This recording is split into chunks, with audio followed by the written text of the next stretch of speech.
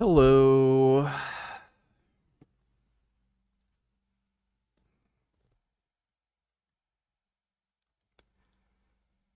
How are you all doing this fine evening?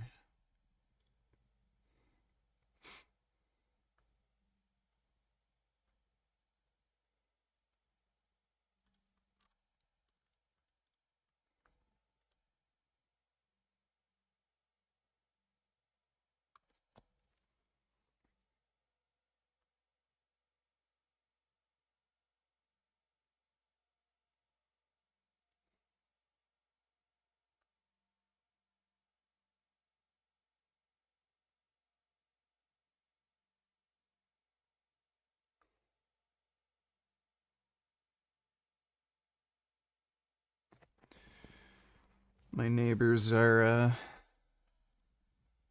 watching a movie with the volume on pretty loud. I can't tell what movie it is.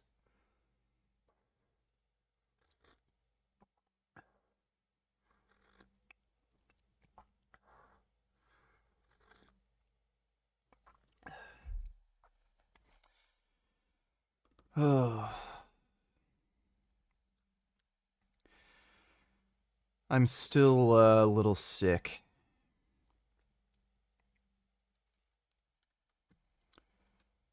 My God, this shit looks fucking stupid.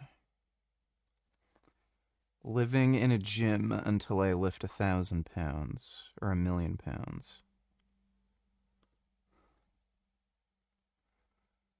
I tried a 725-pound weight loss routine. Right. I had to give a blood sample with a finger prick, and I'm more squeamish about that than a needle or cut pretty much anywhere besides the finger, haha. Was that for a blood glucose reading? Because the only time you do that is for just blood glucose, right?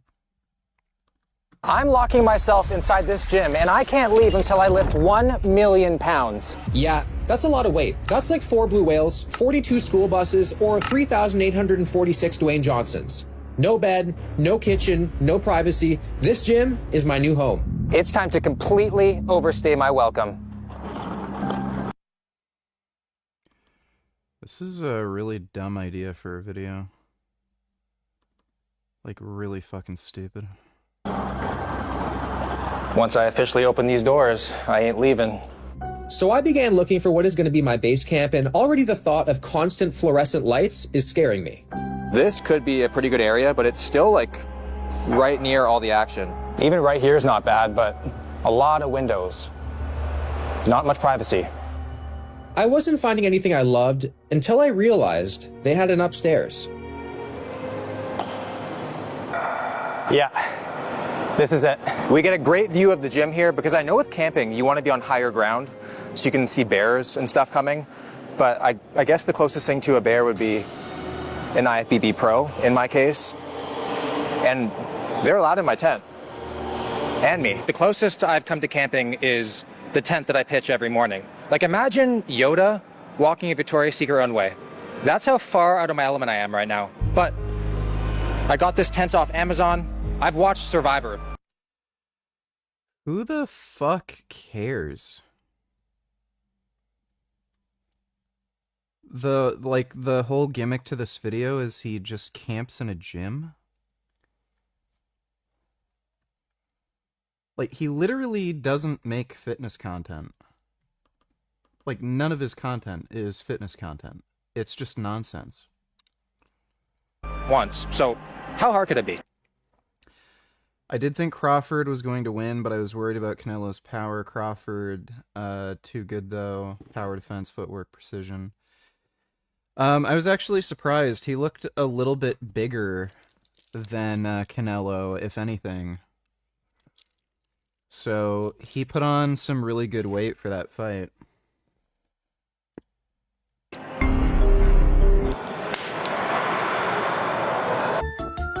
The tent has been built, and I am low-key proud of myself right now. Nowhere near failure, because if I go to failure, I'm going to crash and burn very, very quickly.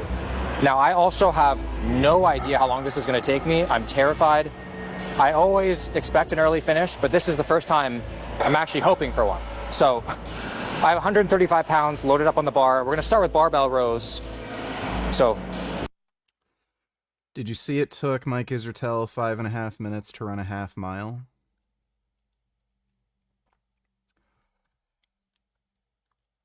Isn't that like a fast walking pace?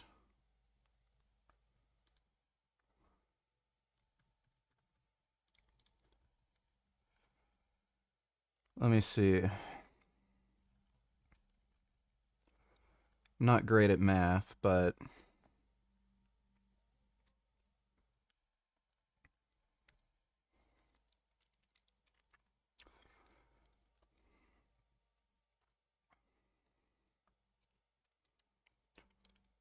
Five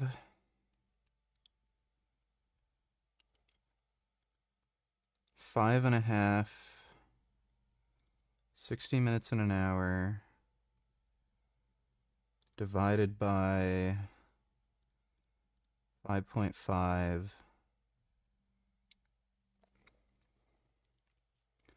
That's 10.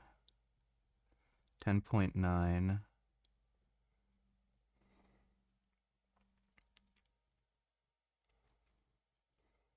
Am I multiplying the right thing? Trying to figure out. I should just ask ChatGPT to make this easier. Wait,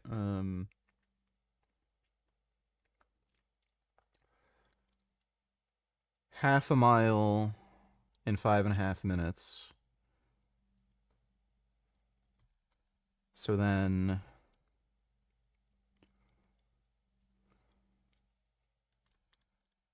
damn it.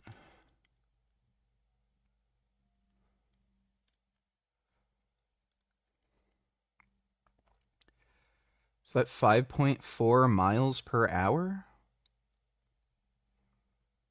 Isn't that like literally just a brisk walk? Do I have that right?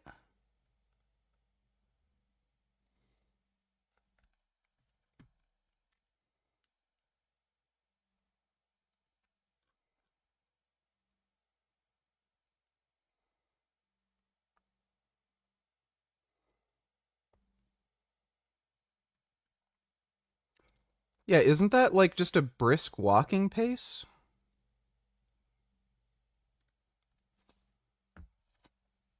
He could barely walk half a mile.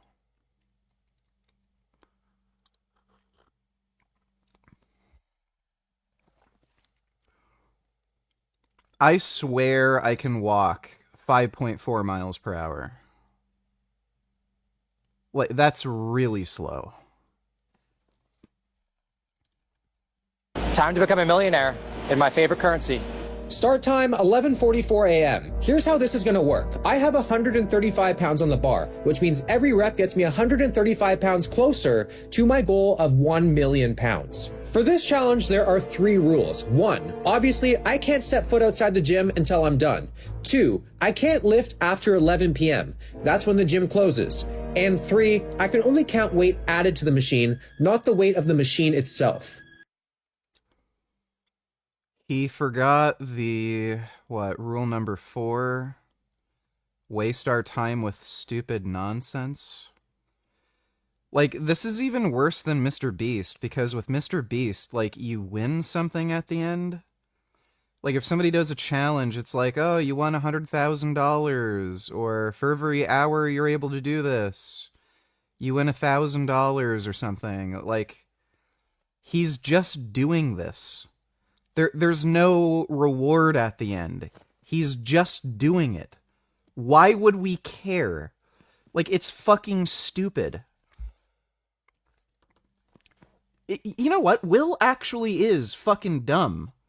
Like, the thing that makes something like this even remotely interesting is there has to either be a ticking clock incentive, where you have to finish something in a certain period of time, or there's like some sort of reward at the end upon completion. This is just fucking stupid. Why? like, he didn't even give himself a goal, like, oh, I have to finish it within 24 hours, or... Like, no, it's just, I could take a month living in the gym and just doing one dumbbell curl a day, and that'll add up to 1,000,000 pounds by the end of the month. Like, who cares? This is fucking stupid. Like, he's actual... People watch this, though.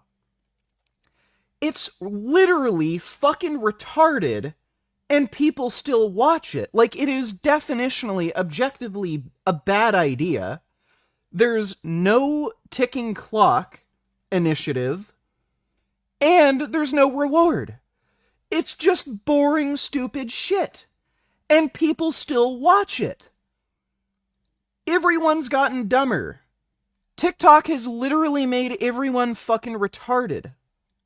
I'm about to start my 4th set here, and I think I'm going to start using straps. My hands aren't tired yet, but I think it's just the smart thing to do. This is a long game, and I feel like this is going to help me right now. Dude, what are those gay fucking retard straps? What the fuck? Yeah, Versa grips are for fucking gay retards. Using straps. My hands aren't tired yet, but I think it's just the smart thing to do. This is a long game, and I feel like this is going to help me right now. I just finished 5 sets of barbell rows, and for this entire challenge, I'm going to be tracking all my lifts and weights in this ledger right here.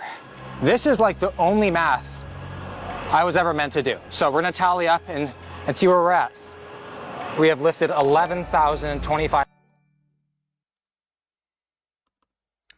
Blink donate $2. If you think Will Tennyson is dumb, wait until you watch these IG reels. Kirk's death was a mass ritual. During his assassination, he wore a shirt with the word freedom on it in all capital letters, airing his assassination. This guy is literally cross-eyed and foaming at the mouth. Assassination live for millions to see is a form of mass subliminal programming. Programming us.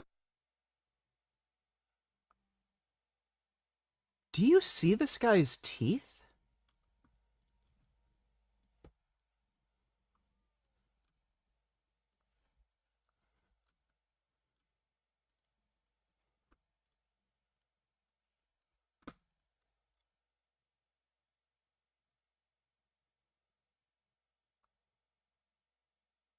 It's like chopped up onions. He has chopped up onions for teeth.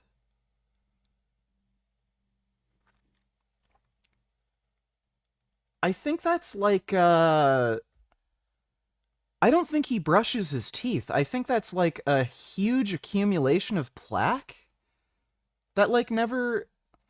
Like you know those dentist videos where like this person hasn't brushed his teeth in 10 years? I think he's one of those people.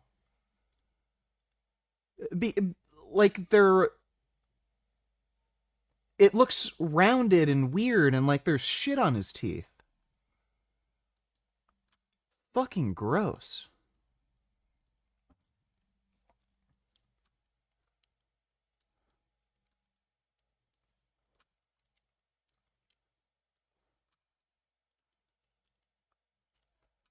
Wish there was an easier way to fucking do this.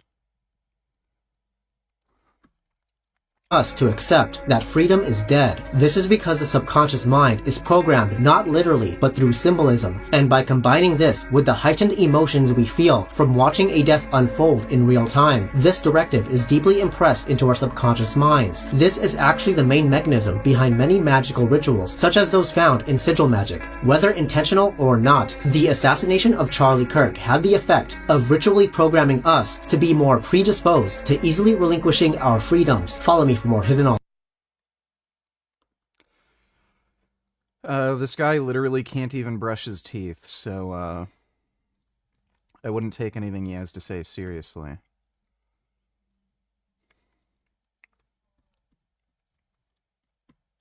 Be gone. Hear me out before you jump to conclusions. Does this not look like AI, possibly? And also, a lot of people are saying if you look at Charlie Kirk's hands in this video, they look completely fake and silicone. They don't even look like real hands, and this Yes, that's what formaldehyde does, dumbass. skin tone is completely off. And Yes, they paint dead bodies. The blood is drained out of them, they're pumped full of formaldehyde, and then they're spray painted. You idiot.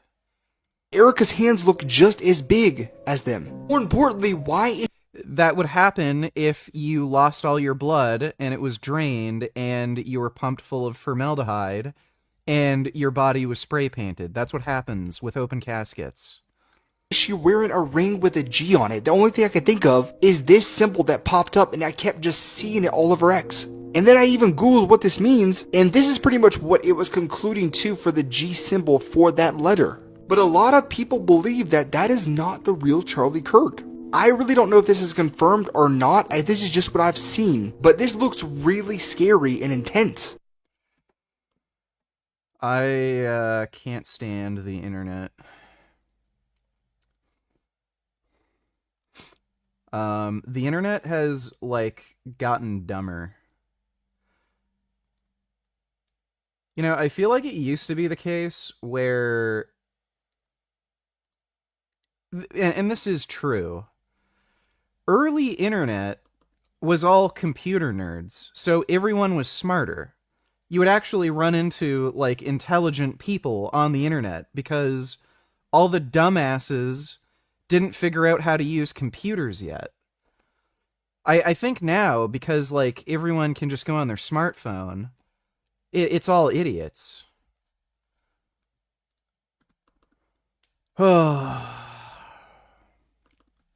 It's a shame.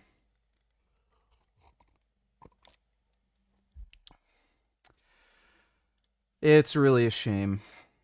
5 pounds so far.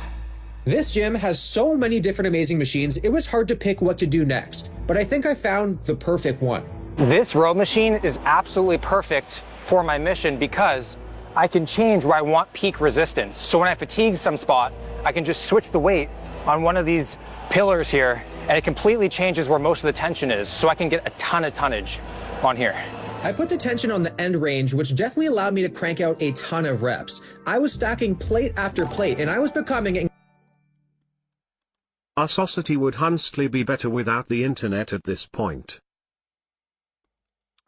Well, then I wouldn't be able to order steroids. So I guess we gotta take the good with the bad. Thanks for the donation though, Dodo.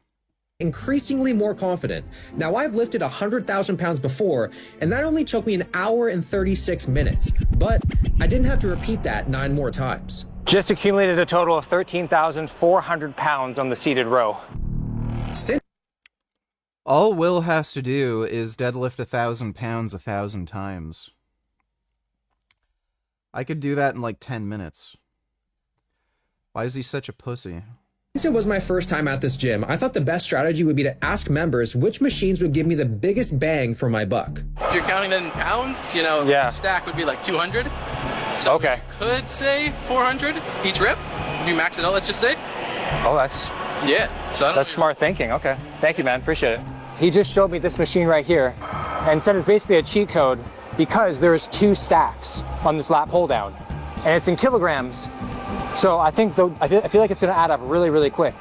He wasn't wrong. This is me moving 59 kilograms per handle, which is 130 pounds. And I just kept adding more and more weight each set. Seriously, make sure to comment down below. We love you, Gianluca. I only did 5 sets of these pull downs, but I probably should have done more. And you'll see why later. I'm going to be using the trap bar to help me get out of this trap that I'm calling the gym. Trap bar is a great way to accumulate tonnage. It's also probably one of the more fatiguing things I could possibly do in the gym. So I have to be careful with the weight that I'm pushing here. So I searched on ChatGPT.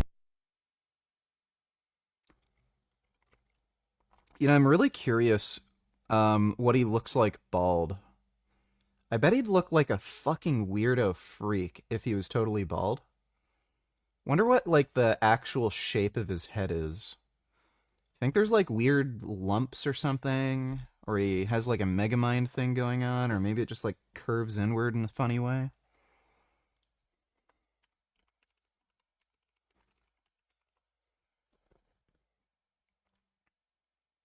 I don't know if anybody's AI balded his head. I know there's like AI tools where you can make somebody bald. I tried finding one, but they all make you like pay for it. It's annoying. Yeah, but he has a weird freak bald head. I don't know if his hair's thinning yet, but I have a funny feeling he'd have a weird head. Blink donated $2, smartest man on the internet. Look at these caps. We have the number 47. 4 plus 7 is 11. There are 3 of them. 11, 11, 11, which adds to 33. What does the number 33 actually represent? Jesus dies at the age 33. Then he is resurrected. The Kabbalah tree has 10 circles, 22 little pathways. Wow, Jesus Christ was 33? He looks more like 63. That's what happens when you are mentally ill and eat an unnatural diet. And 1 hidden circle, dat, which adds to 33. And this is a blueprint of how pure consciousness filters down and creates the material physical world. You can use this to go from physical consciousness back up to pure spiritual consciousness. And it's associated with the death of the ego and then reborn spiritually as we ascend our consciousness up the tree. Do any of these people realize they sound like just unbelievably fucking gay when they say this shit? Like,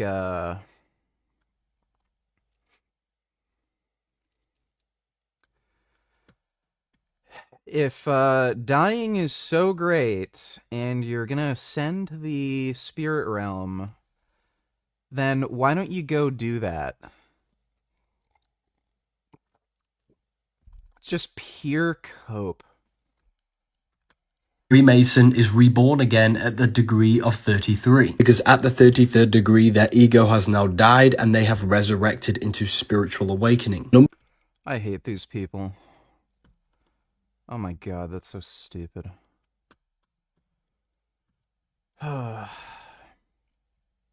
Thanks for the donation, Blink. GPT, how much does a hex bar weigh? Because I had no idea. And apparently there's a bunch of different hex bars, but it says a standard one is 45 pounds. So I'm gonna count this one as a standard one. I'm gonna rack as much weight as possible, and basically I'm gonna lift until I reach 100,000 pounds.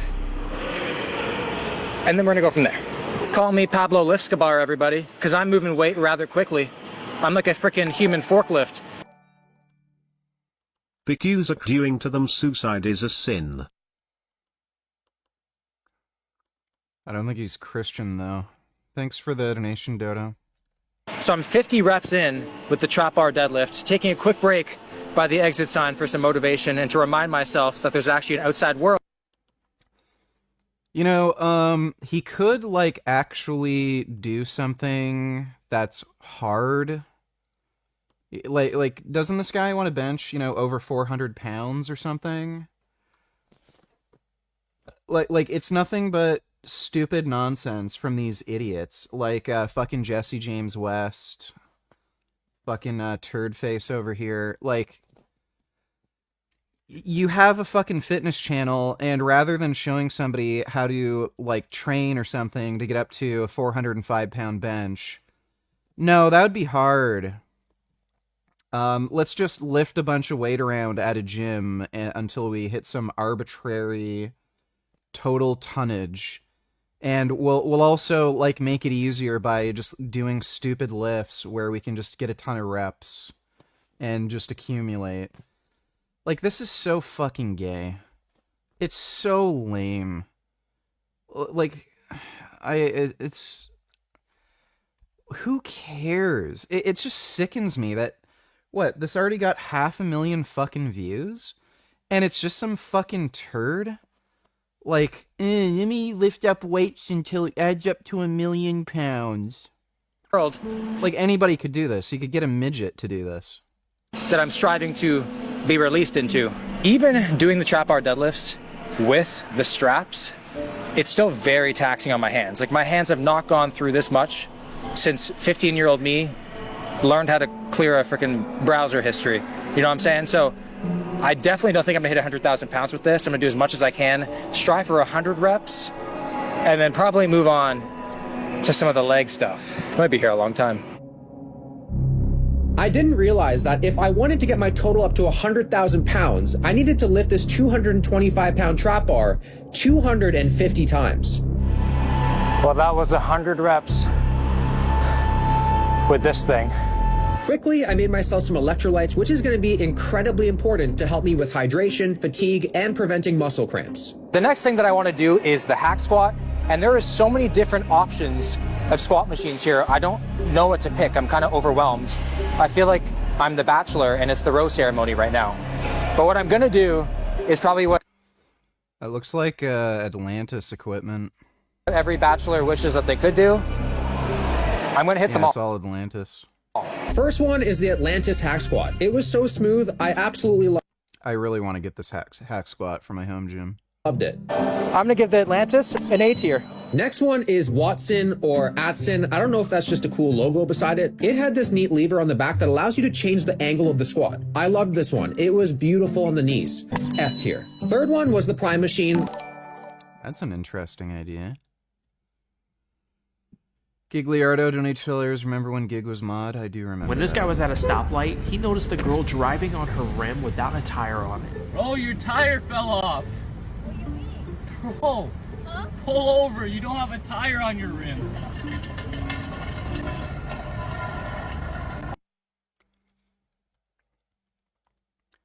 You know, I've seen women who've literally done this. I don't know, like, I don't know why, but women have, like, a really bad sense of detecting, like, changes in a car's handling. And I've seen women drive with completely fucking flat tires, and they're just driving on the fucking rim, and they don't even realize it. It's always women. I never see dudes doing that, because, like, as soon as, like, yeah, the car starts handling funny, they're like, oh, fuck, what's going on? And then they pull over, and then, like, they change the tire. Women are like, this is normal. This is why you carry pepper spray. He's not doing it. Can't You can't breathe. I'm just your Uber driver. I don't know what pepper spray is gonna do. Dude, she's just an old bitch. Break her finger. Just your Uber driver. Stop! Let go of him! I just don't want to put my hands on her. No! Fucking I right. just don't want to put my hands on her. You're... Dude, no! I think No! they did. No! Please stop! Running attack! Stop! Janet, let her go. Dude, this is stupid. Stop! This guy's Stop! gay. Let her go. Stop! He can't beat up an old lady? What a fucking loser. Have you ever wondered where well comes from? Today I will explain. Some people say well comes from dead dinosaurs. This is false. Well actually comes from alive dinosaurs. The dinosaurs are sleeping in the ground and the oil is actually their pee-pee. They are too lazy to go to the toilet, so they pee in the ground and you put it on your salad. Subscribe for more. I don't know where that myth came from. Oil comes from, like, plankton or something? Yeah, it's like really old, ancient plankton, and there's some sort of metabolic thing that happens, and they decompose, and it turns into oil. But yeah, it's not dinosaurs. Thanks for the donation, though, Gigliardo. I also loved it, but not as much as the one before. A tier. New tech, this one was by far the easiest to move 2 plates per side. I did 25 reps, but I didn't love it as much as the other 3. B tier. Then onto the more old school one, the Cybex. This one was extremely humbling, like way harder than the rest. Because of that, C tier. Nautilus Hack Squad, I would also give a C tier. Well, Nautilus? Who says Nautilus? Nautilus. I hit them all, and there's at least 4 of them that I want to bring back to the tent with me. I just finished 3 sets of the Cybex leg press, 8,100 pounds total per set. KM donate $2, smart cat. Let me see. Cat, cat, cat.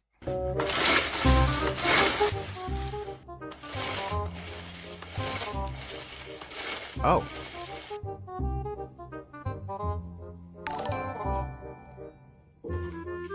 Oil did not come from dinosaurs because dinos are fucking extinct.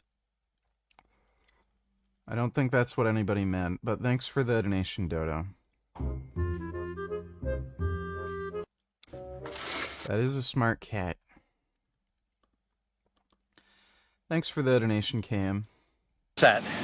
Volume right now is reaching Dragon Ball Z training montage levels. It's getting insane. Like the chances of me. What's up, faggot? What is 7 duodecillion 777 undecillion 777 decillion 777 nonillion 777 octillion 777 septillion 777 sextillion 777 quintillion 777 quadrillion 777 trillion 777 777,777,777. So I can't go more than a few hours without getting a chronic migraine. It basically makes me disabled. Like, imagine if you can't leave your house. That's what happens when you're addicted to opiates. If you try to stop taking them, you end up getting withdrawal symptoms that feel like a really bad headache. So, he's admitting that he's severely addicted to opiate medications. For more than 3 or 4 hours at a time. Otherwise, you're going to be stuck laying in bed for 20 hours with your head killing you. That's basically what happens to me. So, some of you guys were commenting yesterday on that event video in New York that I have to do this more often. About 2 hours into the drive to New York, my head started hurting. And keep in mind, this was only a 2 or 3 hour event. About an hour into the event, I already had a mild headache. And then by the time I got home at 4 or 5 o'clock, I had a full-blown migraine and had to lay in bed until 2 or 3 p.m. the next day. I barely got into work on Sunday by 3 p.m. So even an average 9 to 5 day, I'm not physically capable of doing without being in debilitating pain. And it's related to my eyes, because the only thing that helps it is just keeping my eyes closed, and the pain starts behind my eyes and then migrates through my head, down my back sometimes. So we left for that event at 8:15 in the morning, and it wasn't that long of a day, I got back at 4 o'clock and I was already out of commission for then, the next 18, 20 hours or so. So I don't really know what I'm supposed to do. These doctors aren't giving me any effective pain medications. I'm not able to really do anything with my life. I'm at this point, I'm just hoping to be happy with the appearance. So we're still talking to some other orbital surgeons. I'm assuming the pain is being caused by my eyes are basically collapsing inward, and there's no support in the orbit to hold my eyes in the correct position. And I think that's putting strain on other tissue in the eye area unnaturally. And it makes sense that I feel better when I lie down, because when my head is upright, my eyes are in a different position than if I'm lying down, my eyes are kind of resting back in the socket. So the only thing that's going to fix this, from what I understand, is more surgery. And because I don't think anyone would want to live their life not being able to go out for more than a few hours a day. And I don't know, maybe we can get these. Dude, if he gets more surgeries, it wouldn't surprise me if he goes completely fucking blind. There's got to be a limit to how many times people can put surgical instruments into your fucking eye without anything going wrong. These pain doctors to actually give me something reasonable, but considering how I've been stuck living my life for the past few months, and these doctors are peddling. He should just stop whining and quit while he's ahead. Thanks for the donation, though, botched by Taban.com. He looks like a mix between the Murray statue meme and a fish.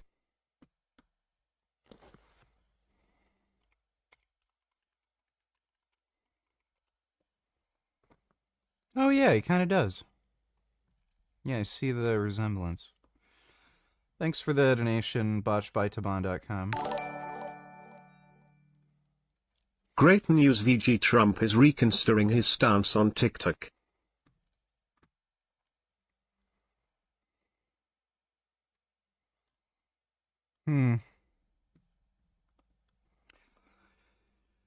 Well, he always says things, but, you know, I'll believe it when I see it.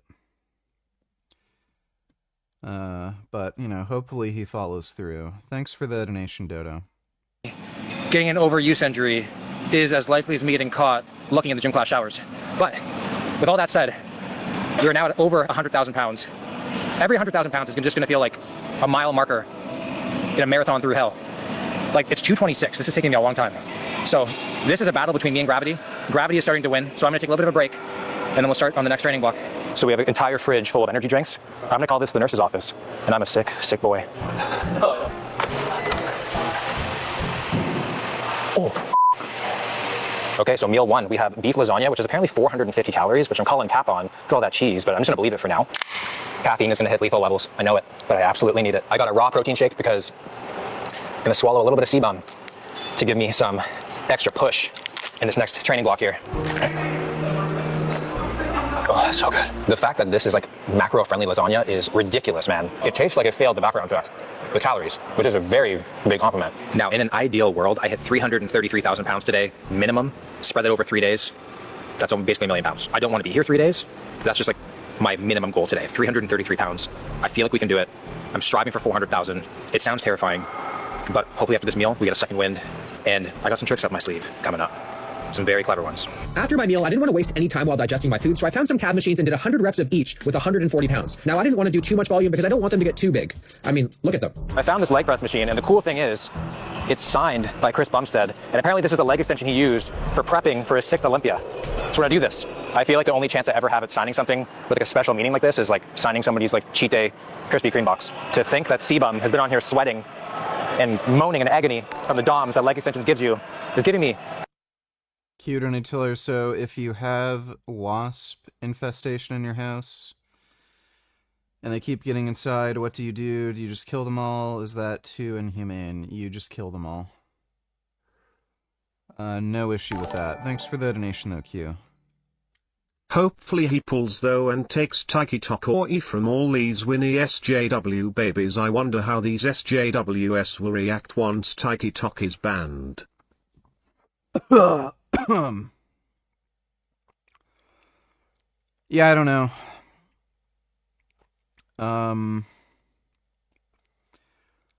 They'll either gravitate towards some other app. So I know when, what was it? When Vines went down, they all went to YouTube. So a lot of these TikTokers might just navigate to YouTube. They might, because the Chinese Communist Party wants control of these social media apps. They were promoting that Chinese app. I don't know if any of them are going to end up doing that crap. And they're just going to navigate to some other Chinese app.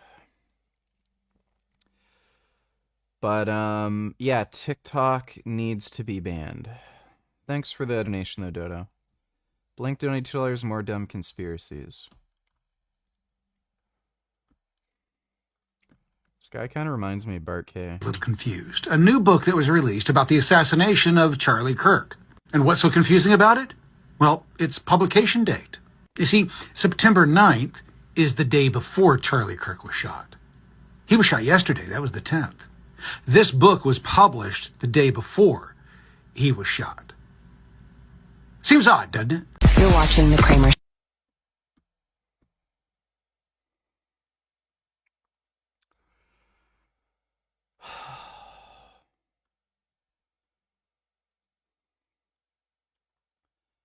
Just roll my eyes is the only reaction I have to that.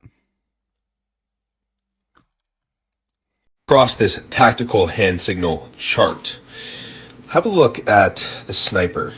Grabbing the hat, the sniper. This is seconds before the shooting, guys. In the ear. And then the guy behind him. Couple signals there. This looked like what other buddy was doing. It says suspect. I can't piece that together.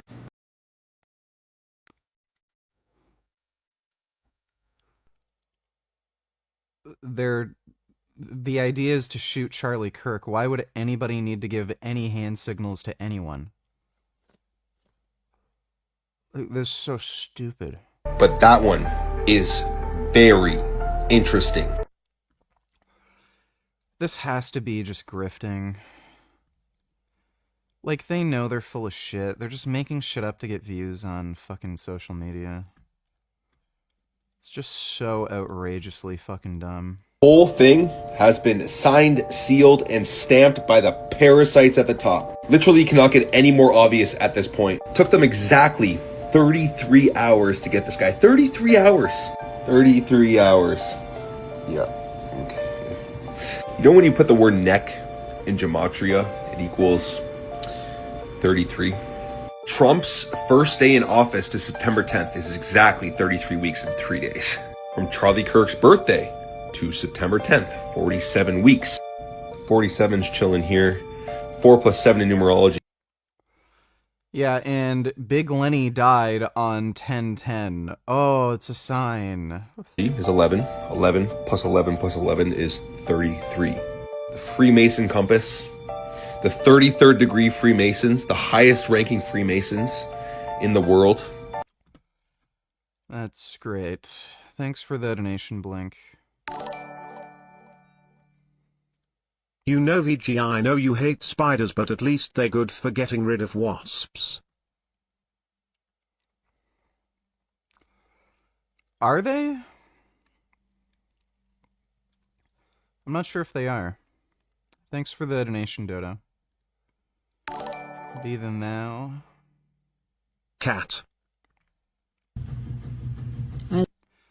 Oh my god. That is a cat. It's a big round orange cat. I love every little thing about you. I love your tail, your paw pads, your underbelly, your legs. Those are really nice toe beans. I love your little mouth, your neck, your ears. I love your chirps and your meows. I love how you lay on your side. I love how orange you are. I love the white on your underbelly and on your underchin and on your chest. I love your little dark pink paw pads. There's nothing about you I don't love. Nothing. Yes, Maui is amazing. That's a really good kitty. Oh my god. Thanks for the donation, Even Now. Hella motivation right now.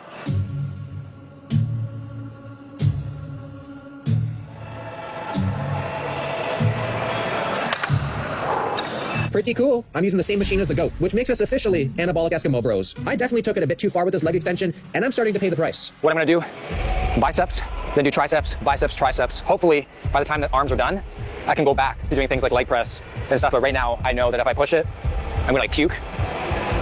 Oh. So I did a bunch of sets with this preacher curl, and while I was doing them, I realized I was running into a pretty big problem. All right, guys, I found myself in a little bit of a pickle because there's pros and cons to doing what I'm doing. The pros are I'm recovering, I'm starting to feel better. Oh, and also, my pump is getting pretty gnarly. Is 8 sets for chest enough for growth when progressive overload is happening every session?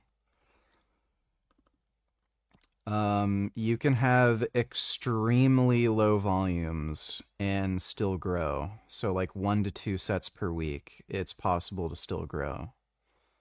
It's highly individual, depends on training age, depends on your response to training, depends on a lot of things. So you'll know if you're growing, if your chest measurement increases, if the weight on the bar increases over time. Those are probably the 2 best signs that you're growing new muscle tissue. The cons are, because the weights are way lighter, I have to push the sets way closer to failure to actually get some respectable tonnage to add to my total here, which is starting to fatigue me. I just did the prime preacher curl. 4 sets, only 7,650 pounds. That is not time efficient, my friends. That is not time efficient. So I really underestimated this challenge, and I'm starting to get really scared. Okay, well, that was 25 reps. Felt pretty good, so we're gonna set up shop here for a little bit and get to 200,000. And set up shop I did. These dips were game changer. Each set of 25 gives me 5,000 pounds to add to my total. I thought I was winning, but little did I know this was a monumental mistake that would hold me back later on. After the dips, I did some more curls before I had a genius idea. I found another Chris Bumstead machine that I used for his Olympia prep. Now I have a really stupid idea that's potentially gonna be my downfall for this challenge, but I feel like the outcome could be so cool, I'm gonna do it anyways. I'm gonna do 300 reps, and we're gonna compare the pump every 100 reps, and we'll see my delts blow up. This might be the only way the natties can get big shoulders. Who knows? Oh yeah, this is easy. Oh, fuck. Oh, it's gonna be a long 300 reps. Okay, 100 reps in. How are we looking? It's pretty crazy so far. 200 reps in. And Booty brag? My muscle mommy.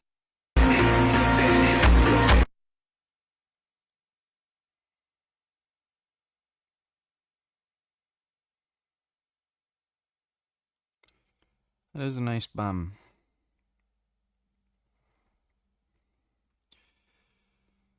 I saw this chick on Instagram. She eats like a fucking retard.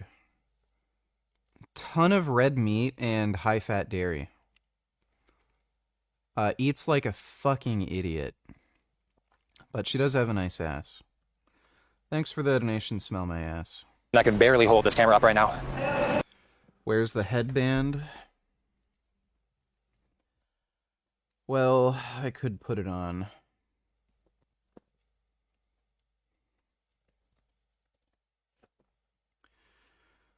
Good chance I'll end up going bald sometime soon, so I'm gonna be wearing more headbands and bandanas and shit. I'm also feeling a little bit homesick. So hopefully homesickness is a symptom of hypertrophy. Oh yeah, this is by far the most Dorito shaped I've ever been in my life. That was just a 30 rep set. You know what they say sometimes, confuse the muscle to get it to grow? I think my shoulders are like past confused. They're just straight up pissed right now. But 70 more. Oh my God, this is like some David Goggins shoulder workout shit, man. Freaking gonna puke from laterals. What the fuck? This plate-loaded incline press machine by NewTek is wonderful. It's like the best incline chest press machine I've ever used in my entire life.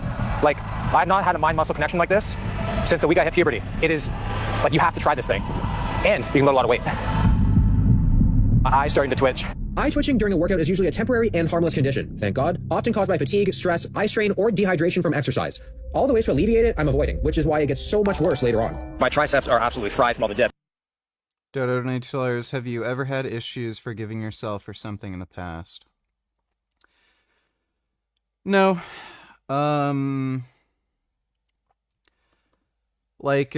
reality is everyone makes mistakes and no one's perfect. I think, one thing that you should hold yourself accountable for is not changing and adapting. Once you learn that something you're doing is wrong, that's why I went vegan.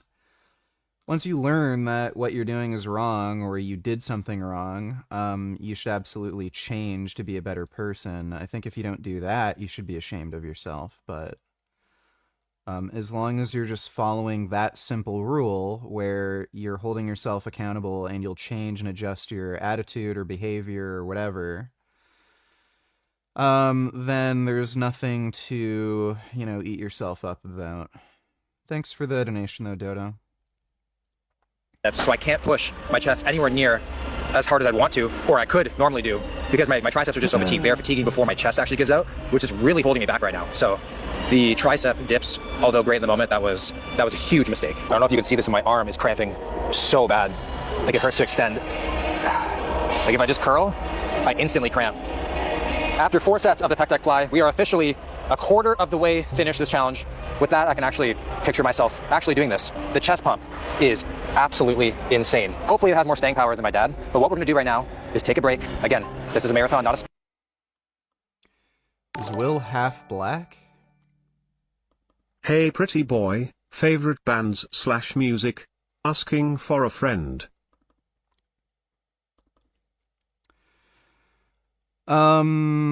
If I had to choose one band, I think I'd have to go with Rammstein. Out of any band, they probably have the most amount of music that I enjoy. Usually with most bands, I only like one of their songs. But Rammstein, there's probably at least 4 that I like, so if I had to choose one, it'd be Rammstein.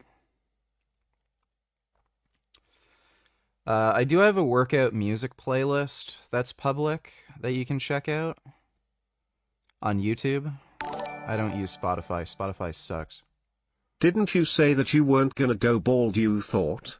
Why do you say you're gonna go bald now? Is it happening? Well, I'm on steroids. So there's a possibility I'll go bald, especially as I ramp up doses. So yeah, there's a chance that could start happening. My dad didn't start to go bald until he was 60, so I think I have like pretty decent hair retention genetics. I don't know if I'm gonna bother taking any kind of hair loss medication.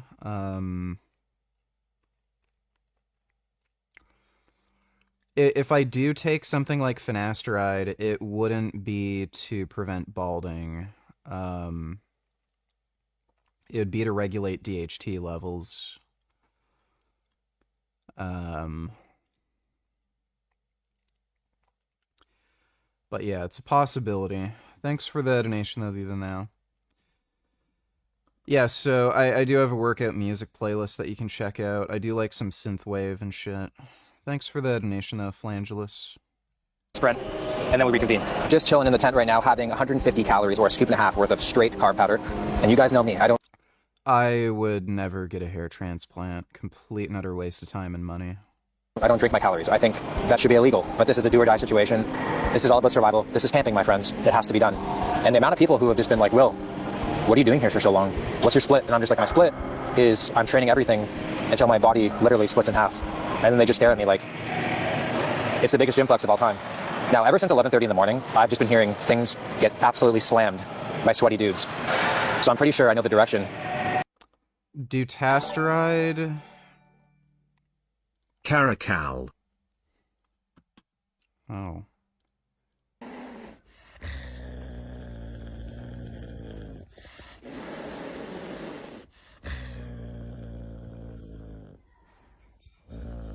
Wow. That's a very round, chunky caracal. Thanks for the donation, Dodo. Dutasteride wipes out more of your DHT than finasteride, and you don't want to completely wipe out your DHT because that can make you impotent. It can kill your sex drive. It can also trigger depression, and it can also trigger gynecomastia. Like, you need a balance of hormones in your body, and if you're talking about topical dutasteride, it doesn't get absorbed by the skin very well because it's a larger molecule, and then, like, I know people talk about derma rolling and shit. It's like, who fucking cares? Like, all that fucking effort and extra money just to, like, prevent my hair from thinning, which is probably going to happen at some point anyway, whether or not I'm on steroids.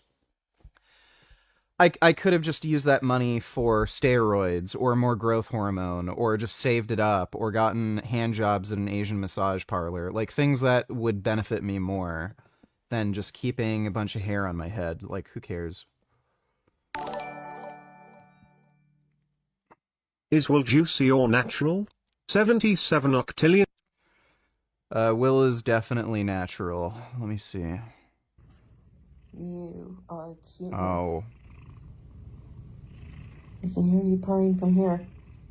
So orange. Oh my goodness. Look how pretty you are. Just look how cute you are. Oh my god. He's so orange and sentient. You're a perfect creature. Wow. And I have come to love you. Oh. Look at you. I don't know why you're so cute. Oh my goodness. Cuteness. Yeah, Oh. you're cute. So nice and orange. Just like an orange. Thanks for the donation, Viva now. Blink donatillers, do these people actually believe what they say, or do they just say these things for views and attention? Seriously think Charlie Kirk was actually speaking out for the greater good? Then you have no idea how the world actually works. Here's him right here, praying to that wall. We all know what that wall is. He made an oath. Because he's not serving the people, he's serving the people in charge of the world. He's a Freemason. So look at the 3 hats. He's not a Freemason, and anybody can join the Freemasons. It's not a secret club. They have a website. I think it's like $33 a month or something.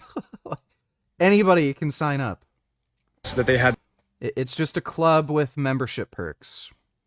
It's like $33 a month. There. 47. Well, 4 plus 7 is 11.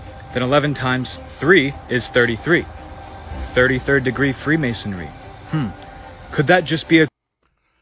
These people are just grifting. It's horseshit that they post online for attention. Thanks for the donation though, Blink.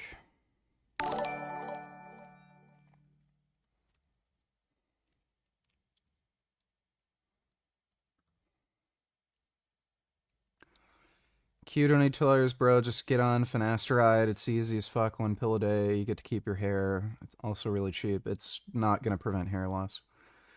Also, Spotify sucks, but have you tried Tidal? I'm not trying Tidal. It has higher quality and they pay artists 5 times more. I just use YouTube Music. I'm not signing up to some other music platform. It's too much of a pain in the ass. Thanks for the donation though, Q. Dodo donatillers, Cope #1 recommended against releasing the photos.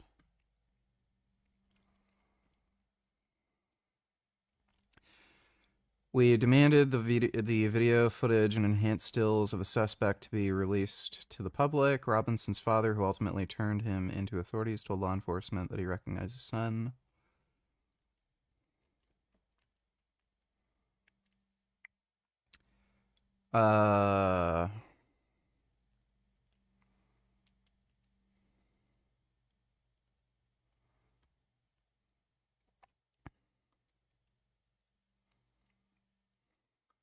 Okay. I don't think Russia is happy. Sushila, Nepal anti-corruption, ChatGPT has suggested her as candidate to demonstrators. AI already deciding who runs countries.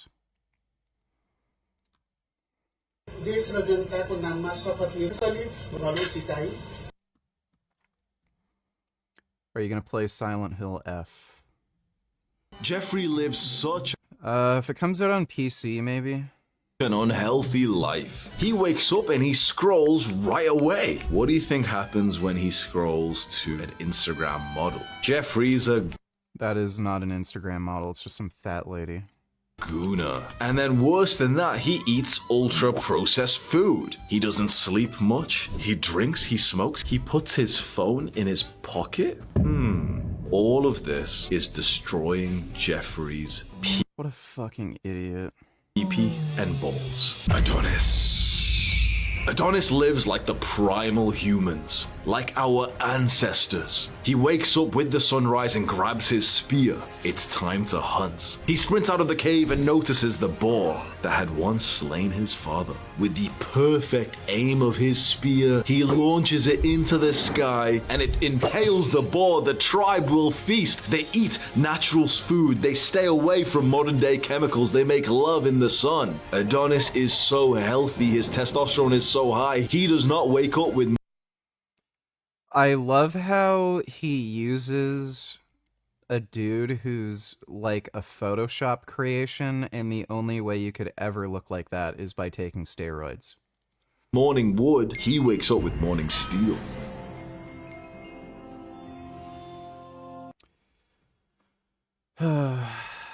Thanks for the donation, Dodo. Just random vids, donate $2. We groomed the closest thing to a wolf that we've ever met. This handsome chap is Zero, a German Shepherd Wolf Dog cross. He was very, very hairy. After a few treats, Darcy could get a good look at this beast. Such a nice dog. Wow. Very floofy. He's molting.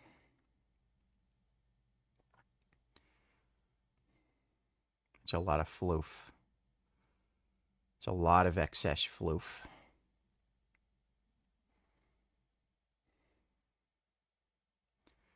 Wow. So floofy. Oh my god, that's a floofy dog. Jesus. Highly, highly floofy.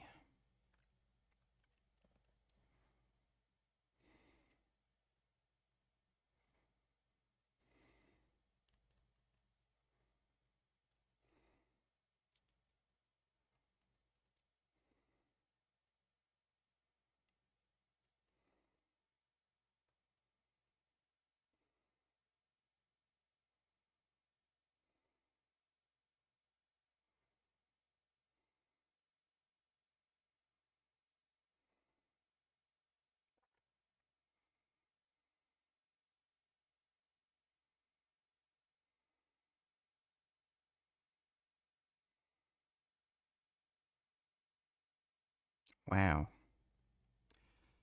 That dog is nice and clean now.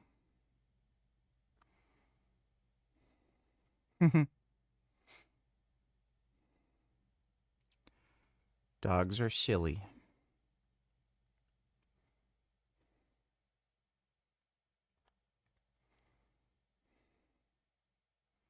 My goodness. So nice and clean. That's a good dog.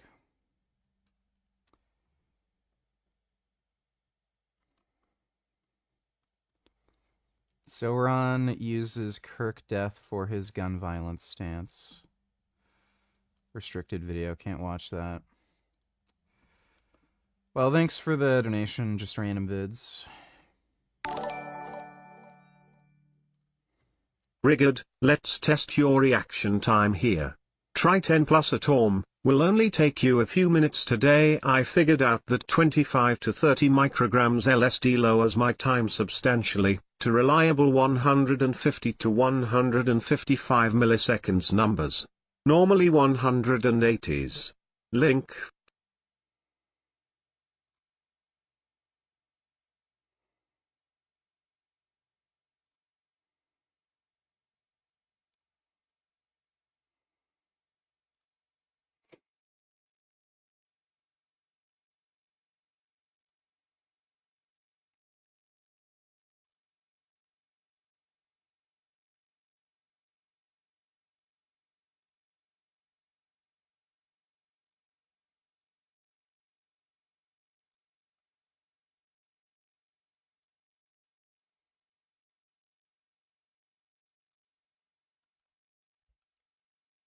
Average to 65.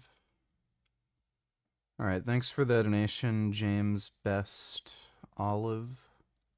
Dodo Donatillers release in 11 days. VG, you have to play it. You have to play it. It's so fun to watch you play even games that suck because you have funny commentary.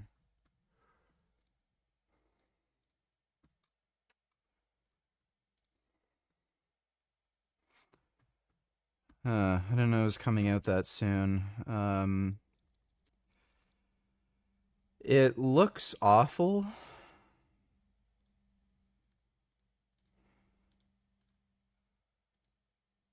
I guess he plays a schoolgirl. Maybe there's some like nude mods or something I could use.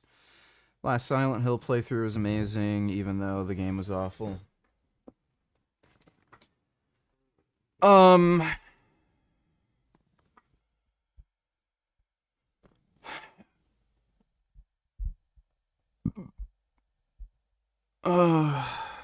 Yeah, we might play that. For October, I mean, we can at least play it for Halloween. I don't know if I'll play it right when it comes out. Thanks for the donation, though, Dodo. Dodo donated $2. Let me see.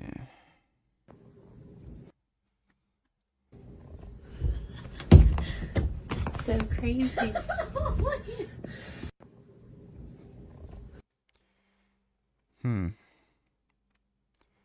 Cat can fit under the door.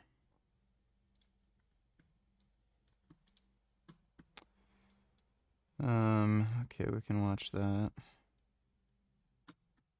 Territory not to let those to fly to neighboring countries. Oh yeah, you see here how our allies helped to Ukraine, so they followed this Shahid drone which entered their airspace, I mean Romanian airspace. F-16s chased the Russian drones over Tulsia country which borders Odessa Oblast. Fighters escorted the drone until it returned to Odessa Oblast. There were no attempts to destroy it, so thank you Romania for not destroying drone, accompanied the drone for it to go back and to hit some civilians, probably in Ukrainian territory. That's fucked up. Alright, well thanks, Dodo.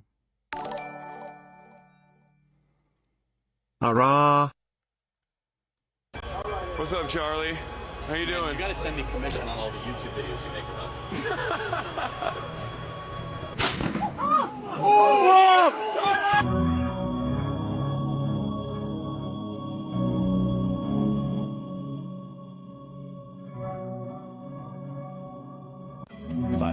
How would you want to be remembered? That was very gay.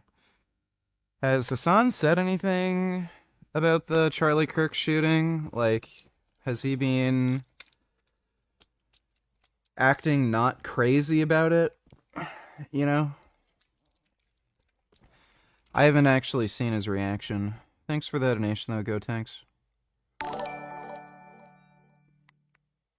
Why do conspiracy theorists and guys like Frank hate Freemasons so much?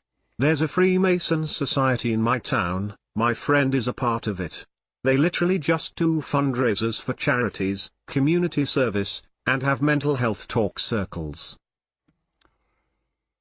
I don't know. I think most of these fucktards don't know what the Freemasons are. So they just have some silly ideas. Thanks for the donation, though, Blink. Thank fuck this shit most likely won't pass now.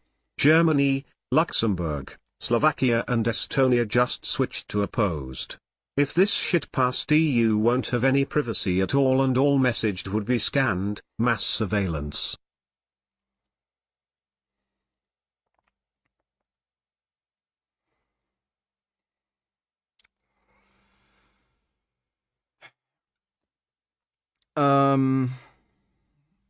Yeah. Well, Europe is gay and retarded, so is the UK. They're just out of their minds stupid. So I'm not exactly sure what their interest is in that kind of mass surveillance, if it has something to do with like China and Russia specifically, so that they can identify like Chinese and Russian spies or something, or if it's something a little more insidious where they just want like much better population control. I could believe that to be the case for the UK. That is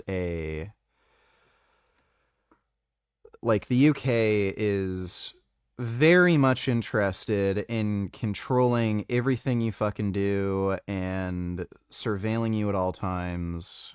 I don't know if that's the interest of all these other EU member states, though. Thanks for the donation, Q.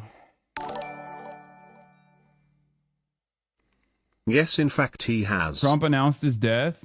The great and even legendary Charlie Kirk is dead. No one understood or had the heart of the youth in the United States of America better than Charlie. He was loved and admired by all, especially me, and now he's no longer with us. That's as close to an official confirmation as you're gonna get. He's dead. Disavow quickly and vehemently for your own safety? Yeah, no dude. What the do you mean? Of course. I don't think you guys understand. I was supposed to debate him in a public setting like a month from now. What the is... Well, he's clearly happy he's dead. Thanks for the donation, though, Dodo.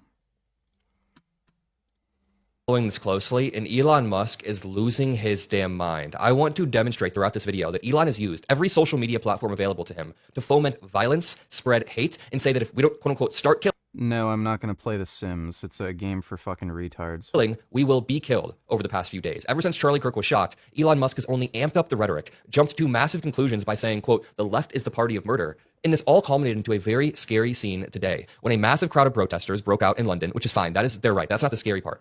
But it became eerie when right-wing provocateur Tommy Robinson, who was leading this protest, then called in to Elon Musk to get his word, and Elon Musk amps up the tension. Elon says that people either need to, quote, fight back or die because violence is coming. That is Elon Musk's quote right there. It isn't just a provocative statement. This is a billionaire with global reach who is telling a crowd of people who are riled up that, quote unquote, violence is coming. And this is a long pattern of Elon Musk trying to interfere not only in United States politics by being Trump's largest donor, or the largest donor out of any election in US history ever, but he's graduated from that and he's now trying to influence global politics through a few means. The algorithms on the platform that he owns, X, he can boost far-right candidates and far-right ideas in the algorithms. You'll oftentimes see that when you go on the app. He can also use his money to donate to candidates, and he can use his...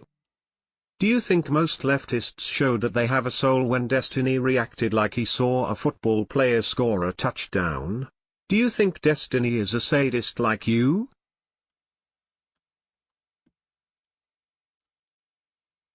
Charlie Kirk was shot. That's crazy. If that was the case, there'd be fucking video footage of it, I'm pretty sure. It's Utah. It's not that backwards, okay? There's other accounts. None of them are journalists saying Charlie Kirk got shot. Find me a video of... there's got to be a fucking video.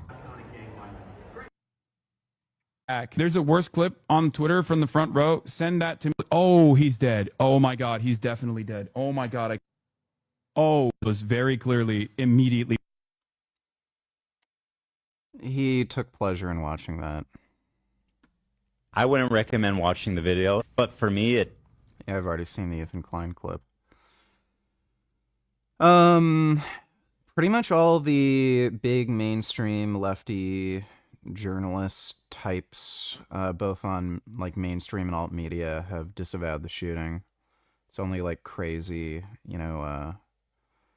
small YouTube accounts and Twitter idiots who've been cheering.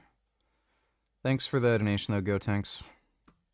Voice, which in the UK and to a lot of far-right groups still means a lot. So let's run through what Elon Musk has truly said, because it gets more and more eerie as the days go on. First of all, to lay the groundwork, Elon Musk has been calling for the dissolution of Parliament at a far-right rally in London. Now, he zoomed in like he did a FaceTime. Elon Musk didn't actually show up to the rally. I'll play the video in just 1 second. But even when he FaceTimed, he said that they need to dissolve Parliament and they need to fight back and die because violence is coming. Elon, you don't even live in this country. Why are you trying to incite violence worldwide, globally, off the wake of Charlie Kirk's shooting? It's not even just dangerous and inflammatory and divisive, but he is intentionally trying to stoke violence as a pretext for more and more power consolidation among billionaires and among the people already in power. I mean, before we even had a single detail about the shooter, we didn't know if it was a guy or a girl, we didn't know what he looked like, we still don't even know the shooter's political affiliation fully. Elon Musk tweeted out, quote, the left is the party of murder. It gets hundreds of millions of views, despite him tweeting this out when we had no clue who the shooter was. And now, it seems as if the shooter grew up in a Republican family, and we don't know his current motives or his current views. That is still being investigated. That is still up in the air and being baited. But Elon Musk did not waste 1 second and said, the left is the party of murder. Can I point out that I debunked this on Twitter? You guys are going to love this one. Okay, so at the top I say,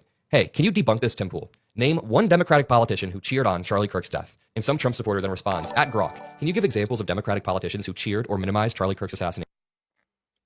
Dodo Donatillers, this one you promised to watch for 2 days and you haven't watched because you kept falling asleep. Yeah, we're going to watch that today. Also, if there's nothing else to watch today, you can watch this one, but definitely the first one.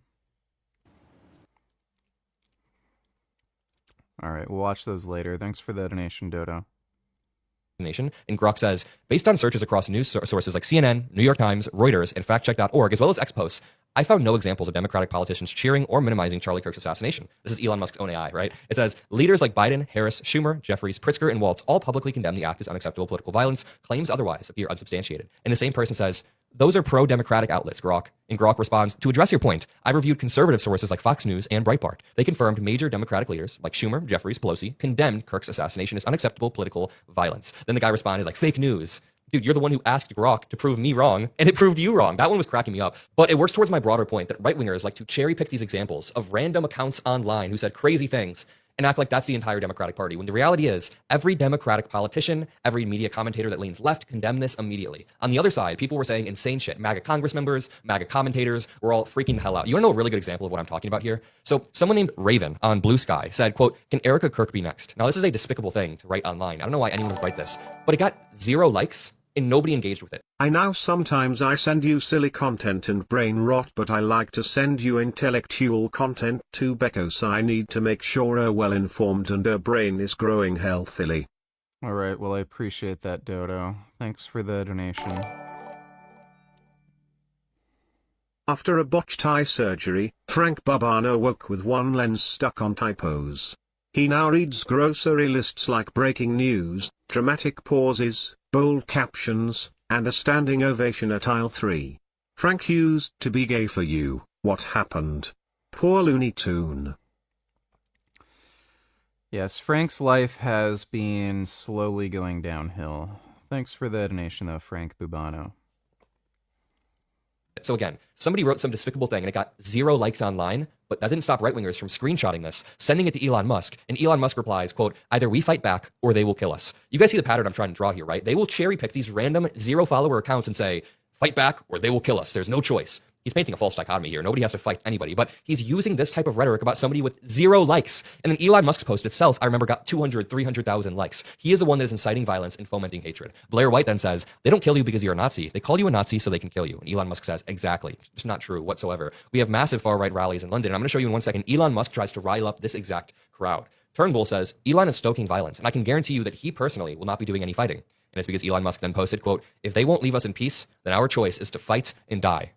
Who's our, what do you mean our choice, bro? You're not fighting anybody. You're sitting there online being a keyboard warrior and saying that we either have to fight or die when that is a false dichotomy. It's easy to say that from beyond the keyboard, but nobody, my friend Dylan Byrne said this quote, in a war, nobody is a hero. You think you're going to be a hero, but wars are bloody, wars are terrible, and you do not want to engage in these types of things.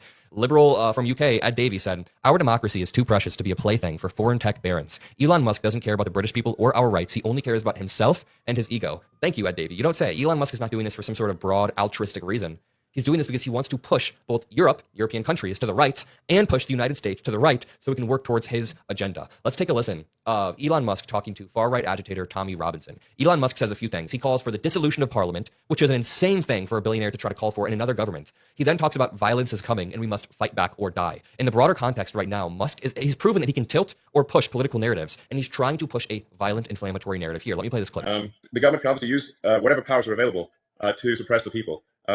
And so I really think that there's got to be a change of government in Britain. And you can't, we don't have another 4 years or whatever the next election is. It's too long. Something's got to be done. There's got to be a dissolution of parliament and a new vote held.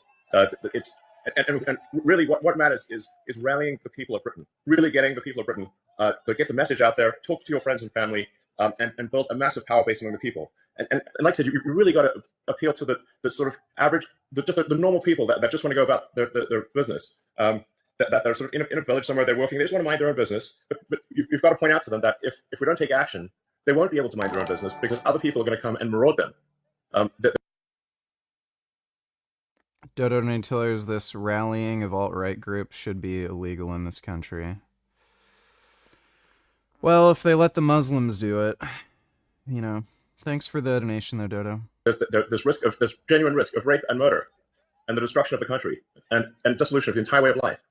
And so, yes, in the normal course of business, if you weren't under a massive attack, then people should go about their business and just live their lives. But unfortunately, if the fight comes to you, you don't have a choice.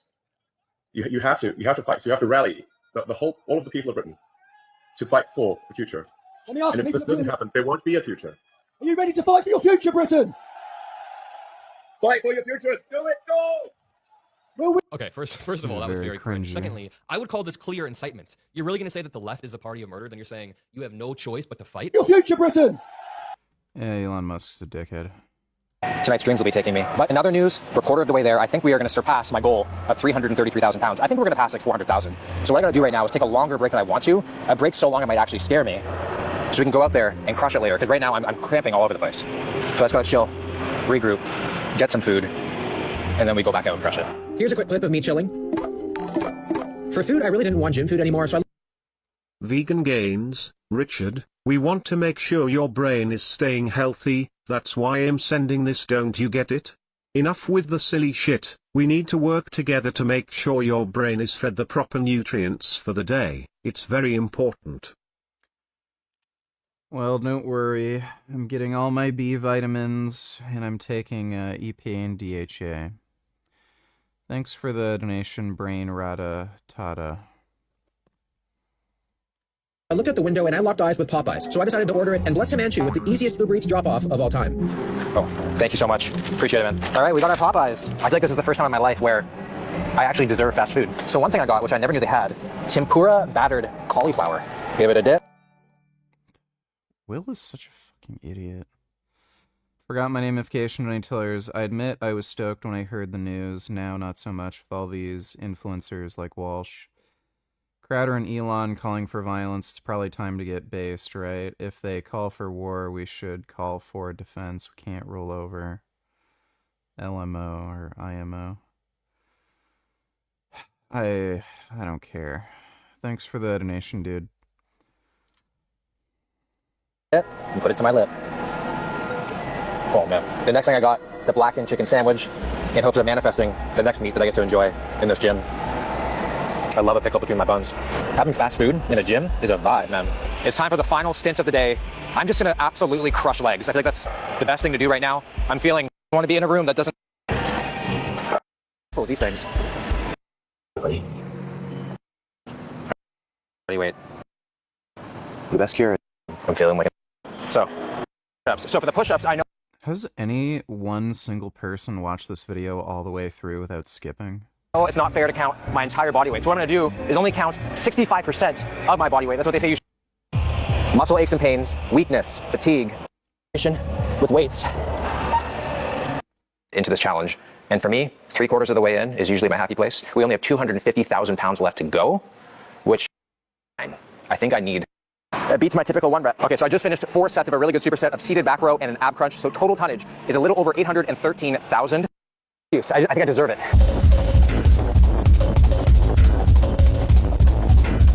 I know it looks like I'm crying, but I'm not. I don't think, at least.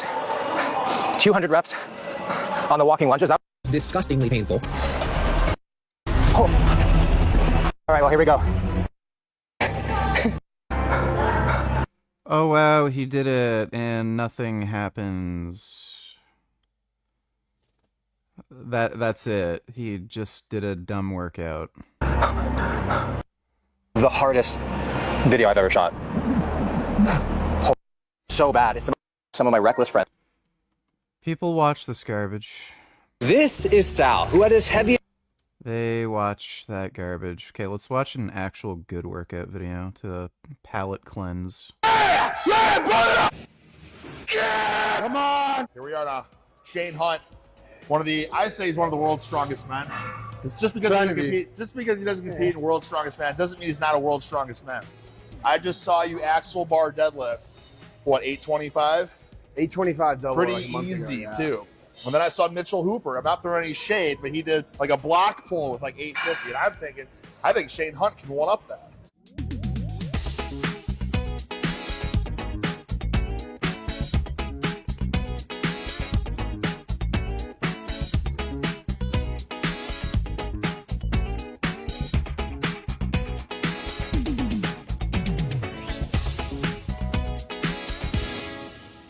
Yeah, Shane's pretty yoked. So I said, let's get into the gym and horse some weights together.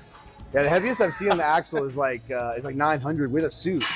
So shit, wow. I'm chasing that right now. Are you? Yeah. Not today. I was gonna say, I think there might be an axle. I done it yesterday, so probably not today. Oh, that's another thing but too. Soon. We're clicking like 2 peas in a pod because I just saw he was dumbbell benching. I was like, oh, he's pretty strong. And then the next day he was dumbbell benching again, and he was like one up. He was great.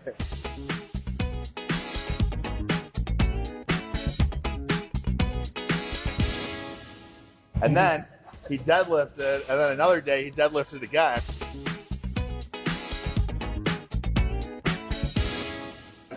And I had no idea, like, what's this guy's program? What's this guy's split? Yeah. It reminds me of me, where I just do the same lift every single day. And then people are like, what's the rhyme or the reason? Like, there is none. Ride the wave. Okay, so welcome. Thank you, sir. And in order to get to lift with me, I'm going to give you a whole tub of pre-workout. There you go. God bless you. So originally I wanted him to come to the garage, pull 1,000 pounds on the elephant bar. I think he could have.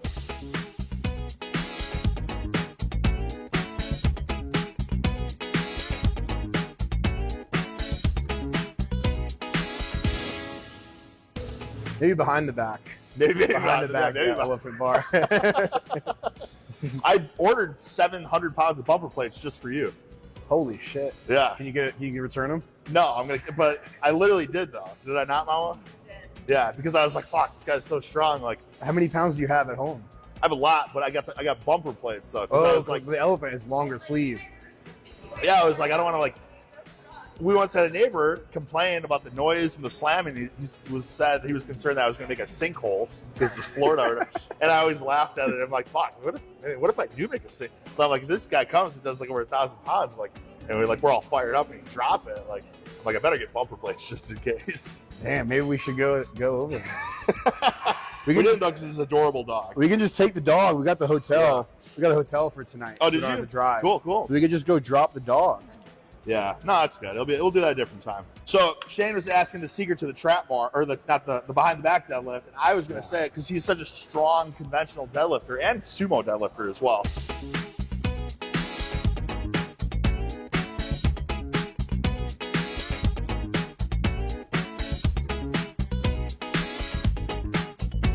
No, I can't play guitar.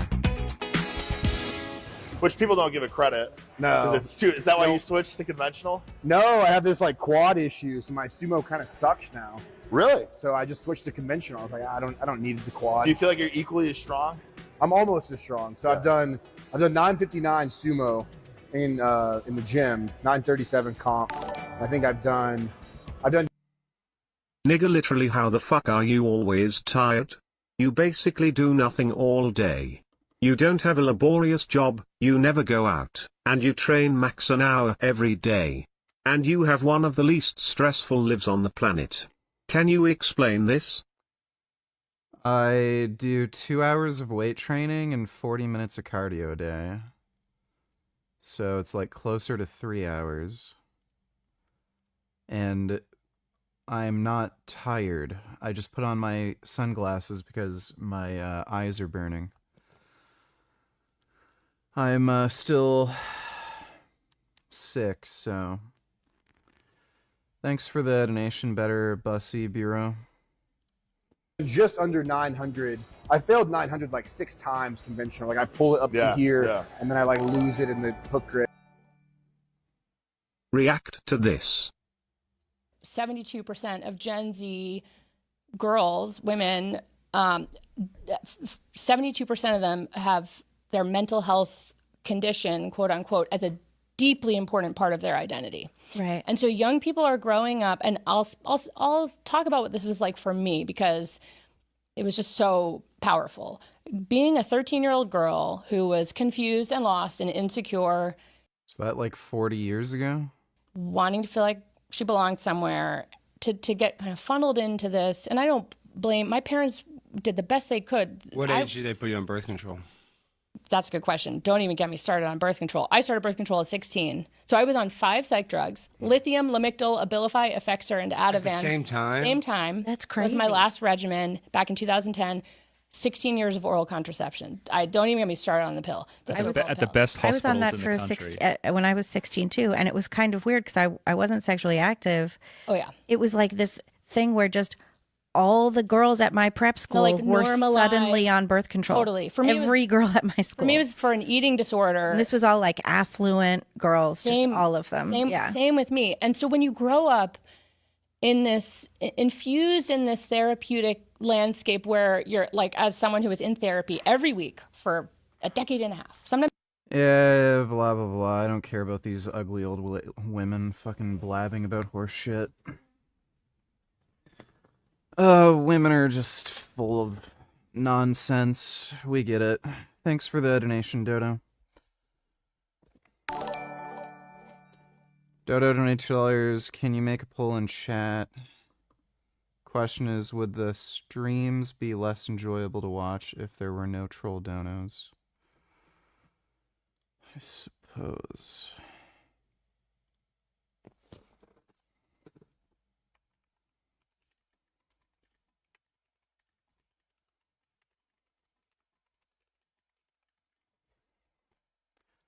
There you go. Thanks for the donation, Dodo. It's really annoying. Oh, with no straps too? Yeah. Shit. I would have been the only, last year, I pulled 904 up to here, and then it like I ripped my hand open, but I would have been the only person to pull it both ways in competition, in powerlifting. Wow. But a legend. I dropped it. The first ever. Dropped it, yeah. So we can't figure out the sumo business. Well, I have no mobility. Like, So that's. I just dropped the mobility program. You gotta buy it. But the sumo really doesn't require a lot of. I can do the splits. Yeah. People are like, Oh, you can do the splits? Are, Yeah. are the splits gonna help me pull sumo? It's like no. Yeah. Not at all. Like a lot of it comes down to like just being able to externally rotate and abduct the hip at the same time to get a good sumo position. But it's not like you need full split ability to pull sumo. But it would help, right? It would. I don't know. I don't know. Have you ever pulled like this? No, because I pull a lot better when I'm more stacked. Like if I get my ankle too far out from my knee, I lose so much leg drive. So I pull better in like a slightly more like, not like Ed Cohn, but like a slightly closer sumo here. I can get way out here and be like completely upright, but I have no power, so I don't like pulling like that. Yeah. Well, I was saying the behind the back deadlift. I think the secret is you have to have no brace. Oh. You know, everything usually it's brace. Well, you kind of don't need this one's no brace. The less brace you have, I think the stronger you are. Because if you think about it, if you're up right here, you're pulling it into your hamstrings. So the more you can like do this, but you know what I mean? Yeah. Yeah. I think I was talking to Dave Trout about that. Yeah. You know Dave Trout? I think he was telling me that. He's like, just kind of like full thoracic rounding and flexion. Yeah, the more you can just and then be just rounded. like it's like you leg press it and then if you can just really tuck your pecs to your quads. to pull 1,200 pounds. I think so. Maybe. I mean, I think you should work on it. You certainly have the raw strength. Yeah, I mean, it makes sense because the bar is in a better position. Like it's not in front of you. Yeah. It's like directly in line. Theoretically, it should be like a trap bar. Right. Kind of, right? Is that like more lifting or just do other sports? I was just messing around with yoga a few years ago, and then I ate a bunch of mushrooms, and I was like, I can do the splits, and I just started doing them.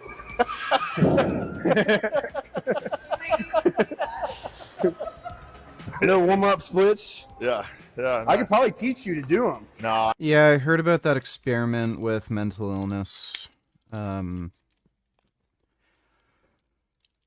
There's probably a variety of reasons why that stupid shit happened. One, there's probably like a bias on the hospital and doctor's part where they're looking for people with issues. So rather than actually trying to diagnose people in some unbiased manner, they're like actively searching for any slight hint of mental issues because like that's their job and that's how they've been trained.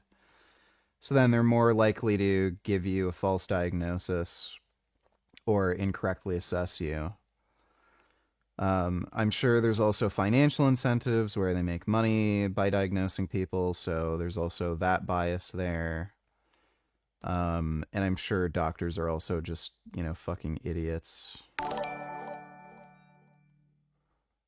Don't stick your stick dick in a crazy bitch, guys. Nowadays the bussy is not even close to worth the trouble. These bitches are crazy. Out of all the women I've been with, none even made the effort to try and use protection. They wanted my nut and I gave it.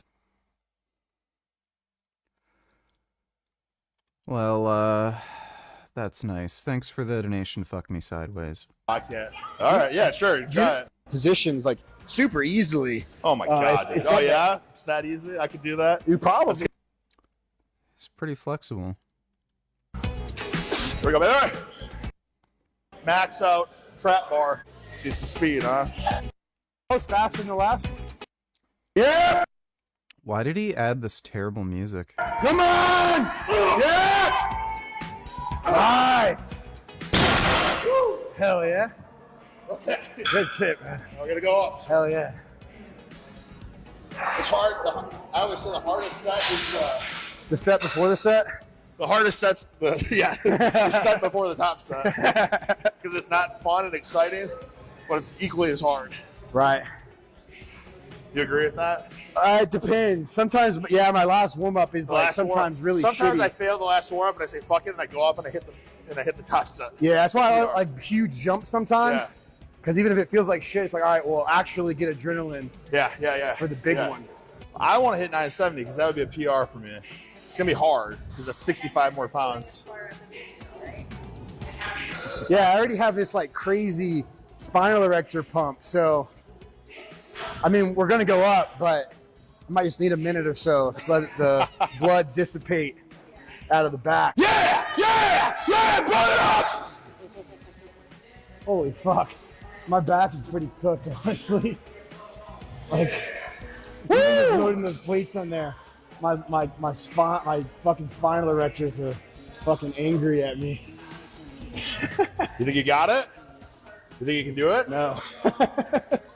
I think if I hadn't fucking fucked myself by doping yesterday, I probably could have done That's it. what I was saying. I'm gonna break the car drive and the deadlifts. He asked what I wanted to do a couple days ago, and I said, I want to see if you can do 1,000 pounds on the elephant bar or whatever.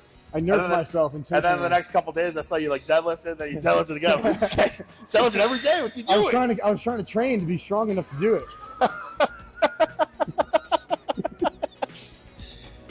I get it though. I haven't done this in a while. I am definitely weaker. Damn. So it's not even like my back doesn't even we can hurt. do this It's shit. just Come like on, Eric.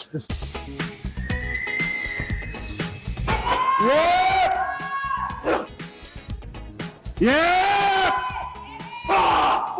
Wait. Shane's going double arm. I'm going single arm. Different strokes, different folks.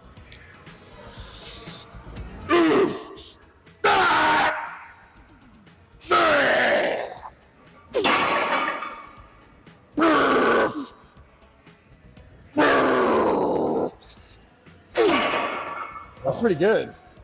Yeah. I think it's like at least 2, I guess. Blow it up. Let's go, baby. Show the back muscles. Try the single arm. Yeah, we can do a bent press. Yeah. Get the shimmy in it. How did you do that? Holy fuck. That's hard. A 6? Yeah. Sheesh. That's crazy. Well, the funny thing is, I mean, that's crazy work. Yeah. Press. And you always do those SOTS presses too. Yeah. Wait, what did he do? 330. That's fucking good. Last year I tried 557. Yeah. And I failed it. I had no spotter and just like threw it on my. Oh yeah, I've seen you fail. Yeah, you're good at that. I gotta start doing next. I can't push myself at the gym because I don't know how to fail. Yeah. Like I know that I always watch you do that. I'm like, I guess I could just do that worst case scenario, but push comes to shove. I'm like, all right, I can't do it anymore. Yeah. And 7. Let's get to 10, kid. Let's go. Come on. No slowing down. This is the moneymaker right here. Milk this sucker. Come on, push it. Push it. Yeah, baby, yeah. Oh, no, what are you doing? Oh, no. Which is the most popular standing chest press, and I've done 6 plates with that. Feels feel good. I like that machine. I've never tried one before, but it looks cool. Yeah, chest pump is juicy. It's really, it hits the pecs really hard. I recommend for any like gym owners and gym goers, suggest your gym gets one of these, right? Because you haven't used one of these in a while, like a long time ever, right? I think I've used one at Power Build once. like 2.5 years ago. No. Didn't you do something cool? No. What? One time I thought you. One time I beat Larry Wheels' and Eric Willie Bridges' like deadlift world record. Okay. The 275. So you set a deadlift world record. But yeah, that's but impressive. Taylor Woolham has a heavier deadlift at a lower body weight. Anyway. Okay. So I'm really impervious to injury. Don't say that. Doing more like less like. Do you use Nordic Naturals EPA DHA? I don't think so. Went on sale here, got 20 bottles for cheap at Sprouts. I don't think it's Nordic Naturals.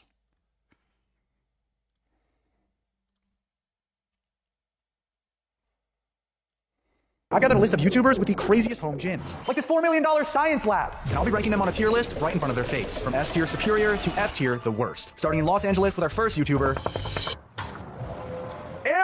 Eric, one of the most viral YouTubers in the game. He actually did a bodybuilding show not that long ago, so he should have a pretty good home gym. We're not working out today, are we? No, I mean, I feel like maybe it's been a little while. I'm wearing long sleeve just to... Covering up.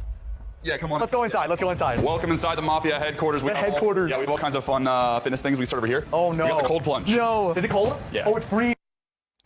Dude, rich people buy the stupidest shit. Like, that's a dead giveaway that somebody's a lazy fuck and stupid. They get a cold plunge when they get interested in fitness, or a sauna, or a red light therapy thing. You know, why would you get a leg press, or a hack squat, or a power rack, or literally anything that will actually build you any muscle and get you healthier or anything, when you could just get a fucking cold plunge and just sit in water? This bad boy costs a lot of money, and I avoid it at all costs. Have you ever done this? I have one time. Do you like this? Weirdly enough, I like this. It's some sort of masochist part of me that I get in there and I'm like, ah! So I think we definitely got to get Eric in there by the end of this tour. Beautiful house. Thank you so much. I appreciate it. We got the pool out here. You can swim some laps in here. Okay, I don't know about that. It's not that big of a pool. It's kind of a normal sized pool. I mean, you could at least get a few strokes in, and that's all that matters. Oh no, Eric! What do you want? Dude, what are you doing with this? You don't like Taco Bell? Dude, no, you cannot eat Taco Bell if you want to be jacked. Can I be honest with you, Jesse? I once was, one of you. I was one of your kind. I'm here as a self-intervention right now. I don't know what to do. I don't know what to do. I don't know what to do. It's actually an intervention. I have someone in your gym ready to tell you how you need to get your life together. Come on. All right, come on. Come with me, Eric. Eric. First of all, very beautiful gym. I love the space. Thanks. Your special gift of motivation in 3, 2. I'm putting you in timeout for asking me if I do Wim Hof. Don't ever ask me such a stupid fucking question. 1. Open your eyes. Look who's here! Tyler? We got Tyler! I'm here to support.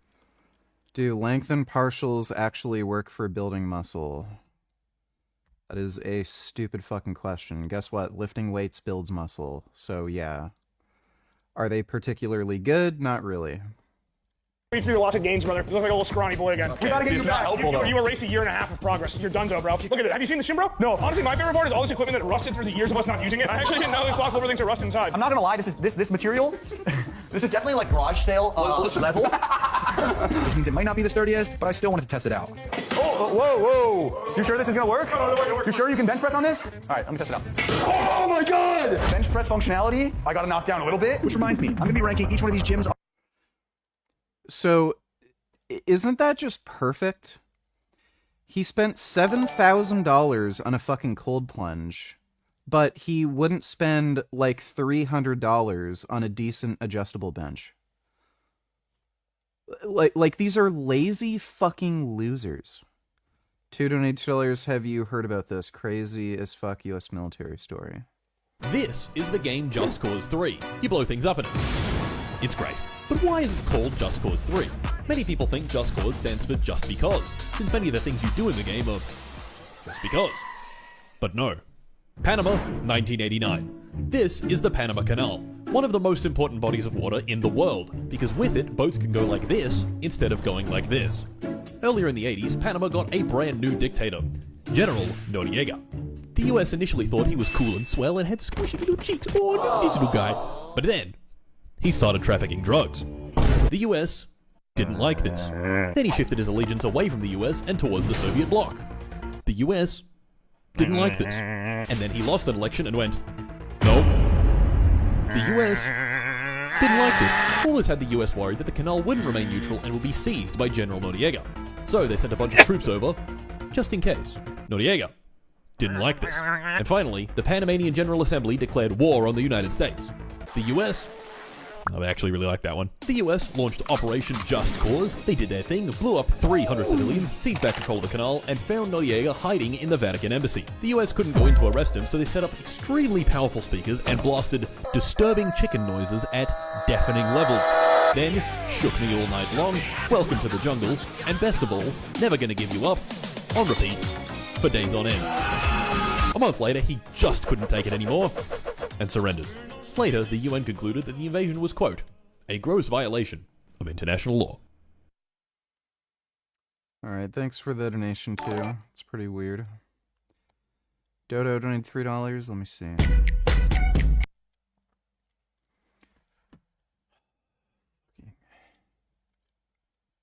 Hate the music people add to their videos.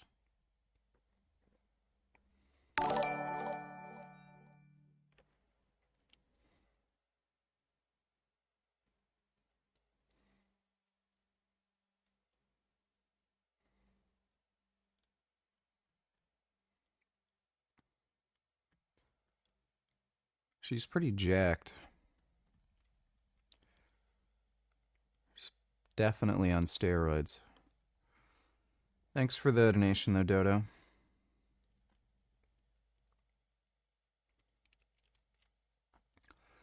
Yes, I know people have died doing the Wim Hof thing. It's kind of what happens when you hyperventilate and then try to hold your breath underwater.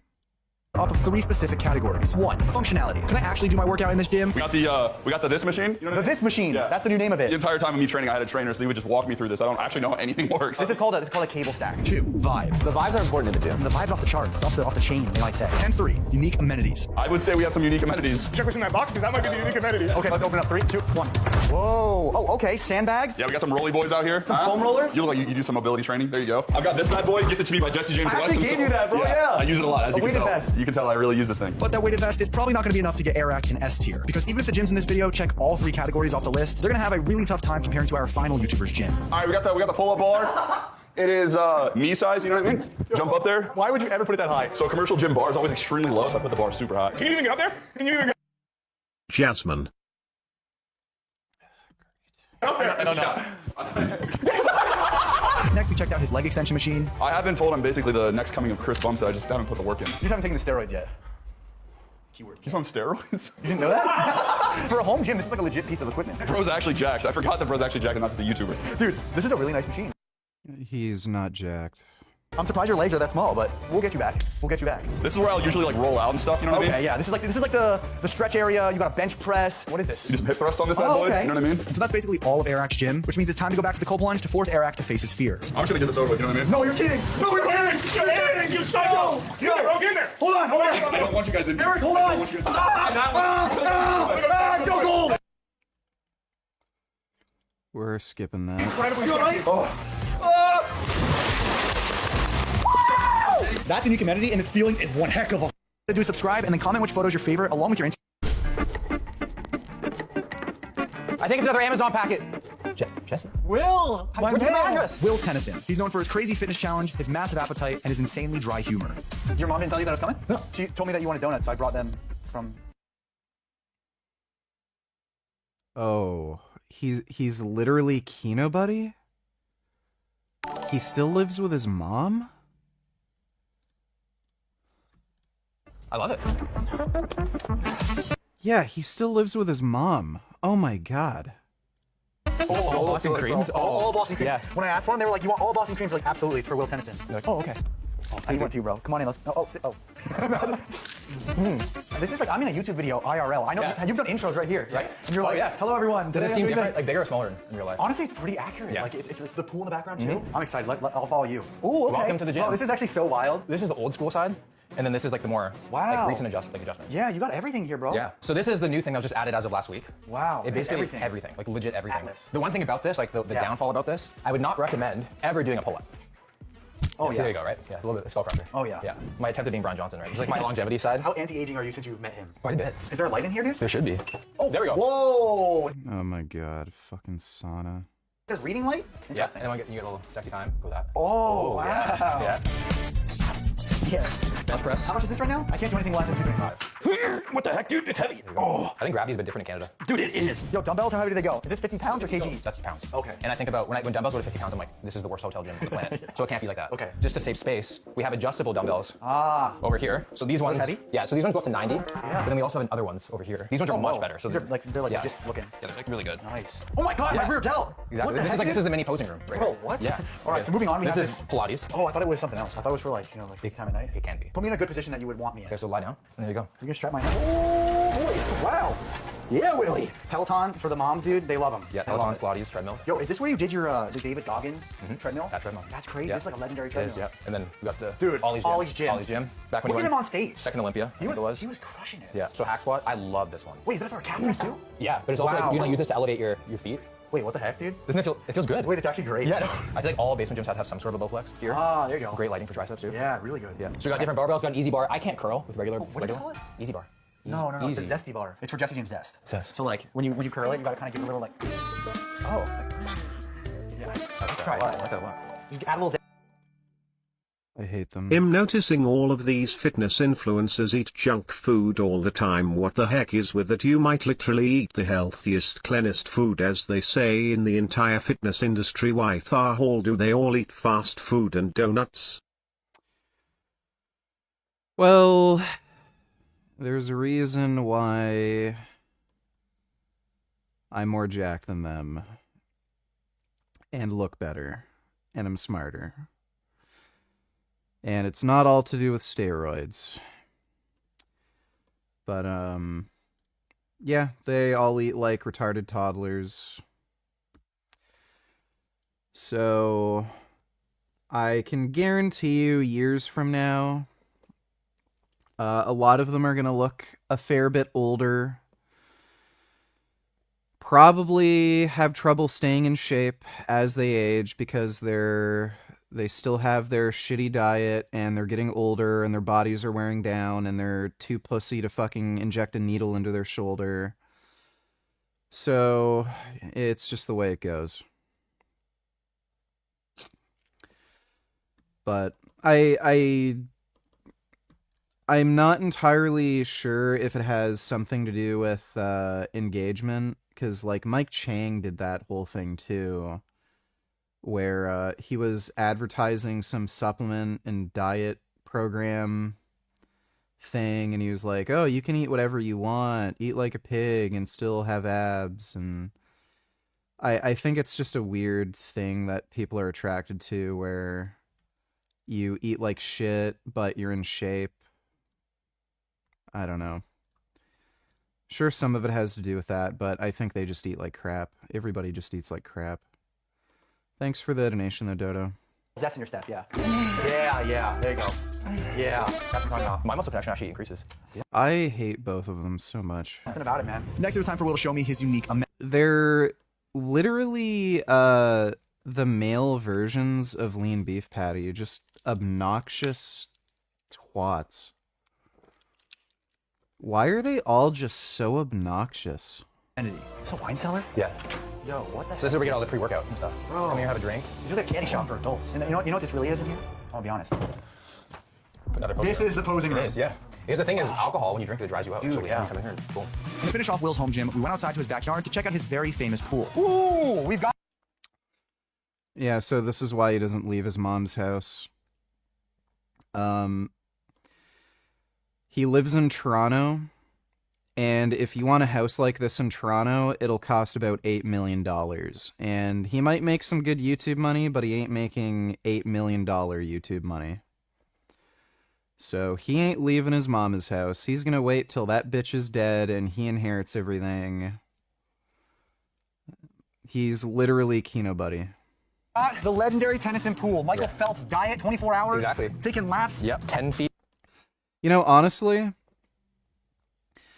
With Kino Buddy, I could understand it. It's like, okay, if your mom's house is that fucking gigantic, like he lives in a fucking Bruce Wayne mansion. Like it's so big. If he really didn't want to see his mom, he could avoid his mom in that huge ass house. This is a nice house, don't get me wrong, but it's like if your mom is there and you're making good money, like just move out and rent a decent place, you know? Like this is kind of weird. I don't know why he's such a weird ass fucking mama's boy still living with his fucking parents. Like he's making good money, dude. 12 feet deep. Really? Yeah. Set to -6 because at 3:30 in the morning I like to come out, get a couple minutes in there. It's like ice cold? Yeah. He knew it was coming. Come on. All right, I think it's time to rank your gym. For functionality, obviously it's functional, no duh. The vibe's off the charts, off the chain, they might say. Because there's so much history here. Exactly. You know, you filmed the video in the pool, you filmed David Goggins' routine on that treadmill. Yeah. So, with all that said, B+ tier! I'll take that. I'm happy with that. If your career wasn't like built off this house and that gym, D, bro.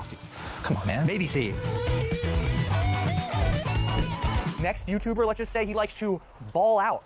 It's not LeBron. Open up, this is the police! Hey, we got another Jesse in the house. I've been expecting you. Yo, ladies and gentlemen, Jesser. Or in other words, the largest basketball creator in the world. First amenity, we've got a mini Jesser. Yes. Dude, I need one of these like this, like Lexing. You do. This is huge. Oh, what's crazy too is it's taller than you. Hey, why'd you gotta go there, bro? Right when you walk into Jesser's house, he has all sorts of cool stuff laying around, like this giant Pokemon card, and he also has this. Seriously, how the hell do they stay in shape when they have cellars and drink alcohol and eat donuts and fast food and shit? Just 'cause they fast sometimes? Their blood work is probably shit. Well, Will has gained and lost weight. You can tell there's periods of time where he doesn't really stick to his diet and gains a bit of weight and then he loses it. And yeah, I can guarantee you some of them go through like binge purge routines. Like they're not literally vomiting the food they eat, but they'll eat like shit, and then for a few days they'll either not eat anything at all or eat very little and do a bunch of cardio to make up for it. So, and yeah, they're probably not in the best of health, at least not all the time. Thanks for the donation though, Dodo. This hallway of basketball memorabilia that you have to walk past in order to get to the gym. My prized possession. 3 of the GOATs, Kobe, LeBron, Jordan, all signed jerseys. I got a signed card from each of them and then a relic card from each of them. Championship rings. Are you kidding me? Are they real? No, they're replicas. Okay. If they were real, this thing would be like $1 million. You walk through this hallway, get hyped from all the memorabilia. You don't even need pre-workout for the gym. Who's this? Magic Johnson. Magic Johnson. And then you arrive in what I thought was the gym. Welcome to the gym. Let's go, bro. This is where I be working out. It's kind of small. Minimalistic. Yeah, I only hit hip thrust. So you're like really good at thrusting. I love thrusting. Okay. So I can thrust. How much you weigh? I'm 180. Oh, What the fuck? What is this? He has a room with a bunch of chalkboards. A bunch of fucking like stands where he has like a weird cup and a hip thrust machine in the center of the room. Easy. You want to thrust me real quick? We'll do it after. This is the gym. Wow, bro. I love all the leaves on the wall. Welcome to the jungle gym. The jungle gym, my guy. You know what time it is? Welcome to the jungle. We got this really nice bench that's multifunctional. You could do like a shoulder press and then supersets and quad extensions. It's actually nice. These are some nice quads. Yo! Okay. I'm just like you. How much is the heaviest one here? 75. 75, that's good. Good for me. You know, usually I'm hitting 315 bench for a warm-up. For sure. What about you? What do you be hitting? 600-700. That's my boy Winston. Winston! This is the protector of the gym. Can I pick him up? Nope. Yeah. Oh, he's running. He's scared of new people. We got a little punching bag. If you could box one YouTuber, who would it be? You. Bro, that was quick, no hesitation. We'd be a good matchup. Having a cable stack in a home gym. You can do a bajillion and a half workouts on here. You have a Smith machine on your cable stack. But you know what else has a cable stack? The Major Fitness Drone 3 all-in-one home gym, which honestly would complement Jesser's gym a lot. You know what? There you go. Product placement. Communist! Wait!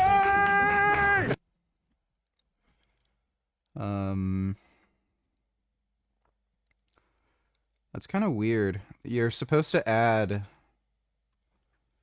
in the description that there's a paid product placement, but he didn't do that. A lot of people don't do that. Yeah, buddy. Trampoline is my go-to warm-up. It's nice, right? Like, getting that balance. Hey. Okay. Front flip. No, I'm kidding. Dude. Moving on. Major Fitness is your go-to for these amazing multifunctional power racks and Smith machines. They also make these really cool leg presses that can convert into a hack squat in just a few easy steps. I've actually built home gyms for both Brandon Walsh, my new brother-in-law, and a subscriber using equipment from Major Fitness. And I can confirm that both of them absolutely love their new home gyms. Got the built-in fridge in the wall. We got some protein shakes. We got some waters. The vibes are important in the gym. And guess what? Vibes are also important in my ranking. I got the Sonos in every corner. Well, you got speakers for We got the bass right there. It'd be thumping. It'd be going. So if any of you guys are in the market for making your own home gym like some of these YouTubers in this video, click the link in my description and use code Jesse10M to save 10% on the Smith machine or code Jesse AH1 for a discount on the leg press. Outdoor section. We got a dip station. I'd be doing that right in that spot. You smell that? I think they just subscribed. I do smell that. Yeah. Rode the sign. And a basketball court with a sauna? You're really getting up there with the ranking right now. If I make this first shot, you give me a room in your house. 100%. First take. Oh! Yes, sir! Let's go! First try! First try! First time! Wait, where'd all the balls go? I got this. I'm gonna run out of basketballs. Damn, bro. Not in the pool! Oh, no! Oh! Fresh fruits and vegetables. This has been a really good one bite of his home gym. Oh! Jesser's this is lean beef patty. She lifts heavy, looks like a superhero, and might be stronger than me. Probably is. Brace yourself. I'm gonna look down, okay? Tell me when to look up. All right? Look up. Oh my gosh. This is the gym? This is where the magic happens. No, this is where the magic happens. You know SpongeBob the Invisible Boatmobile? Yeah. You have the Invisible Gym. Yeah. Oh no! It's shattered. Did it actually? No, we're good. All right, tour me around. Oh, sorry. I'm so sorry. Tour It was me so around. bad. All right. What you got? Booty band. Booty band? Bands make her dance? Exactly. Oh, you see these dance moves. What do you do? Hey. Stanky leg training. Stanky leg training. Yeah, resistance stanky That's what I'm talking about. Get those glutes going. Get into Left it. leg. Okay, what else we got? Want We've got these bands? another band? Yeah. Yeah. That's good. You can do some back. Yeah. You can even get, don't let go. I'm going blind. I was Let thinking go. about it. You can do some bicep curls. You can do all. Unique, the cat, and the planter dumbbells are definitely a vibe. Okay. I rank lean beef patties, magnificent, luxury, hand-built home gym. Ready? God tier! I'm just not kidding. No, Patty, no! So she does not work out from home at all. Giovanni, baby. Dude, good to meet you. Good to see you. Nick DiGiovanni, the youngest MasterChef finalist ever and one of the biggest food creators on the platform. Now, this isn't a typical home gym. No, but it's my home, so this is all I got. Yeah, and welcome to Boston. So this building has 2 gyms. This one is like kind of the bigger one. I would say it's got more specialized equipment, that kind of thing. The one upstairs, which is what I usually use because it's closer to my apartment and I'm a little lazy some days, that one has a really crazy pool. Crazy pool. Probably the nicest pool I've ever seen. My friends call me Aquaman. Really? My friends call me Aquaman because I love the water. You know how Banana Girl made a video saying she stopped eating rice? Well, Dower made a video about it and claimed she's lying. And that banana bitch, as you call her, is a fruit, sugar, rice girl, and she's never giving up rice. Rice is good for you. Well, I don't concern myself with any of that. Thanks for the donation, though, 21st. Do you think you can get to Bradley Martin's strength level one day? Yeah, I think I can. And I love everything in the water. Dude, when I swim, you gotta see me, bro. Is it bad or good? Horrible. Let's do a race at the end of the video. All right, deal. This area, obviously we got some dumbbells over here. Yeah. How heavy do they go? This one looks like it goes up to 80. I want to say the one upstairs goes up to higher. Let me feel this. Let me make sure it's, oh my, yeah. You ever just, I'm trying to show off. That's fun. Here, your turn. No, I can't wait to swim. This is gonna be good. They have these in both gyms. These are What is this? Wait, is it air? Yeah, it's compressed air. Dude, now it's easy. What the heck? Isn't that cool? Make it really hard. Oh my gosh, dude, the air is just... It's intense, isn't it? So we have an adjustable rock wall that lights up. You can climb it. You can do all different things. Train your fingers real good. So I'm seeing a ton of different machines. This is like a really nice chest This isn't a home gym. This is like a hotel gym. press. And I guess because you're so tall, is that why you do that? Down here? Room for running around and posing before heading into the elevator to go to another gym. Gym number 2, we are coming... This is his apartment. Can anybody in the comments? This isn't a home gym. This is just the gym at his apartment. Here! 2 of this video, so if this video gets 100,000 likes, I might... Dude, that's like Star Wars. Yeah. Okay. Locker's right there. Bro, what? What? Dodo donate $2. Why are these people even fitness influencers when they eat like shit? Is it just because their parents have a lot of money so they got a nice big head start and can get amazing looking home gyms? Why? Explain me, please. Just about everybody eats like shit. So, you know, they just control their calories and whatnot. And yeah, I mean, you'll find a trend among most YouTubers where you know, they started off living at home with their parents and not having a job. That makes it a lot easier to start YouTube. I know because I've been there. Thanks for the donation though, Dodo. What? I'm in love with your gym, bro. Are you kidding me? Let's go, let's go. We can adjust all these lights. If you go under that, it should be the juiciest lighting in the entire world. Oh my gosh, You see what I'm saying, bro? Are you going shirtless? I was going to. I mean, I'm like two bros just getting shredded and half naked. Bro, I love it. Click the lights back on. Yeah. Put your shirt on quick. All right, let's go piece by piece. And like why you picked everything out. Want to start with this as a hack squat? Why'd you pick green? So I thought it looked kind of like academic, almost like a chalkboard. Oh, so yeah, what? and you usually don't see this color. This hack squat I like because you know how some hack squats you gotta like put the handles in here and then it's like it's clunky and whatever. So for this one, you just grab it and you're in. See that? Wait, that was so smooth, bro. Yeah. It's really nice. It's a really good like angle for your whole body. Here's a shoulder press machine. The thing I really like about this one, a lot of shoulder press machines that I use, I kind of hit the bottom around here. Yeah. Because my arms. Do you actually do shoulder press? I do. Yeah. Okay. I like a machine shoulder press. Yeah. I think a shoulder press activates side delts a lot more than people realize. Dude, ever since our like video a year ago, the best versus worst. Yep. Look at these. You're looking sick, man. For real. These shoulder You look gains. crazy. You see that? I do actually. Yeah. You can see the. You can see the side head here. He's still small. Like even like this, like if I put my arm out, like there's meat. There's meat, yeah, Dude, man. You added meat to my bones. Let's go. You did that. You did that. Prime chest supported row. And the cool thing about this can make it harder at the beginning of the range of motion, at the middle, or at the end. Yeah. Feel really light at the top. I've been having a anal fissure for 2 years and it's getting bigger and bigger. How the fuck do I heal it without surgery? You've already had one, by the way. I've never had an anal fissure. Maybe you want to try squatting when you go to the bathroom. That puts pressure off that area. Other than that, maybe talk to a doctor.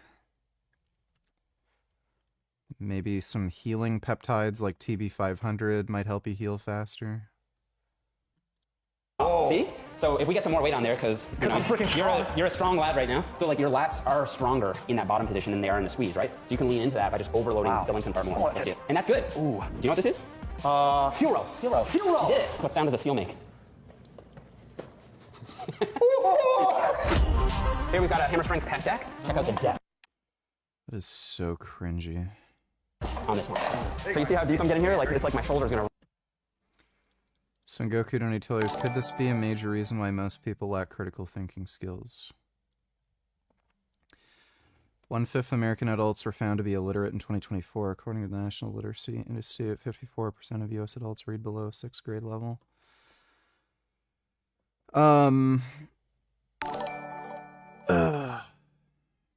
Ironically, Byron Johnston is probably one of the best fitness influencers on YouTube, and he isn't even a fitness influencer, but he eats and trains better and more consistently than 99% of these other PPA, and you two of course are in the upper echelon.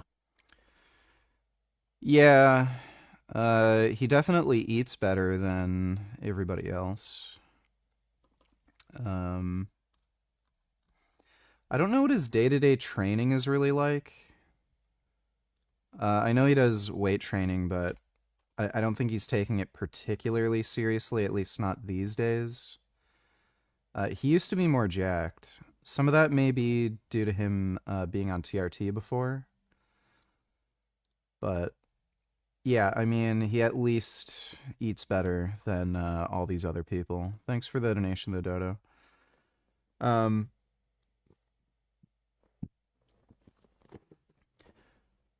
I don't think Americans are stupid because they're illiterate. Or I don't think illiteracy caused them to be stupid. I think they're stupid, which causes them to be illiterate.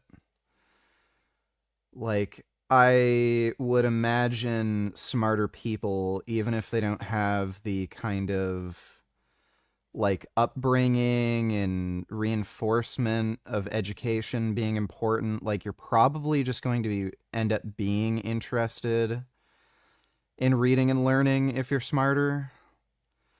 So I think it's like a chicken or the egg thing.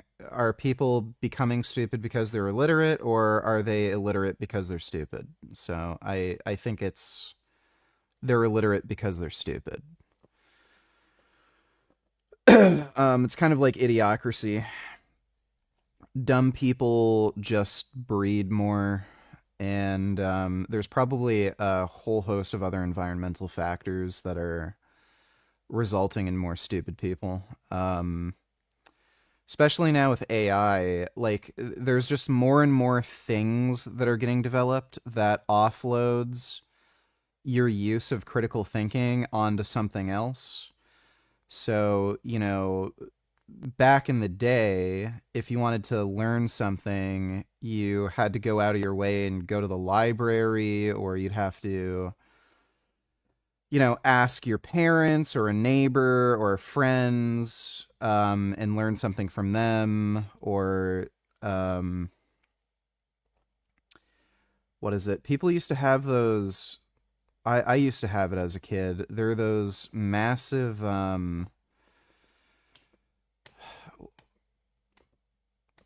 what are they? Encyclopedias.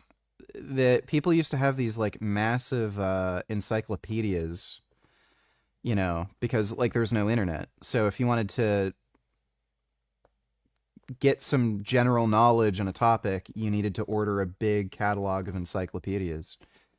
So like now, because there's Google, okay, well, you can just use a search engine, search something up. Now there's AI, and now you literally don't have to have critical thinking. You can just ask an AI. The way computers work now, back in the day, if you ever wanted to use a computer, they didn't have particularly friendly UIs, like user interfaces. They're kind of clunky. You sort of had to figure things out. You had to troubleshoot things, and there's a whole process of like testing and experimenting and learning and improving upon using a computer. Like now with tablets and smartphones, like everything is just so easy and fucking streamlined. Like there's no critical thinking required for anything. And even when you go to school, there's literally no critical thinking in education, period. They literally just tell you, read chapter whatever in a textbook, and then on the test, they're just grading you on how well you can memorize things. The only subject in school that really has critical thinking technically baked into it is maybe math. And depending on the kind of English teacher you have, maybe English. But yeah, like there's just no critical thinking. Like it's vanishing from society.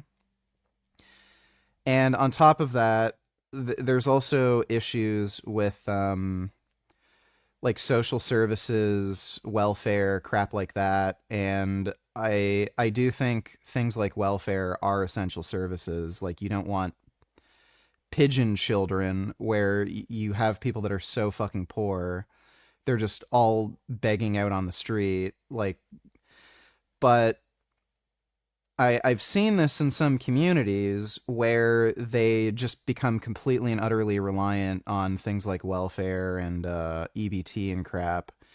And they literally do not bother getting a job, getting an education, learning anything, because why would you bother? Like we've gotten so generous with catering to just useless idiots that like you don't have to try anymore.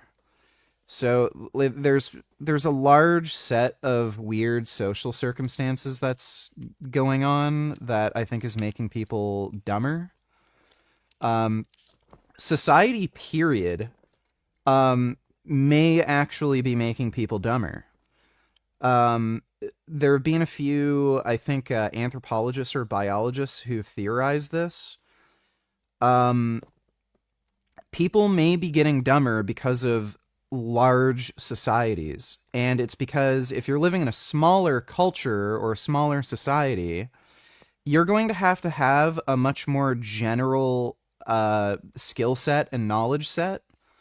So you're going to have to know how to craft tools. You're going to have to know how to like make your own food. You're going to have to know how to hunt and survive. You're going to have to know how to fight. Because societies are so large and everyone can rely on each other, a lot of work and skills are getting more specialized. So people are only learning one thing.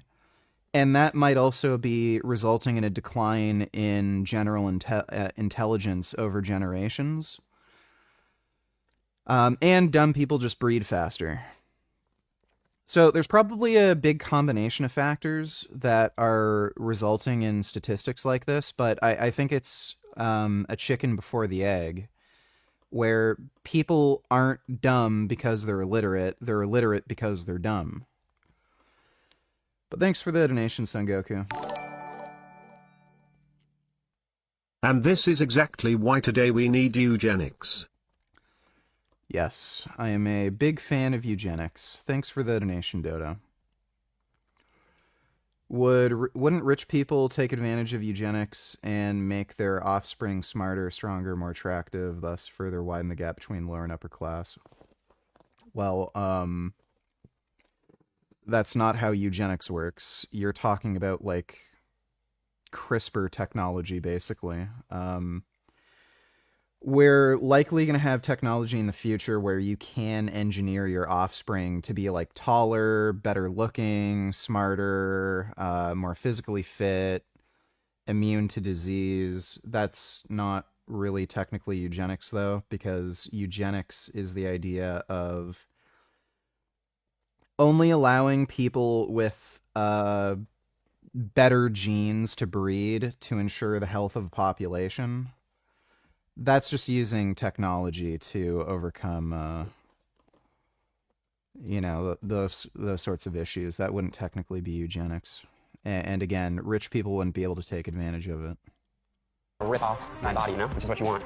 Rip them off. That's called science. And then for the rear aspect, I really get the deep stretch here, and swing. You can swing it all the way through. Thanks, man. How much does like each piece cost roughly? Is there a ballpark? Probably about like 5,000. Okay, something like that. Not bad. So that concludes the dark side of Jeff's science lab. So now let's go over to the light side. You're gonna feel the difference. This is the border right here. Yo, I feel that, bro. Yo, what do you think? It's so sick. Oh man! Look at this, bro. Look at the wall. Yeah. Oh. This is like 2050. So over here we got a nice preacher curl. You can do some dumbbells. You can do easy curl bar. Oh, you know what? I'm feeling bad. So it's in bad position already. It is. Oh, I knew you were coming. When Jesse James Zest shows up, it happens. Oh, this is very nice. Yeah. This is my favorite leg machine. Like if I could just pick one machine for the quads, it would be this. It would? Because it gets really, really hard at full depth. Oh my gosh. You see how deep you can get, bro? You can get even deeper. Oh my, you can really like. Yeah, you can. This is pretty crazy, bro. Nautilus glute drive. That's right. You don't skip the glutes, bro. I don't. I feel like. At this it's either eugenics or extinction. Yeah, pretty much. Way, way too many stupids. Thanks for the donation, Dodo. They're super important, man. Break your pelvis. Throw her through the ceiling. Yeah, there you go. That's great form. Then, since this is an actual science lab, Jeff was going to let me use some of their state-of-the-art body scan machinery. Oh, yeah. This is what you didn't know was coming. What's happening? We're going to height verify. No! Why? All right, ready? Stretch. Okay. Deep breath in for me. Oh. Get the hair going. Don't crush my soul, bro. If I'm under 5'10", I'm going to cry. Bro, 5'9.8 inches. I'm under 5'10". You know what? Welcome to the club, bro. You're under 5'10". Short game. If anybody's allowed to bring them into the club, it's me, okay? I'm in. Certified 164.5 centimeters, all right? Then they had to measure my weight. 184.2. 184.2, baby. Before I got to lay down on this $200,000 DEXA scan machine that was going to be measuring my body fat percentage. Scoot back toward me. Everyone in the comments, drop a comment below your prediction of my body fat percentage. My guess, 9.9. Honestly, bro, you're really lean. I wouldn't be surprised if you were right, but I'm going to be a hater and say 11. Okay. 0.1. Okay. Woo! Everything. You can stand up. Let's go. Oh. Total body, present that, 11.6. 11.6. Let's go. Yo, do I know or do I know? It's really good, man. Yo. For a DEXA, that's super lean. Like, to just be at that is incredible, man. It's really Hey, good. you know? All right, Chef Nippert Muscle Lab. DEXAs aren't particularly accurate. Greg said he got a DEXA and it measured him at 20% body fat. I don't know how the fuck they work, but that is weird that they can be that off.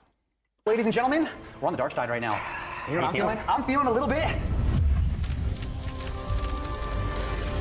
S tier! Let's go, baby. S tier. I'm gonna give it to you. Listen, I might even say it. Yeah, Jeff definitely has the best gym there. He has weighed 725 pounds. All I can say is Thanos was right all along. Well, Thanos randomly killed a bunch of people. If Thanos had a better idea, he would have just killed off the bottom half, you know, like the dumbest. So 50% of the population that's, you know, lower in IQ and shit, yeah, kill them off. Probably be left with a disproportionate amount of Jews, but that's fine. Thanks for the donation, Dodo. His heart was failing, his blood sugar was out of control, and doctors had no answers. His body was shutting down. Atrial fibrillation, which is my heart beating irregularly, almost dying from diabetic ketoacidosis, 5% chance of stroke. But after hitting rock bottom, something finally clicked, and his life changed forever. Well, last time I was in the hospital with heart failure, my heart was beating irregularly. They tried shocking it back into place. The first time I was awake, it failed. When I was leaving the hospital, my cousin and I sat on the bench together, and she said, "Sal, I need you not to die." And that was a powerful moment for me. She's like, "Would you ever This guy's gonna die, like, months from now. want to do one of those TLC shows?" And I said to her, "I'd rather tell my own story," and here it is. All right, so it looks like the first thing of the day is medication. Yeah. Is this every day? So this is every Valsartan, I think that's blood pressure med. Vitamin D2. It's weird that it's D2. I don't know what that is. every day. I can gain like 20 pounds of water overnight if I drink too much liquid, have too much sodium. And so these medications help pour water off my chest, keep my blood pressure lower as well. This is Eliquis, which is a blood thinner. Yeah. When you have heart failure and you have, I had also had AFib, you're at high risk for stroke. This helps me not have a stroke. Okay. What's AFib? Your heart has like a rhythm. If you boom, boom, boom, boom. My heart was so it was all over the place. Wow. Spironolactone, potassium sparing diuretic. Torsemide pulls off all the water in your body, so it pulls off all. Are you like peeing like crazy? Yeah, so you pee like crazy, but you also pull off like calcium, potassium, sodium, and so you get cramps if you get dehydrated. Are any of these actually like dangerous? Yeah. Oh, really? Torsemide's like dangerous. If I have this too much, I have to go to the hospital and get an IV to put more water back in my body. Shit. This is just a vitamin D supplement, Yeah. which I take every week. And then this is diltiazem. Diltiazem is a calcium channel blocker, helps my heart beat better. This is called Valsartan. Again, another thing for my heart. This is metoprolol. It's a beta blocker. Keep my heart rate down. Is it possible to eventually wean your way off all of them? Yeah, so all these will go away, probably except for maybe metoprolol, which is just a normal blood pressure medication. I was predisposed to that for high blood pressure because of my family and everything like that, so I'll probably always have high blood pressure. But the rest of these can all go away through diet and exercise. Okay, and we'll keep the record. Spec King, of which do you think it's too late for our worthless species VG? It's never too late, but I wouldn't be surprised. Thanks for the donation, Dodo. You know, it's weird. Most doctors prescribe their fat patients a bunch of medicine and never tell them to lose weight because it's rude. I find that hard to believe. Like, if patients are that fat, no fucking chance. So I doubt it. I'm sure there are. I'm sure that happens, but I don't think that's that common. Recreational ones in. We'll see. So would you very much say this is what's keeping you alive right now? Yeah, I would gain probably 100 pounds in a week and a half of water. 100 pounds of water in a week and a half? Mm-hmm. These medicines keep me alive. That's insane. Okay, I can guarantee you it's because of his shitty diet. He's still eating like shit. So if I took that, would it make me shred? Some of that may be due to his heart failure, where he's not able to get rid of like lymphatic fluid or something, but he's still probably eating like shit. Like would it just would it make me like really a couple. This vid has low-key been making my pee-pee hard. Well, that's good. Thanks for the donation, Mata. All of them would for sure. Yeah? Yeah. every day. Damn, you swallowed them all at once? Yeah. Yeah. Okay. So what's next on the routine? Next we make breakfast. Before that though, we get to make some yogurt first. So yogurt's not breakfast? No, yogurt's a snack. Yogurt's a snack? We have a snack before breakfast? We have a snack to make breakfast. I love that. Yeah. Okay. You do not need to be snacking, sir. Jello and yogurt.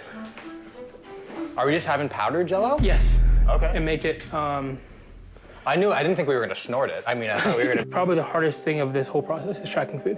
Because you just kind of just want to like pick and go through the fridge. Yeah, I'm a grazer. Yeah, that's already too much yogurt. Any amount of yogurt is too much yogurt. I'm gonna grab something, go, and move on. Okay, this is disgusting. No wonder this guy's fat. Tasty. That's scrumptious. Yeah, I can't meal prep for like a whole week. I'll eat it all. So you have to oh, fuck. meal prep for every day? Yeah. Otherwise you'll eat the whole thing. Would you say that's a food addiction? For sure. I know the food's in there. I know it's like available. It's already prepped, ready to go. Like I just want it. It could be anything. Big D's, donate $2. Let me see. Look at this, guys.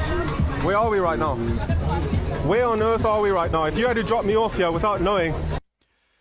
Oh my god, too many darkies. You see how much these souvenirs cost? How much is this? 25. 25? Yeah. I don't Tell know. me how much. I don't like the... How much? Tell the me. quality is not good. This metal, yeah, man. You can take it. Give 10 euros. 10 euros. I don't like the quality, man. Okay, that's great. Thanks for the donation, Big D's. So how many calories are you eating right now? Typically 2,000 calories. That's way lower than I expected. What fermented vegan products do you like? None. Fermented food sucks. Yeah. What were you eating to get north of 700? 10,000 calories a day. 10 to 12,000 calories a day. I was probably 450 in high school and college. Came home from college, probably 500-ish, 550, 500. I gained probably 50 pounds in COVID to 600 pounds when I moved out of my parents' house in 2021 and got my own place. And that's when it kind of like I went to from like probably 580, 560 to 725. I was just alone, developed some really bad habits, avoided people, friends and family, and used food as like just my only escape. I probably spent $50,000 in the last last 2 years. You're just ordering out for everything? Just ordering every meal out. And so like I didn't have the money to pay for this kind of stuff. Like I was spending probably anywhere from $400 to $800 a week. A week? On like DoorDash, Uber Eats. Like Dude, if you're gonna spend that kind of money, why not just buy like fentanyl? Like, fentanyl is really inexpensive, and you can just be zonked high all day. He would be in better health if he had a fentanyl addiction. Like, jeez. I don't know. People don't make sense to me. Like, I mean, GLP-1 agonist drugs exist. You can just order them online. Even if you needed to take, like, super high doses of a GLP-1 agonist, because he's, like, just this remarkable fucking fat fuck who, like, can't stop eating, it would still be cheaper than the amount of fucking food he's spending. So why didn't this idiot just use that money to buy fucking Ozempic or tirzepatide or semaglutide or like any other fucking GLP-1 drug? Like, this guy's just stupid. I was just bankrupting myself. I mean, I literally went bankrupt from ordering food so much. So what happened? Like, how did you pay it off? I didn't. Like, I'm filing for like bankruptcy for the courts. My average meal size was probably $80 times 3. Right? So, I mean, think about that times every day. Yeah. And that was consistently. Yeah. I mean, I never missed a meal. Damn. I mean, the fact that it's 7:15 in the morning. Yeah. I'm sitting with you and we're having Greek yogurt. I have to say you're winning. I probably eat more food than I did. These people are just dumb. Like, he's stupid. Like, he's just a fucking dumbass. Like, if you're this fat, you're stupid. So he'd rather spend, what, $80 per meal 3 times a day That's like $240. He'd rather spend $240 a day on shit that's going to kill him versus spending, like, at most, if he's getting like gray market or UGL GLP-1 agonist drugs, at most he'd be spending $1,000 a month at most. So why the fuck wouldn't you just save your money and be in better health? They're just dumb. Like, they're just stupid. When I was eating 10,000 calories a day. Like volume-wise? Mm-hmm. Okay. Because we're doing so much volume. Interesting. We enjoyed the rest of our snack before beginning meal prep, which consisted of a lot of foods you'd probably already expect. Meal prep time, egg whites. How many egg whites do you go through a day? I go through 2 cartons a day. I mean, this is just a simple volume meal. Yeah. Right, so no kidding, man. Yeah. You might go bankrupt again on spinach then. Maybe. You need a shovel instead? Yeah, probably. You know what's weird to think about? What? So when milk goes bad, it gets clumpy. Yeah. And then cottage cheese is just clumpy. Yeah. So this is just a container of red flags, if you think about it. You must have, like, earth rumbling farts. How much protein do you eat a day? 292 grams. 292 grams? Yeah. Okay, I mean, at least it's not 1 gram per pound, right? Because that'd be a lot. This one should be almost done now.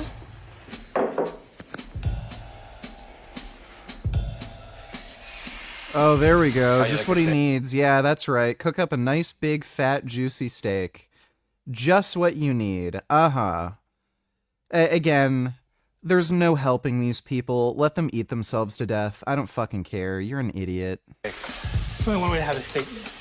Medium rare.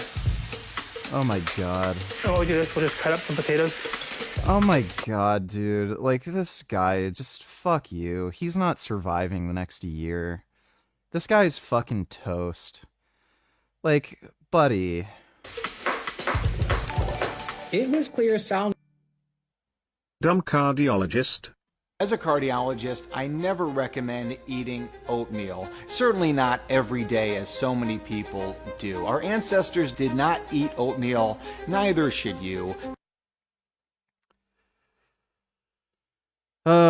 Yeah, our ancestors also didn't use computers, drive cars, use antibiotics, take vaccines. So, you know, just get an infection, die. Your work might be an hour drive away, but I guess just quit your job and live out on the street. There's been a lot of propaganda over the years about the benefits of oatmeal, and I think all of that really is just from the supportive industry, Nabisco, Quaker Oats, Kellogg's, about promoting us to eat oatmeal and oatmeal over eggs. On what planet would people be living on where they think that oatmeal, which has just about no nutritional value, and Yeah, you can literally look at the nutritional facts on oatmeal. actually contains a lot of anti-nutrients, Yeah, right. Anti-nutrients. Here we fucking go, dude. would be better than eating a pasture-raised egg. Yeah, because it's not a fucking chicken period loaded with fucking cholesterol. Egg is a cocoon for a baby chicken. An egg contains all the nutrients, the vitamins, the minerals, the fats, the proteins that a chicken needs to come to life. Eggs are not particularly nutritious. Again, you can look at the nutrition facts on eggs. You can't raise a chicken on oatmeal. I think they have a little bit of vitamin A and B vitamins and protein and a fuckload of cholesterol, and that's basically it. You can't raise a healthy human on oatmeal. Make sure you're eating eggs over oatmeal. Yeah, right. That's why people who eat more cholesterol have higher serum cholesterol scores, and they're more likely to get heart disease.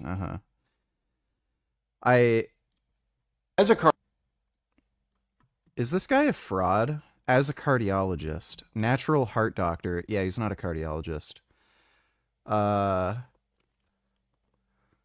He's a fucking chiropractor, isn't he? Or a naturopath. Board certified cardiologist.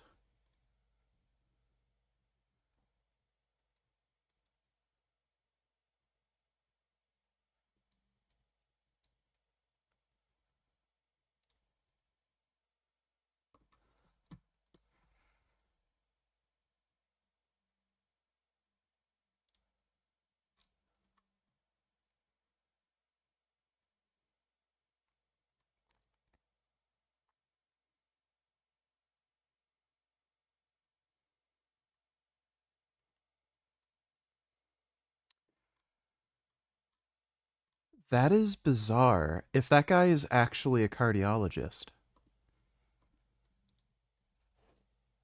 That's mind-blowing.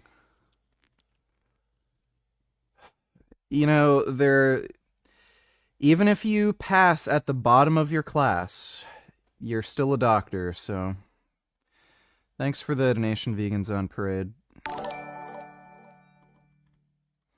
We're now selling Frankie's hand-cranked positive loads on Frankie's Naturals.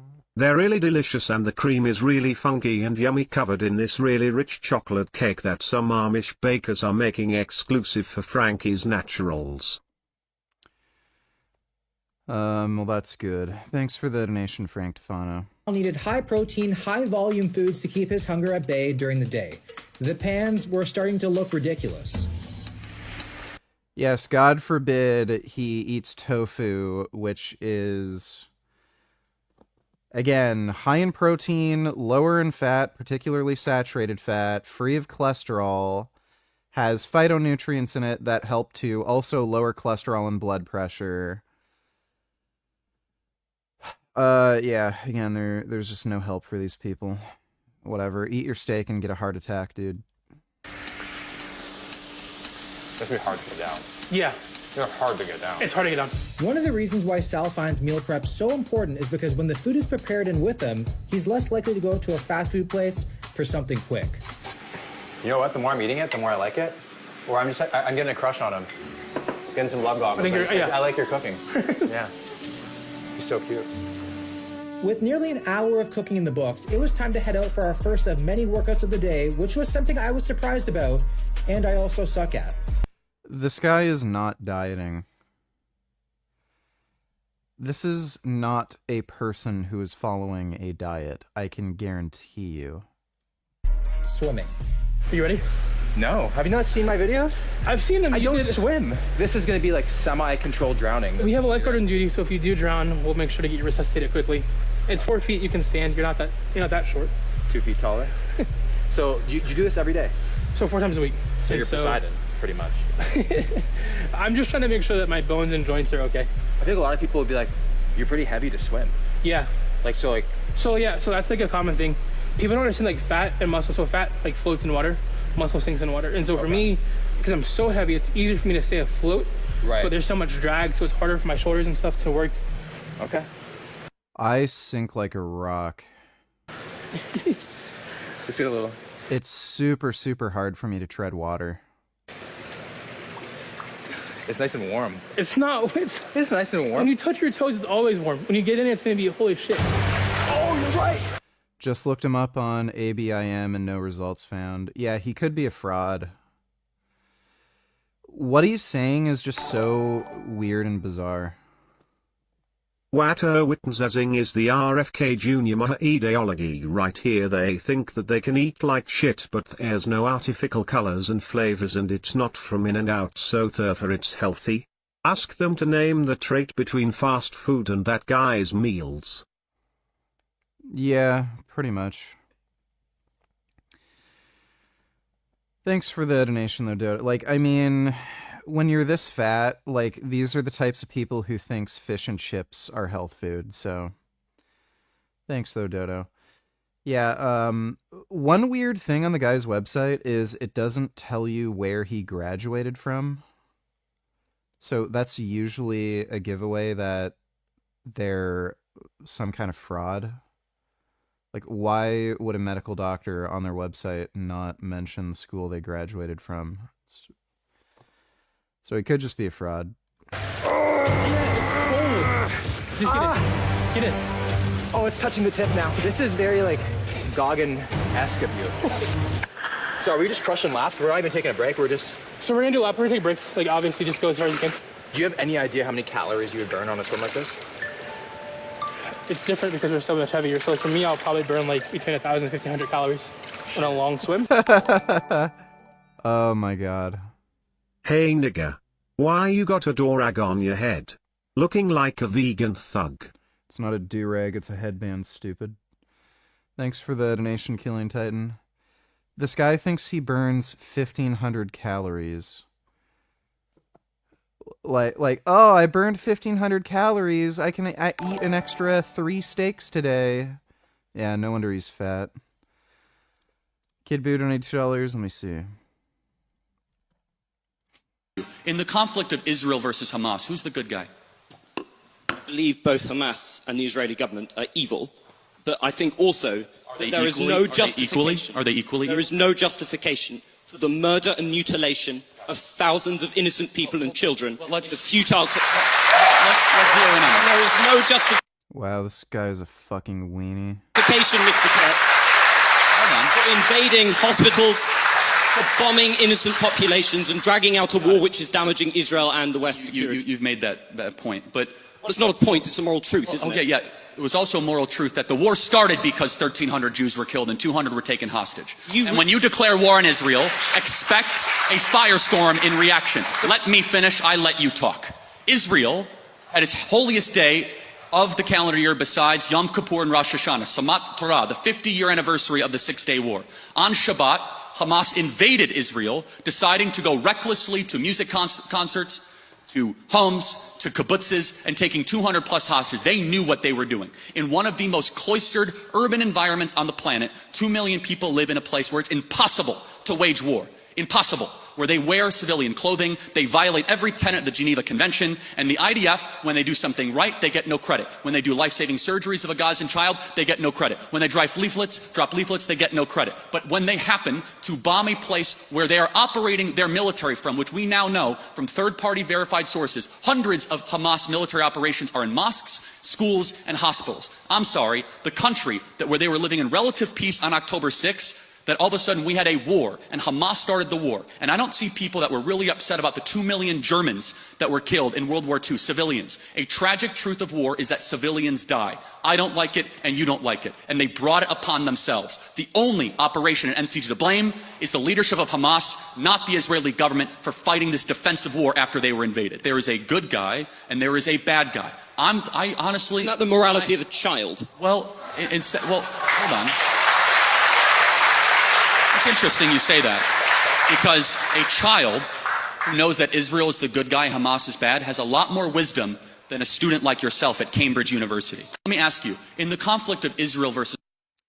Yeah, Charlie Kirk was pretty based on Israel. That kid's a fucking weenie.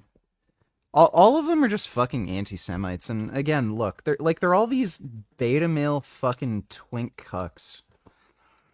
Thanks for the donation though, Kid Boo.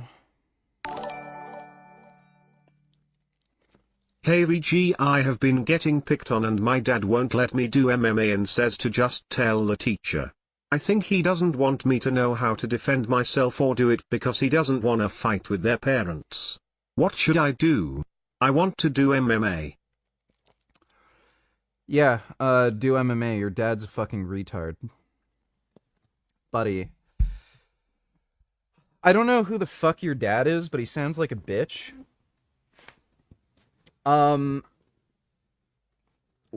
Like, my parents literally would give me, like, presents for beating the fuck out of kids. When I was in hockey, and I would get into fights and beat the ever-living shit out of kids, they would literally buy me gifts. If I smashed, like, other kids on the ice and, like, literally crippled them, they would buy me a present for it. If I got into a fight at school and I beat the crap out of some kid, they literally wouldn't care. Like, your dad is just a fucking bitch. So, yeah, if you're getting picked on, the only proper response is to beat their ass. They're not going to stop until you beat their ass. So, yeah, lift weights, learn MMA, don't listen to your fucking parents, they're just fucking cuck, dude. Thanks for the donation, though, pussy dad. Dodo donates $2. I literally don't think these people know how food is made, so they think they can make essentially the same thing they would get at a fast food restaurant, but it's home cooked, and they think it's healthy.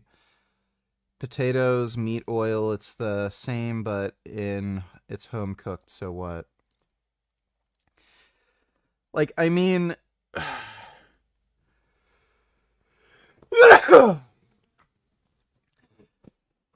I'm sure it's better than whatever he was ordering on Uber Eats, but, like, it's still bad. You know, leaving the vegan stuff out of it, okay, egg whites, they don't have any saturated fat or cholesterol. He had a big plate of, like, vegetables. Sure, that makes sense. Fucking, like, 2 big steaks? I mean, like, what in the fuck?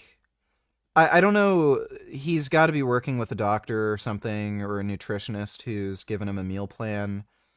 I have no fucking idea what the hell they're thinking, giving somebody who has a heart, like, serious heart condition and diabetes, telling him to eat these big fatty pieces of steak. That's just retarded. So, everyone's an idiot, and again, there's a reason why this guy got so fat. It's because he's stupid. Again, anybody with any fucking common sense, any brains, they would look at their fucking, like, you know, credit card statements and see, wow, I spent $2,000 on food this week. How about I put that money into GLP-1 agonist drugs?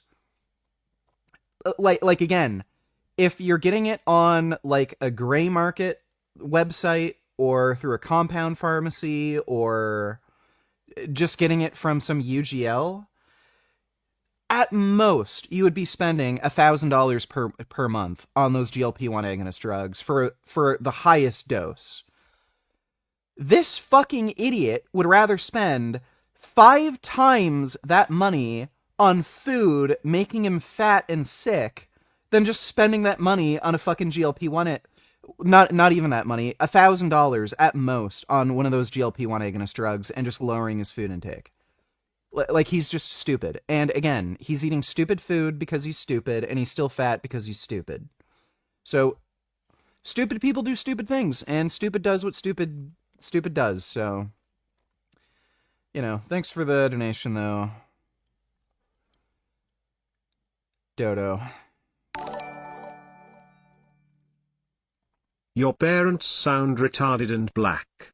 They let their child steal, break laws, harm others. Yep. Typical behavior from the usual suspects. You would have been part of a eugenics program.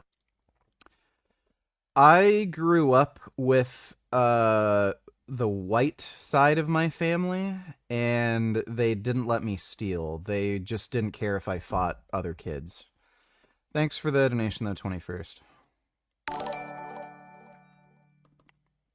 VG, I don't think you realize how sick you would look with a shaved head and clean-shaved face. I think I'd look fine. I used to shave, like, I used to be clean-shaven, and I used to shave my head. I think I'd look fine. Thanks for the donation, though, Majin Buu. Have you been pissing people off? Why in the fuck have you lost 40,000 subscribers over the last 5 years? Keep making those subscriber gains as well as those vegan gains. It's a YouTube glitch. So I was able to verify this. I used to have an MCN that I had look into this. The official thing from YouTube was that people are just unsubscribing naturally. It's not true. There being people who have to continually resubscribe to my channel because YouTube just automatically unsubscribes them. So, for whatever reason, YouTube just automatically unsubscribes a fuck ton of people. No idea why, but yeah. Thanks for the donation, though, fucking idiot. For you, you might run like 300, 200 to 300. Ready? Anybody ready? You might need you. Alright. 3, 2, 1. Instantly when we started swimming, I was blown away by Sal's speed. He was giving it everything he got. He was moving with confidence, smooth strokes, and had total control. Me, on the other hand, I need some work. It had me thinking maybe I should have had shark fin soup instead of yogurt for my snack. Wow. He's literally waiting for me. I gotta find a way to bring this pool. How do I do it? He's right at the end of the pool. Based off of all his videos, I would say he's doing about what I expected. Will's in peak condition, peak shape, and yet you see he's struggling with the pool. And so, is someone talking about me? Yeah, you're gonna. What did you say, salamander? Can I call you salamander? 60 minutes of swimming was no joke, even with the constant breaks. Your entire body is being worked, no matter what you do. I think I would probably take any other form of cardio, so this was definitely a scarring experience. Bubble baths are canceled until future notice. That's close, man. Oh, not fast enough. So, getting up and doing what you're doing every single day. Yeah. What motivates you? Life is difficult. I can't swim and I sink whenever I try. Do you have any advice for people who have a hard time floating? Yeah, swim. Sinking has nothing to do with being able to swim. It's called swimming. I sink like a rock. That's why you move your hands and feet to stay afloat. So you just don't know how to swim. At 600, 700 pounds, I was always around people, but they didn't care about me for like the last 2.5 years. Until I kind of abandoned all of my close friends, all of my family, and was just kind of living life aimlessly. And so, motivating me is rediscovering life, rediscovering what makes me happy, what drives me. You got some big goals? I set 3 goals for myself. Triathlon in early March. I don't have a fucking do-rag on. It's a fucking headband. Why the fuck do people keep saying it's a do-rag? Very April of next year. So triathlon of next year, and then take a break and do summer strength in 2027. Try to compete. You're gonna do a show? Yeah, so I'll do a show. In 2028, try and do an Ironman. I mean, I've only known you now for like a couple hours. You see, like, I can just see that, like, there's nothing to stop. I have no job right now except for losing weight, and so my family's funding my entire life right now, and so that is like that pressure of knowing that my mom is like sacrificing a lot to help support me in this process and kind of like she broke my heart one time. She said, Sal, if I have to go bankrupt to try and save your life, I will. This guy's gonna die in a few months. This is not a guy who's following a diet and losing weight. He's just gonna let his whole family down, waste their money, and he's just gonna die. Right, which is huge, but also like do the work, do what you need to do to become healthy, in better shape, live a long life. Buddy, you ate 2 steaks for your afternoon lunch. Like, get fucking real. Right, don't want to be in basket by 31. Yeah. Make her proud.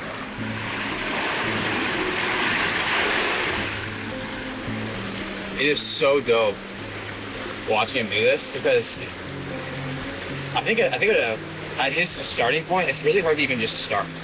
So to see like the work that he's already put in and the work that he's aspiring to do is so motivating.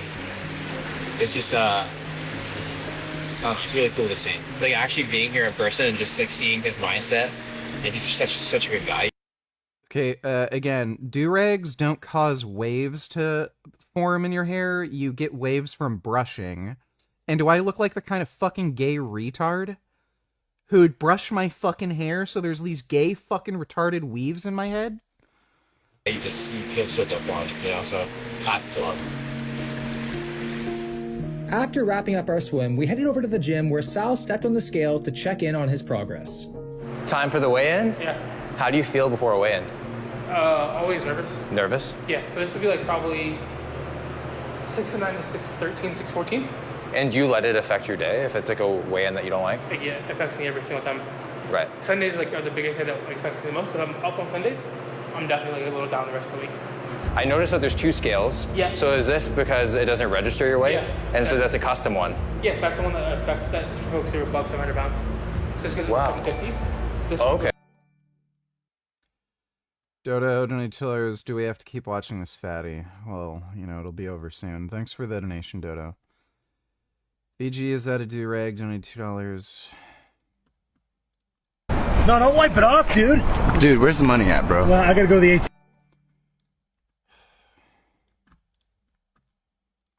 Hi, doctor. Good morning. What's going on today?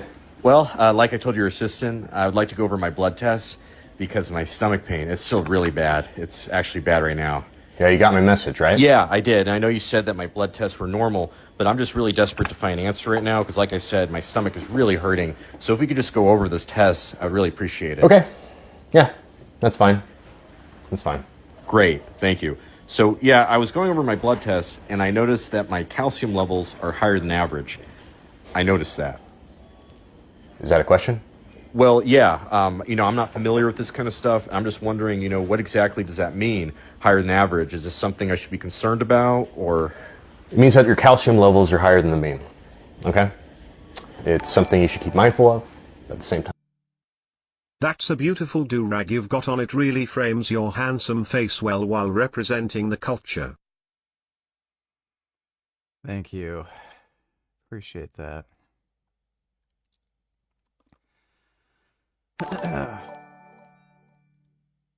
Is that a Nike do-rag? No, it's a headband. Thanks for the donation, dipshit. There's no need to lose sleep over it. Okay?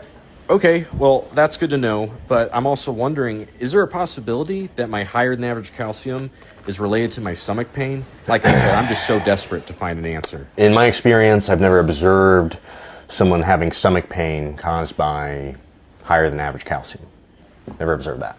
Okay, so just to be clear, there's no possibility that my higher than average calcium is related to my stomach pain, right? No. No? I did not say it's not possible. What I said was I've never observed someone who had that from higher than average calcium. This is a very boring video. I love my wife. You need to get married. Why? I have more kids than you, nigger. Why? I have more kids than you, nigger. Yeah. I miss. No. Sorry, nigger. I have more kids than you. I have more kids.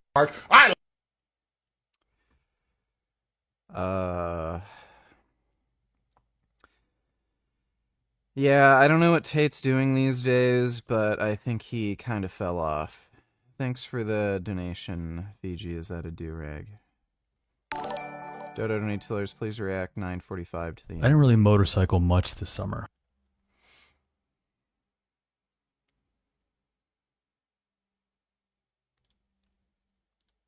On social media. Embody the inner space of who you want to be and watch it all play out over the course of a year. Because I want to... Isn't this the annoying guy that we've reacted to before? Thanks for the gifted memberships, JP. Appreciate that. Be an all-world athlete, I chose to run today. And when I put in that time on the run, no one could tell you that I'm someone who DNF'd 3 times. In fact, when I was out on that course this last Saturday, you can't see all my failures on my body. In that moment, I just look like a guy wearing the wetsuit, getting the work done, just as good as anyone else. This brings me to the final idea of the video. There's no other way to be happy. There's no way to be happy just going to the park and getting an ice cream with your girlfriend. I gotta be honest, man, every time I get an ice cream for the sake of the ice cream, to spend time with those I love, I just feel sick to my stomach. I just feel like this enormous dread. Because I'm like, why am I getting an ice cream, man? I should be working hard. Now, it's different if I put in mad hours of work that week, you know? Like, I really pushed for my goals that week, and I tried extremely hard.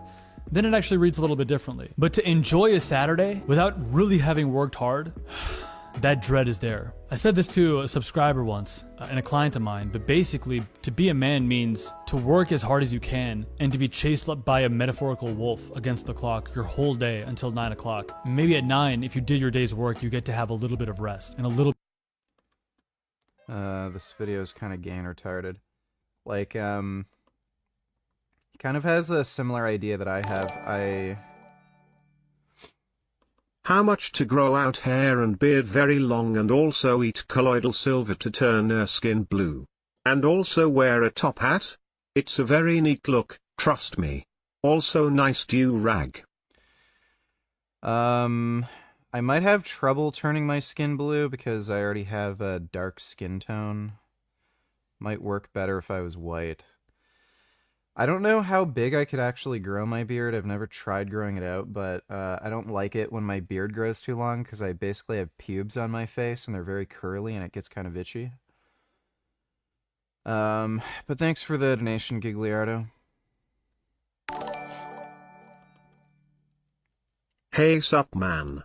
Just catching up on the stream. Had a long good workout but I notice I sweat a lot but still get cramps after drinking water. Tips?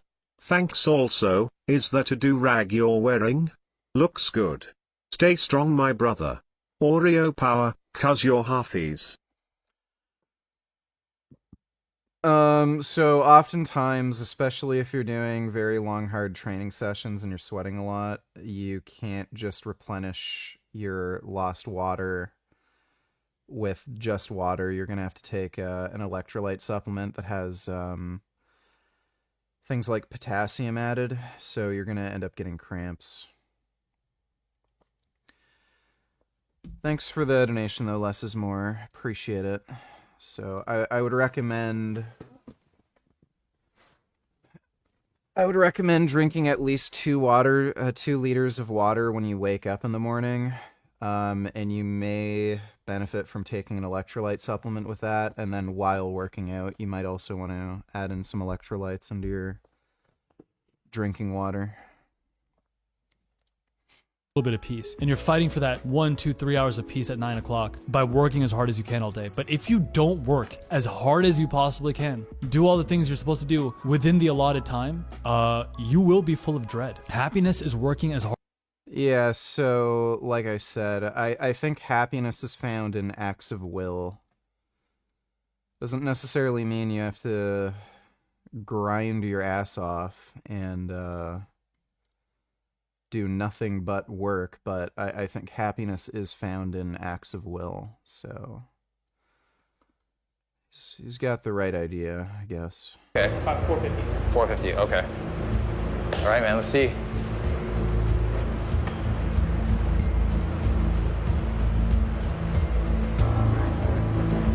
$607.4. That's less than you thought. Yeah, that's huge. Let's go, dude. Majin Buu donated $2. By changing ourselves, we become an inspiration to others. Whereas by trying to change others, we only become a nuisance. And we set the best lesson, and we teach the most when we prove that we can rise above our own limitations, and thus indicate that others can do the same. Okay, that's nice. Thanks for the donation, Majin Buu. That's huge. That's after the swim too, right? Yeah. It was great to see a boost of confidence after the weigh-ins. With spirits high, we got ready for our second workout of the day by digging into the pre-workout meal. All right, buddy. Meal 2, what is it? Yeah, so this is 8 ounces of chicken. Okay. And then 125 grams of potatoes. It looks so tasty.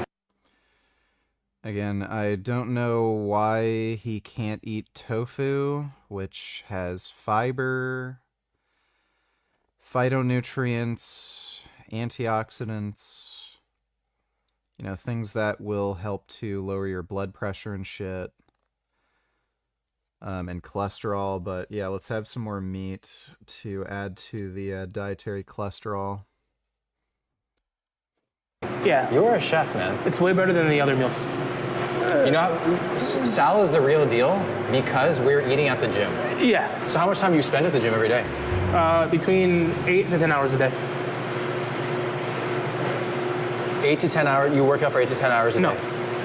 Well, I'm training probably 3 hours a day. Okay. And then I spend 5 hours here either playing chess or hanging out just in community, right? So for me, having a place that's safe to where there's a limited food environment allows me to have success in my weight loss journey. One time I brought some food in here that I wasn't supposed to bring in here. It got snatched from my hands. Like, it snatched from my hands. Those are real friends. That's real friends. Okay, let's put your meat in my mouth. Here we go.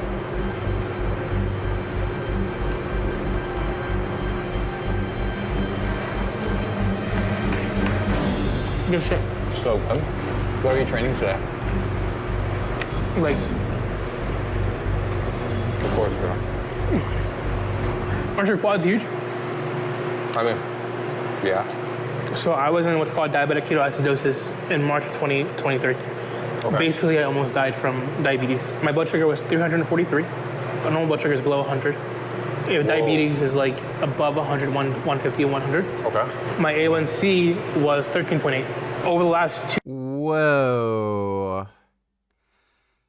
13.8 HbA1c.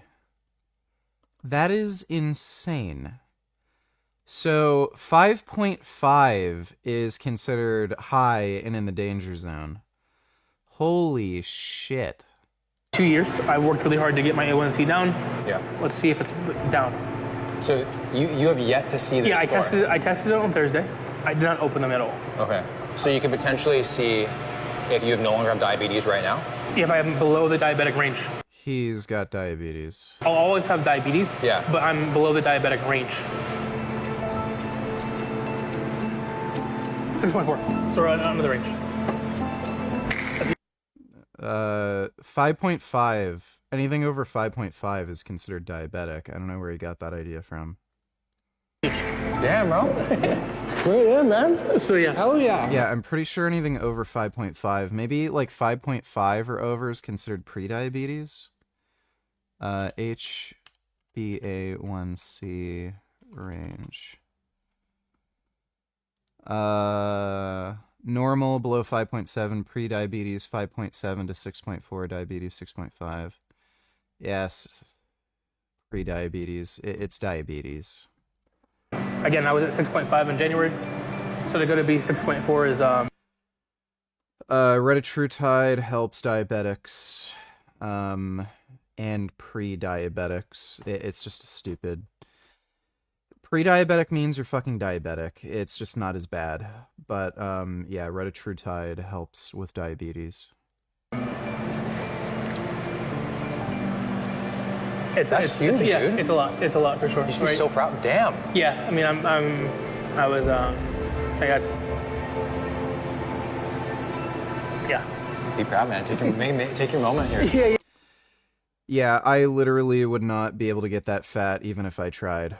Even if, like, there was a situation where I would get $1 billion if I got that fat, and as soon as I got that fat, I would shrink back to my normal size, like, instantly, like, as if I never gained weight again. I don't think I could literally do it. That it's just, like, a hurdle that's too high to jump. You know, yeah, it's a lot of work. A lot of work.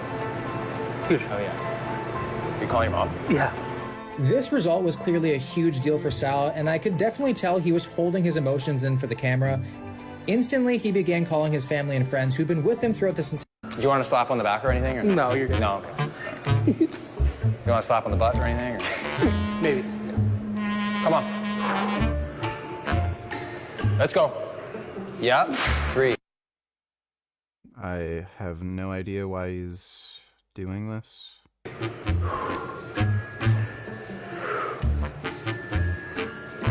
Come on, Sal. Let's go. He's got 315 loaded on the bar, and he can't do a half squat. Are there no machines that he can use? Yeah,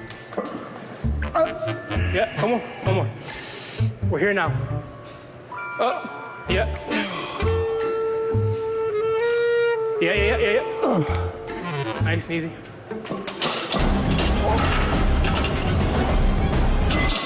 Woo! Fuck, I almost missed that re-rack, bro. Yeah. Shit. You're right. He was right there waiting for me. Damn, bro. Come on, two more. Let's get 8. Come on. Day deep, come on. Let's go.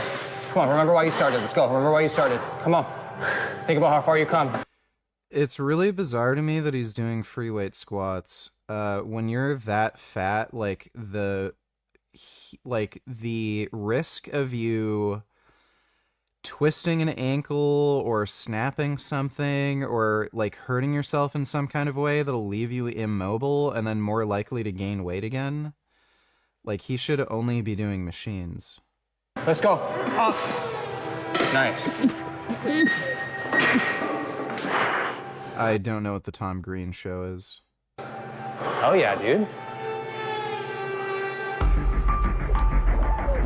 Oh, easy. Easy stuff. So what do you say is the hardest part About coming to the gym in general for you. Getting in the car? Getting in. Dude, I'd hate to share a machine with this guy. He must stink. Imagine his, like, just gross, greasy sweat on a machine, and then you have to use it next. In the car. Yeah. Once I'm here, I might as well do something. Yeah. Like, why the fuck am I here if I'm not gonna work out? If I stay at home and don't do anything at all, it's kind of wasted a day. Yeah. And at this weight, at this size, I don't know how many days I have left. What has been the biggest challenge for you? The diet. When you have food addiction, you don't engage in your addiction in front of people. When you say food addiction, I feel like a lot of people don't really know what that is. So is that like, is it kind of like out of your control? Are you ordering all this food, you're not hungry, and you're just eating it anyway? Or like what's like going on in your head? Let me explain food addiction to you like this. This is a water bottle. Let's say it's a piece of steak. Where's the water bottle? In the garbage? Should you eat the water? Should you drink the water? No. Should you have the steak? No. I want the steak. I want the water. Even in the trash, in the garbage, I want it. You're always thinking about food. Right. And is that something that's been like developed over time, or did you notice it from a young age that you were pretty food focused? From a young age. From a young age, yeah. But it got worse over time. Because the heavier I got, the more shame I had. The more shame I had, the more I wanted to eat. In the moment, grabbing the food and putting it in my mouth, there's no shame. Right. As soon as it's over, though, full of shame. And you feel like shit, yeah. Full of guilt, you feel like shit. Yeah. I'm gonna go get my water. Look, he just threw his phone. Look at what just happened. Well, come on, bro. You got. Okay. I actually feel so bad. Are you all right? Yeah. Shit, dude. I'm pretty sure this didn't just happen. It did just happen. I saw your phone was fresh in the kitchen. Did you sit on it? St. John's is losing. That's not good. Get your head in the game. What the? Let's turn this off. Well, this one feels nice. Yeah. Do you have any piece of advice for people who are out there who are struggling with their weight, don't have any idea what to do, but they want to make a change, but they're kind of just stagnant right now? Yeah. I think that for me, it was definitely calling a friend of mine, Avery, and saying, hey, here's the situation. I'm struggling. And the first thing he said was, get your ass to the gym. I'll be here every day. Come, we'll talk, we'll work out, and everything like that. Yeah. You can't lose this much amount of weight by yourself.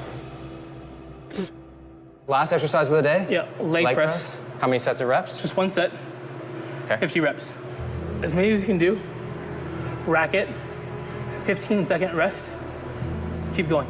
Oh, so we're doing a 50 rep cluster? Yeah. Okay.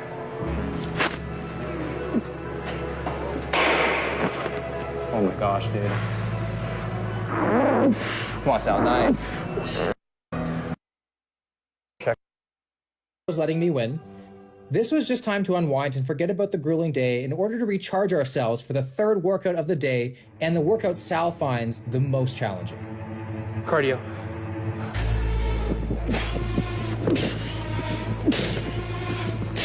Now, this cardio might not seem like a lot for most of you, but for Sal, it used to be something he couldn't even finish without collapsing on the floor.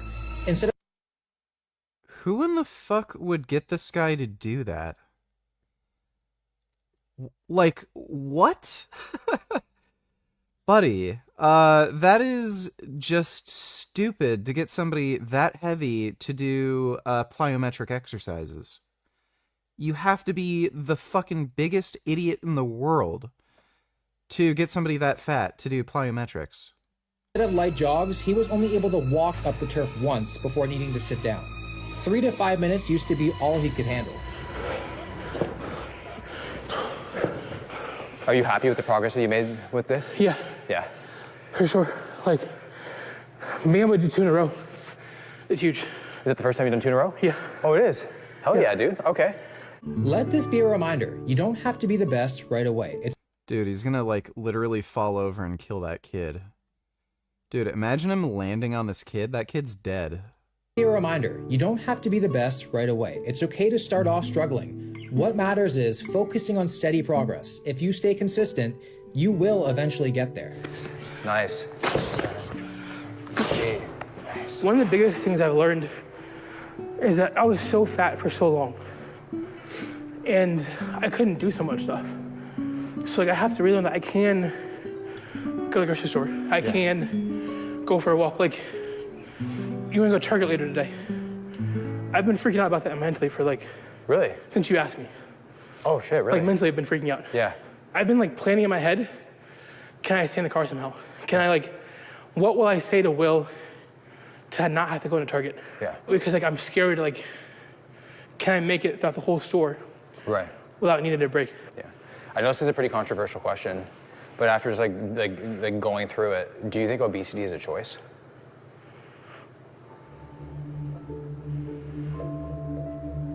Yes and yes, it is. No. Obesity is a product of disease. That's just how you're just predisposed. The choice lies within not choosing to. You put the food in your mouth. That is a choice. Get help. At the end of the day, the fork, the hand, has to go from the plate to your mouth. Yeah. I would venture to say that most bodybuilders, most folks in the health space who are trying to get really big, have a massive food drive. Yeah. They've just developed ways in order to maintain their food drive. That's true. Yeah. And not get obese. Yeah. Right? How do they harness their quote unquote disease for success? That's literally like the entire fitness industry. It's like this anabolic kitchen. How can you make these low calorie things taste? Yeah, that's true. I basically wasted 28 years of my life by getting this obese. Couldn't do certain things, missed out on so many opportunities. The goal I have now is to not miss out anymore.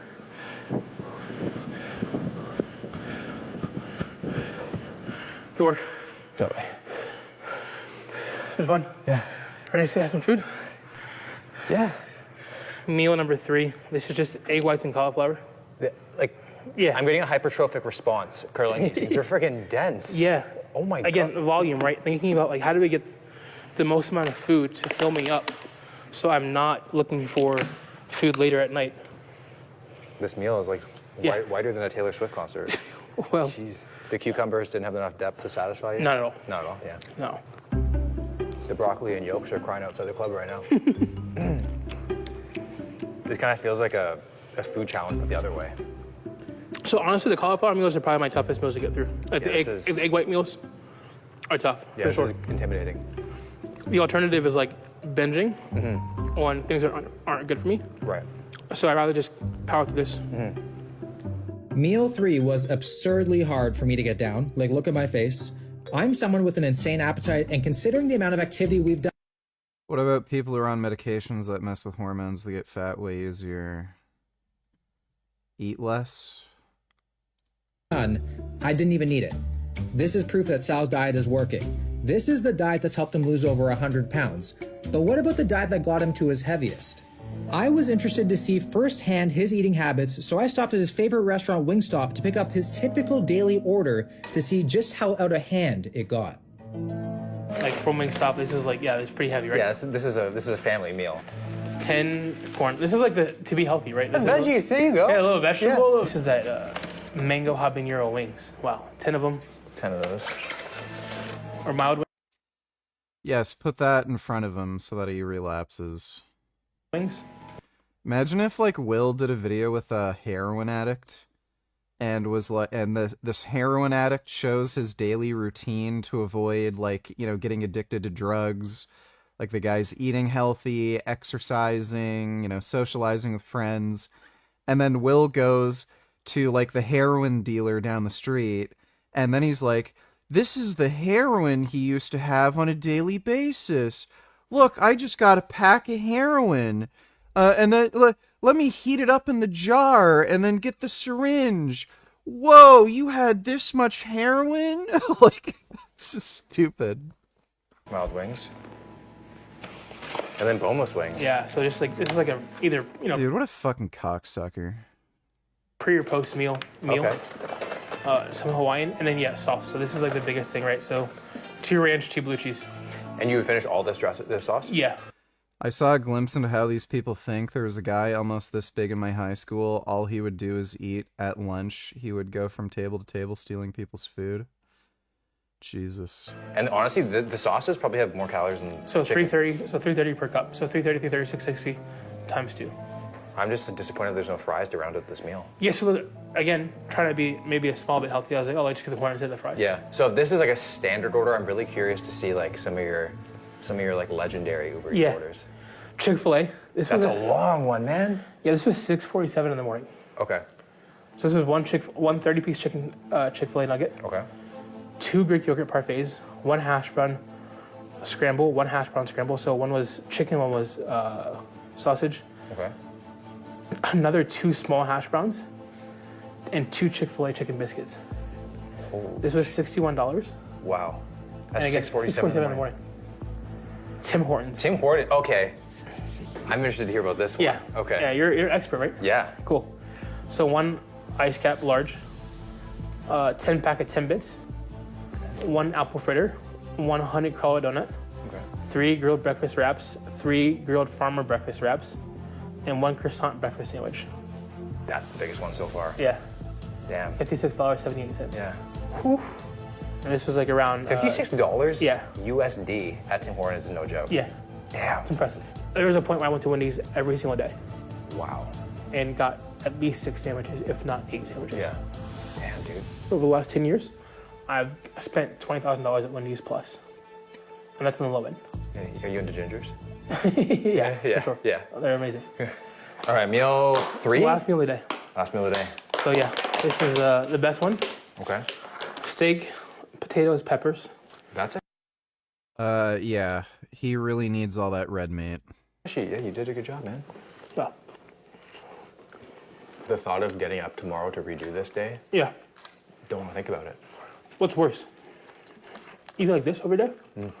Or dying? Well, maybe put it that way, Yeah. yeah. Do you ever have days where you feel like you're not going to be able to do it? I get a lot of hate comments, so. Do you really? Yeah. Like, what do people say?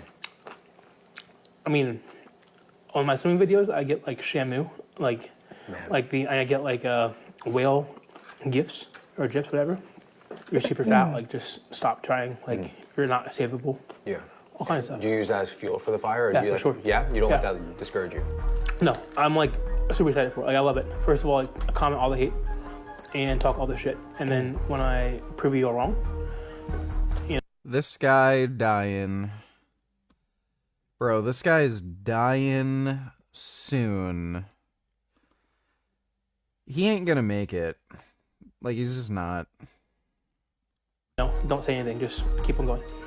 Like, he has really, really fucking... Like, he has heart failure.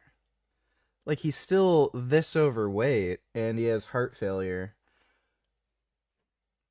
So, like, just for comparison, when I bulked up to bench 410 pounds, I benched 270. When I started I benched 410 at 270 pounds. When I started my diet, I started at 276. Exactly 3 months later, I was down to 206. So I lost 70 pounds in 3 months. Now, weight loss rate can like fluctuate and shit. Metabolic adaptation is kind of a thing. I think it's overblown. But, like, I was able to lose 70 pounds in only 3 months. And I don't know how fast this guy's losing weight. I don't think it's 70 pounds every 3 months. Let's say over the long run, like, with metabolic slowdown and adaptation and shit, like, maybe I would end up, if I was that fat, like maybe losing 40 pounds every 3 months, something like that. I highly doubt this guy is, like, he could easily lose, 150 pounds a year if he really wanted to, if not more.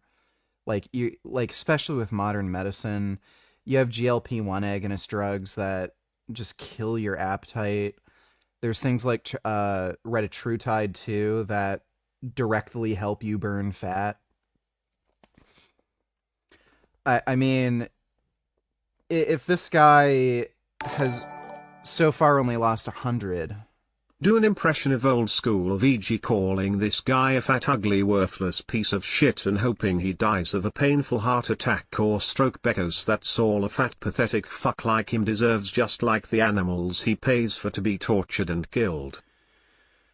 Well, Dodo, under normal circumstances, I'd be more than happy to do that, but I currently have a strike on my channel, and I don't want to risk violating community guidelines again and, you know, breaking the rules for harassment and bullying. So even though, you know, context matters and whatnot, some YouTube moderator is going to see it and then be like, you broke the rules.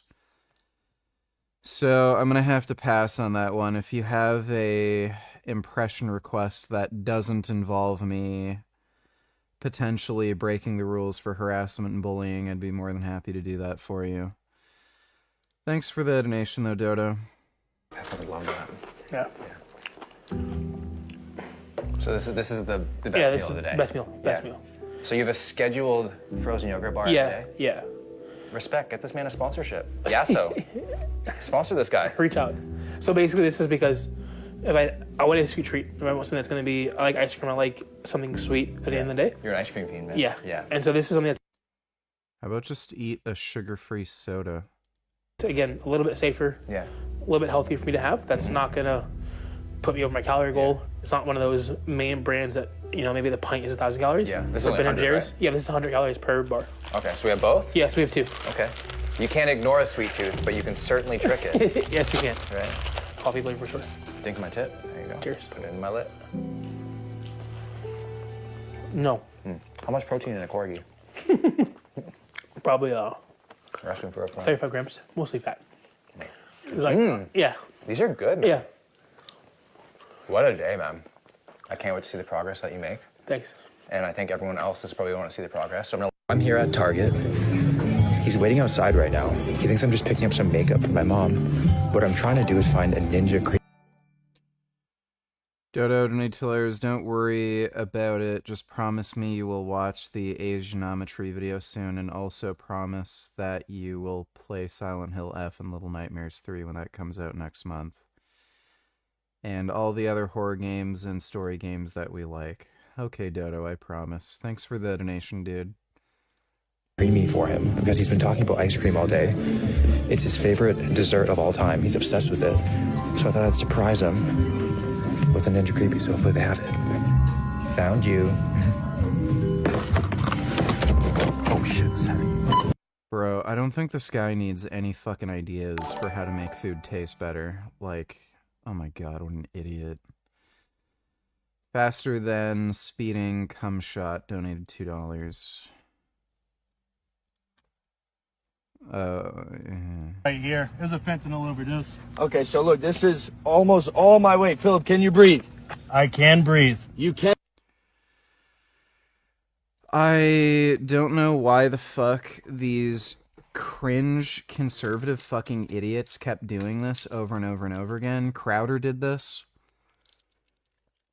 You can literally look at... So this goes with the narrative that the cop was resting his knee on George Floyd's back.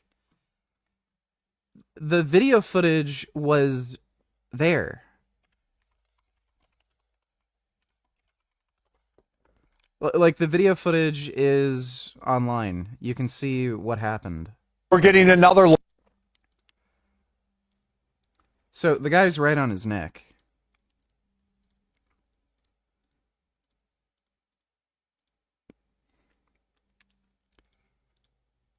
There's some cell phone video that was shot. Let me see if I can just quickly find it.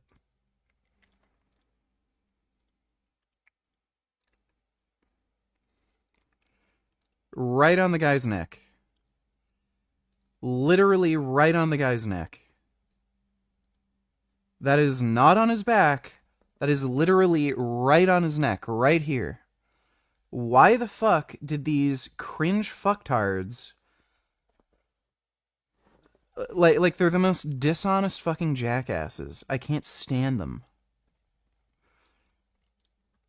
Like, if you want to make the argument that George Floyd isn't some, like, fucking martyr or hero, like, whatever, yeah, the guy's a piece of shit. But the cop was laying on his fucking neck.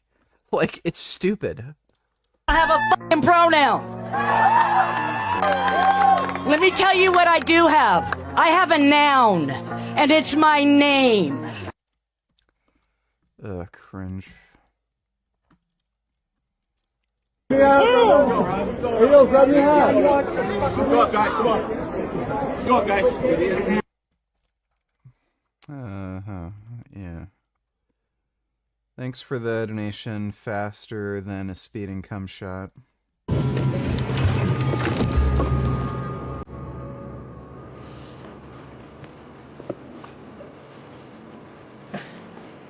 Yo, I got this for you.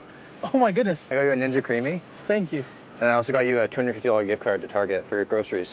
What? You didn't have to do that. This is... We've been talking about ice cream all day. Yeah. So I have to do this for you, man. I appreciate it. Yeah, dude. Yes, this guy definitely needs a food gift card and a thing that will make him better tasting food that I can eat more with.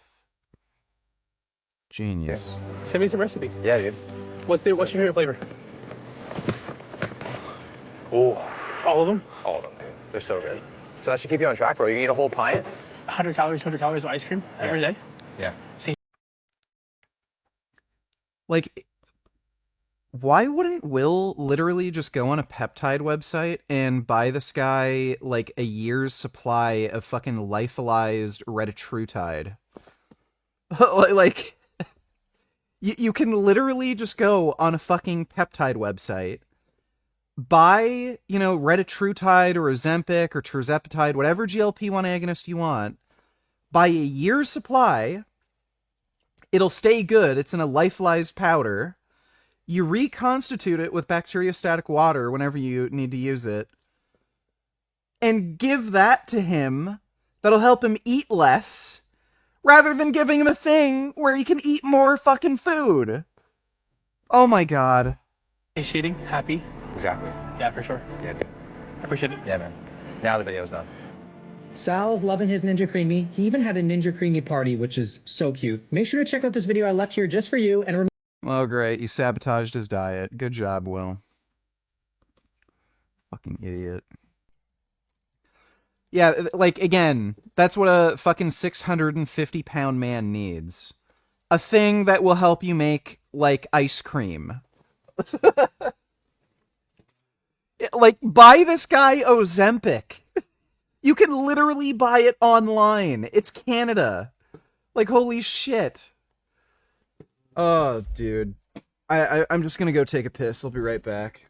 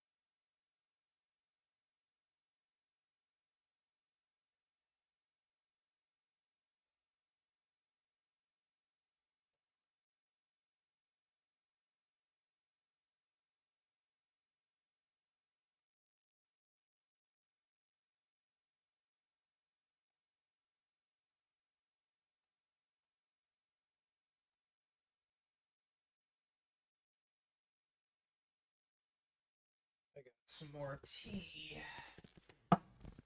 Oh. Dude, I fucking love black tea. Black tea is the best tea. If you disagree with me, you're just fucking gay and retarded.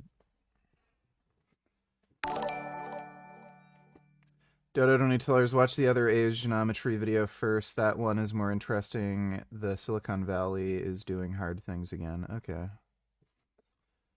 We can watch that. Thanks for the donation, Dodo. Left are taking Elon out of context. By fight back it's implied politically, not physical violence. They just beta pro poly s. Hair is a sign of health, therefore attractiveness. Maori's got balls.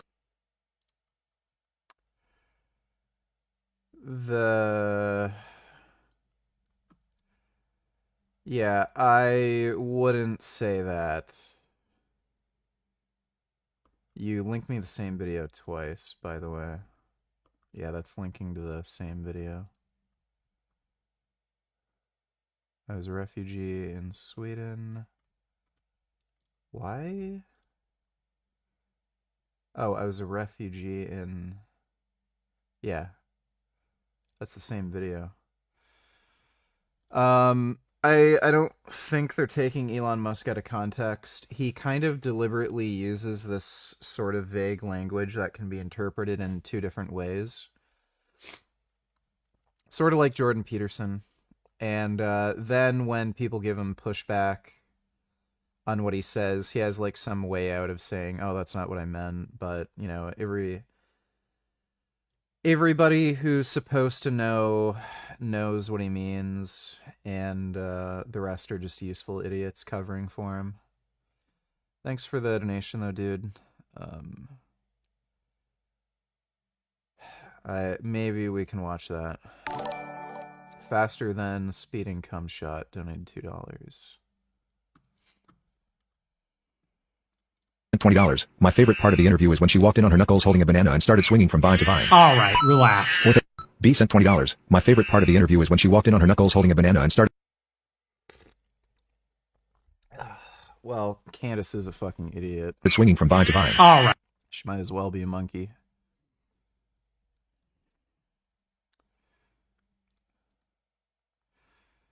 Yep. Yeah, that probably hurts.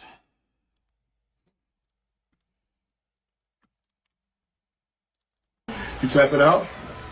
Are you tapping out? No, confess it. No. You're not tapping out? Get back in position. Let's go.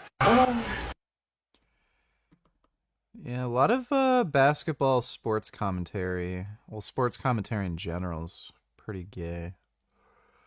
Thanks for the donation, faster than speeding cum shot.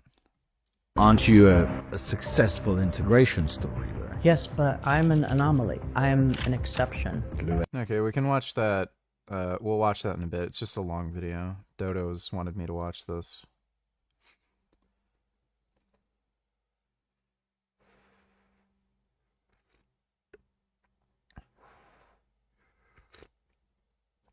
Oh, whoops, did I not? Fuck. Again after a year for another round of talks and visits. The AI boom is entering its third year. In some ways, that is young. To compare, the mobile boom at 3 years had yet to see the iPhone 4, and the App Store was just taking off. Year 3 for the AI boom feels different. It feels like things are becoming for sure. Certain assumptions and feelings are locking in. At the same time, the open AI dream has fired up a new generation of builders, and for that reason, I think Silicon Valley is more exciting than it has been for many years. As always, this write-up is all about vibes, no data. But the thing to realize is that we must embrace the vibes, since that's how things seem to operate nowadays. I visited the Bay Area to attend Hot Chips, the same reason I came last year. And as usual, I was not able to attend too many of the sessions because I flew in rather late and ended up talking to people around the show, which I guess is better because you can just watch the sessions online anyway. Last year, the big theme was the plethora of AI accelerator teams. With NVIDIA turning huge margins on its chips, startups and big companies alike were trotting out their own AI ASICs. Intel's Gaudi 3, Meta's MTIA, Furiosa's RNGD, Microsoft Maya, etc. This year, I got the sense that the window for new AI chips has closed. With the exception of Google's Ironwood TPU, which looks to be very impressive, nobody is really close to what Nvidia has. The headlining event, in my opinion, was on the morning of day 2, when 4 photonics companies, Celestial AI, Ayar Labs, Lightmatter, and Nvidia, went back-to-back to present their solutions for AI. I wasn't there, but apparently shade was thrown. As I somewhat mentioned in a prior video, the power demands of modern AI accelerator chips have grown to such an extent that it is finally dragging the photonics industry out of a decades-long slump after the telecom bubble burst. The photonics lineup caught the buzz, and to me it is a sign of the AI industry's insatiable needs for scale permeating through the semiconductor supply chain. The grid energy limitations are so insane that it is funding entire new technologies. Silicon photonics is known to be a very hard manufacturing problem, and is notorious for having a relatively small market outside of a few niche applications. Look, everybody. I got a gum-gum. This is my gum-gum. This is my big, handsome gum-gum. Do you see this? Do you see this big, handsome kitty? He's so good. This is what you call a good kitty. I love my gum-gum. Such a good baby. Which leaves me somewhat concerned about the potential fallout in the case of an AI winter, but I go ahead of myself. Another presentation that I attended was Rapidus, the Japanese foundry experiment out in Hokkaido. The CEO gave a presentation, remarking that it was the first time in 20 years that a Japanese company had done so in hot chips. What brand of black tea? It's the good one that actual British people drink. What is it? I think it's Earl Grey.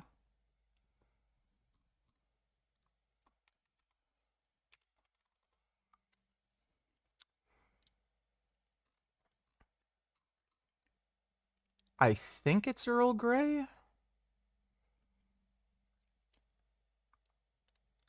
It's one of the good ones anyway. Ever since Ken Kutaragi Yorkshire. Yeah, that's it, Yorkshire. came on stage to do a presentation about the PlayStation. Rapidus is working on a 2nm process node using technology licensed from IBM. This IBM process is a research process that is clearly not ready for high volume, and fortunately they know that. But they are going in a different direction than what I thought they would do. Instead of adapting the 2nm process to high-volume manufacturing, they instead are co-optimizing their fab and process for the world's fastest possible turnaround time.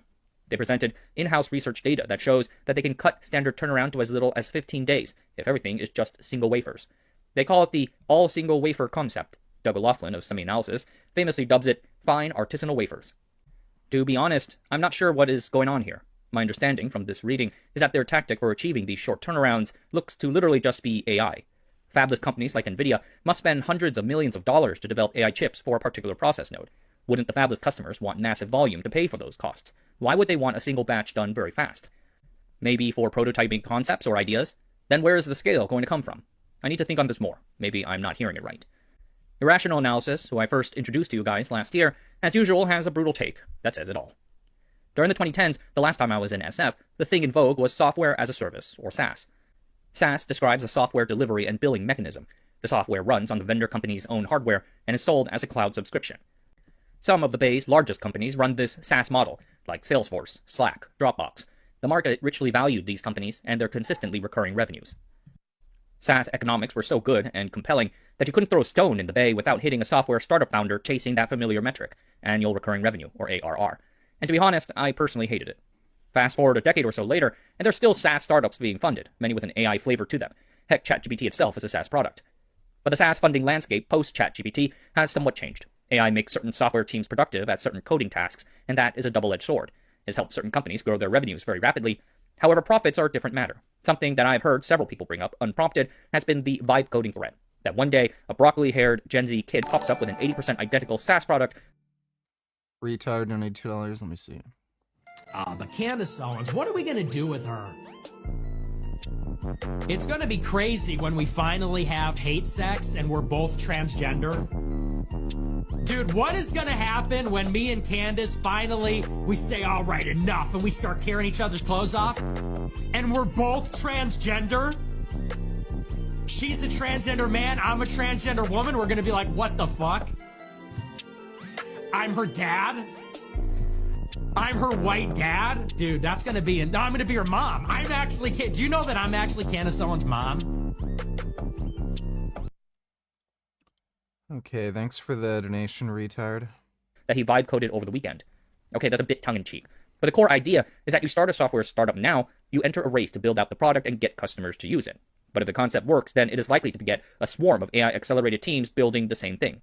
Doug O'Loughlin nailed it in a recent Fabricated Knowledge newsletter when he said that AI represents peak software. AI makes software programmers so much more productive that startups without a quote-unquote head start in the form of proprietary data, regulation, brand, or an advantage in enterprise access will have a hard time. And I think founders should start considering what that means for their own plans.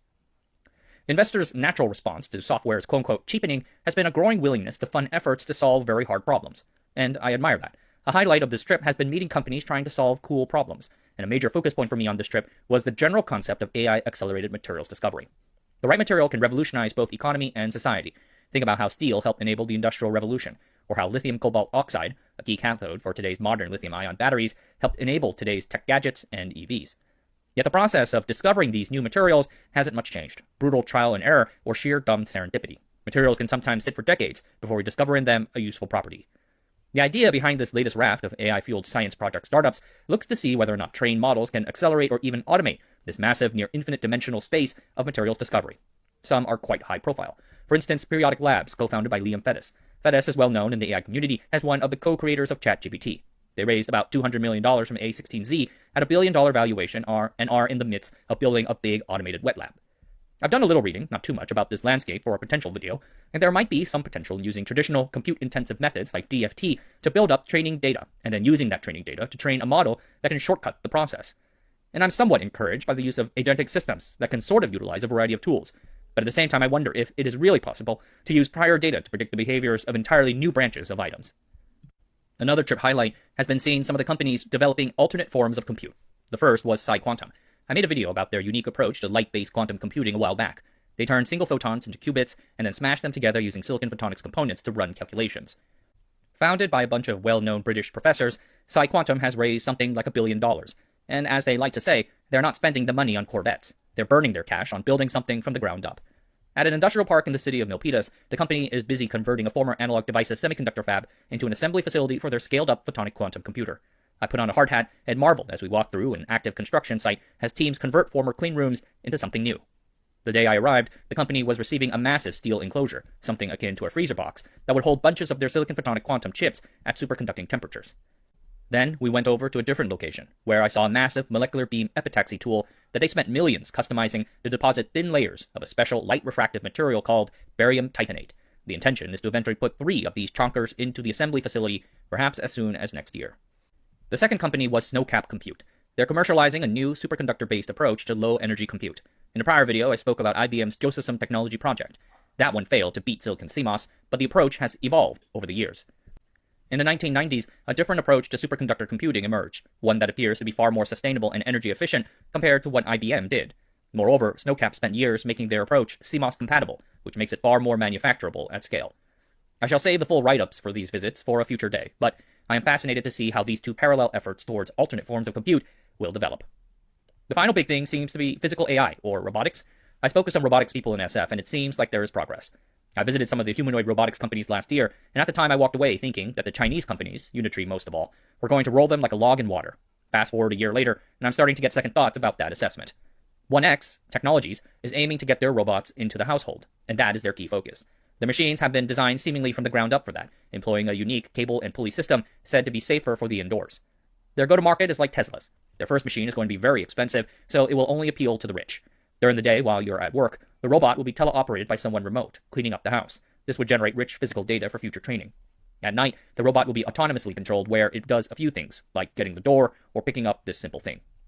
I think the key thing is shipping. If there is one lesson that these companies can take from Unitree, is that they have to ship more often.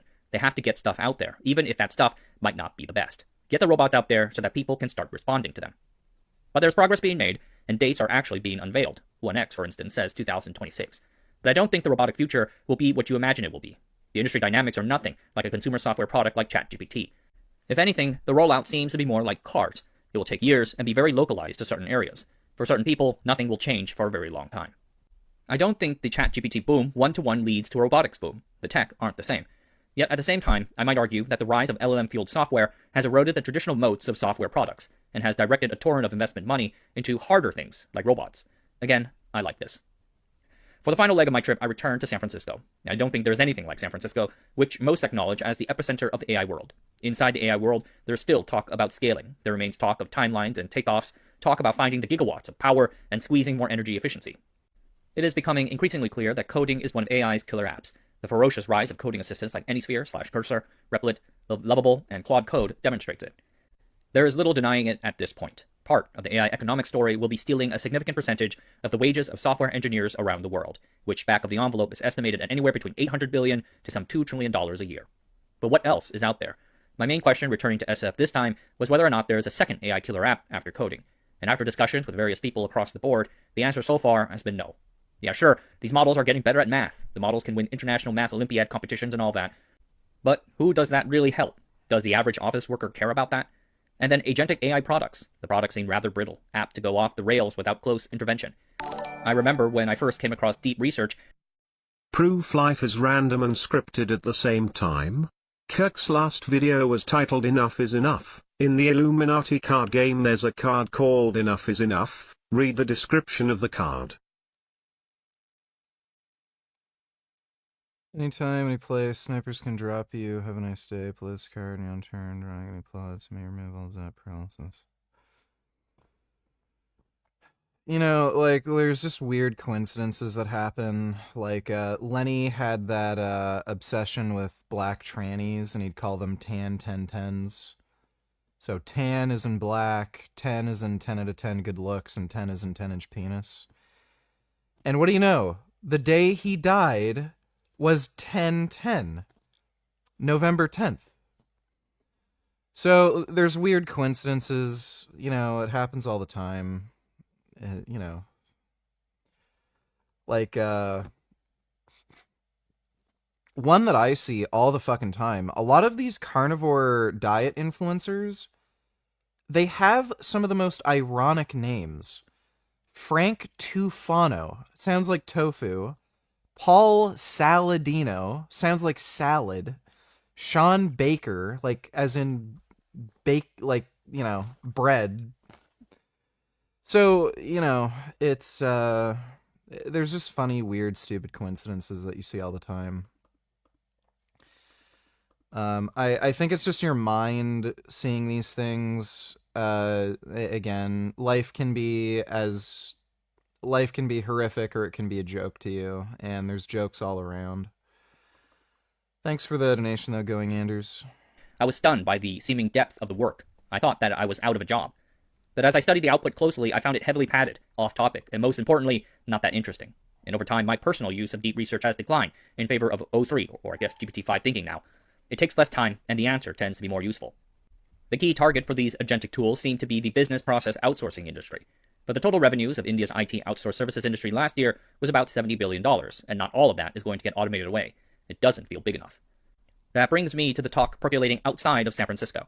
Outside of SF, there is increasing acceptance that there is indeed an AI bubble, and discussion of the looming economic challenges that the AI ecosystem must weather later when that bubble does inevitably pop. Few people have tried to do quantitative analyses of the returns that the hyperscalers are making on their AI capital expenditures, but several who have say that it is not good. The reasoning behind why the popping of the AI bubble won't hurt so much was that these tech giants will fund these build-outs with pure cash flow, but now the information is reporting the presence of joint ventures, backstops, and debt offerings with third-party investors. And I cannot help but think back to the deals that Intel did with financial investors Brookfield and Apollo. If these are actually making money, why bring in the partners? Now, if AI solves one of the millennium problems, like the Navier-Stokes existence and smoothness problem, as someone offhanded predicted to me might happen over the next year, then wealth dynamics might change, and proof of such real breakthroughs will likely reignite the hype to a new level. AI materials discovery, alt computing, agentic AI, and robotics, and whatever else is going out there that I wasn't able to meet. It all seems rather crazy. Will any of it work? Or is it just a bunch of batty scientists just indulging their fantasies? Or worse yet, will these end up just another Theranos? To this, more than a few people brought up the example of OpenAI itself. In 2019, the then unknown and quirky startup raised $1 billion from Microsoft, and nobody had any idea why this company needed all that money, and few believed their approach would work. And then guess what happened? I think the OpenAI situation has really reverberated throughout the rest of Silicon Valley. Suddenly, there seems to be a belief in commercializing hard technologies again. How will this end? I have no idea. But This is way better than funding another Uber for X or another SaaS. I would agree with that. So you are back. I mean, AI is clearly an extraordinarily useful utility. I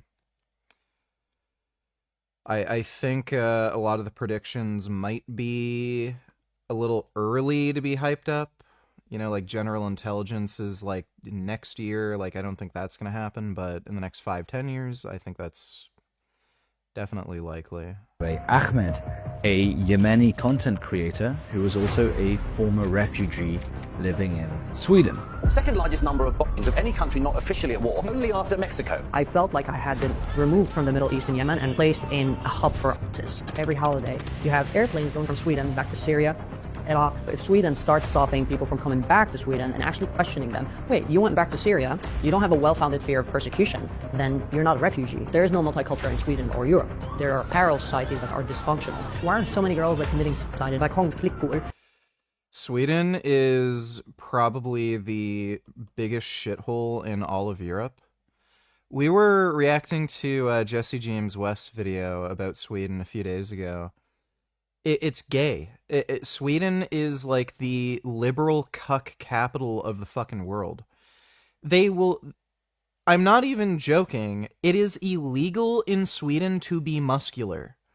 The police have the right to stop you in the street, regardless of any, like, evidence or probable cause, just because you're muscular, and they can force you to take a drug test to see if you've taken steroids.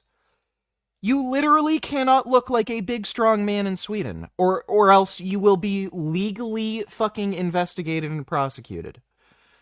That is how gay Sweden is. And yeah, sure enough, let's... Multiculturalism, oh, the Muslims are so good, bring them all in from Syria. Which means balcony girls. And it's basically girls who are from balconies because they've tainted the honor of the family. Deeply problematic social experiment that's not going to end well. In Sweden, do I look like I know what a JPEG is? I just want a picture of a goddamn hot dog. I'm sure you can find that if you Google it. Thanks for the donation, Hank. Sweden. The book of the Quran has sparked 4 days of violence in a number of cities. How are you going to be able to teach millions of Muslims that they should accept the Quran? Last night, he was in his apartment. I would say the gravest mistake in Sweden's history. I saw how the Swedish government and the Swedish system was failing and betraying their own people, and I could no longer trust it. I thought to myself, if this is how you treat the Swedes who built this empire that we're all running to, how are you going to treat me in the future? But this conversation is not going to be had in Sweden until maybe 2030, and I'm so sick of waiting for the Swedes. My name is Stefan Thompson. I'm the founder of Visagrad24, and today I am here with Louay Ahmed, a Yemeni content creator who is also a former refugee living in Sweden. Louay, great to have you. Thank you for having me. Could you tell us the story of how you became a refugee in Sweden? So I was a writer and a human rights activist in Yemen as a teenager. I went out in the Yemeni revolution during the Arab Spring to fight for women's rights and equality and all of that. One thing led to another. I was invited to come to Sweden to do a lecture about the revolution as a young revolutionary Yemenite. And upon going there, my family had told me not to come back and seek asylum. And at first I didn't want to do it because why would I move to Sweden when I want to change my country, Yemen? And then I thought about it and went back to my room and remembered that I was homosexual, or am homosexual, and remembered that there's a death penalty in Yemeni on my neck. And I would not be able to be vocal and loud and say everything that I feel and do everything that I want to do in Yemen. So I took the opportunity and I moved to Sweden and I sought asylum there and became a refugee. So Sweden is an interesting place because it has been a safe harbor for many people. And from the Yugoslav wars, when it brought in a large number of refugees from former Yugoslav countries, all the way up to the Arab Spring, there's been about 10% of the country is formed of people who have sought asylum in Sweden. And yet the country has transformed drastically from safe haven with one of the highest security rates in Europe, one of the lowest sexual crimes rates in the world, to now becoming something very different. And I wanted you to tell me about, having lived there, you've witnessed some of that transformation. Could you tell us about it? Absolutely. Sweden has done one of the gravest mistakes, I would say the gravest mistake in Sweden's history, which is they thought that they were rescuing refugees who were fleeing war and who were fleeing to find freedom and security. But what they did was they saved many refugees who did flee away from oppression and tyranny, but they also saved the terrorists and the extremists who are suffocating this freedom. When I first arrived in Sweden, I arrived at a refugee camp in Halmstad. And in this very refugee camp, I felt like I had been removed from the Middle East and Yemen and replaced and placed in a hub for ISIS. In 2015, when I was still at this refugee camp and the Charlie Hebdo attack happened, my roommates and the people at the refugee camp were out and celebrating, and they made cake, and they were celebrating terrorism, basically. And I remember thinking to myself in Sweden, wait, I thought Sweden was saving us refugees, but here I am in a refugee camp with more than 60 people, and the vast majority of the refugees who were in this refugee camp were terrorist sympathizers. Why do you think these people were? Why do you think these people had come to Sweden? If I thought Muslims were all good. What? Like, yeah, no shit, dude. Oh my god. they were celebrating the Charlie Hebdo massacre, why had these people not remained in majority Muslim countries where they can live their Islamism? Why bring it to Sweden? Jihad. They want to commit jihad. There are a plethora of reasons. There's a push and pull factor. The push was Middle East is not a safe place for anyone really, but more specifically women, Jews, gay people, Christians. And so if it's not a safe hub for all these people, it's not a safe hub for the Muslims either. And they also want to leave. Most people in the Middle East and most Muslims living in the Middle East, or religious or non-religious, want to. Oh man, our country sucks because of Islam. Let's go to another country and spread Islam. Like, that's literally how they think. They're fucking retarded. Dude, humanity is literally just a bunch of fucking retarded chimpanzees. Like, my god.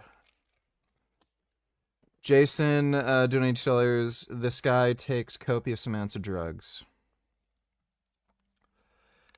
I don't know how much drugs the guy's on. I know he takes steroids, and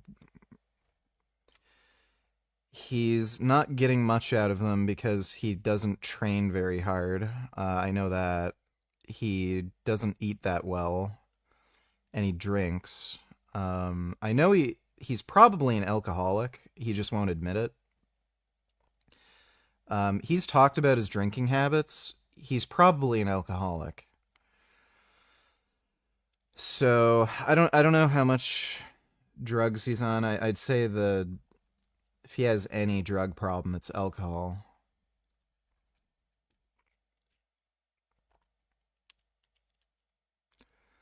Yeah, for a guy who talks about mogging people,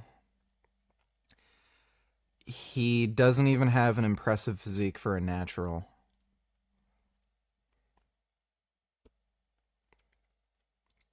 Yeah, if I were to see this guy, like, the only thing that gives away that he's on steroids is, one, his nipples. They're a bit puffy. And I guess the veins in his arms, and he's a little red. Other than that, like, if I didn't know any better, I would be like, if somebody asked me, natty or not, I'm like, he's probably natural, but skin tone's a little red, nipples are a little puffy, veins here, but, anybody can have that. Yeah, like, I mean, versus, what I got going on here. He's been on steroids for longer than me. He's been on steroids for a few years. I've been on steroids for, a month and a half now? So, like, 45 days?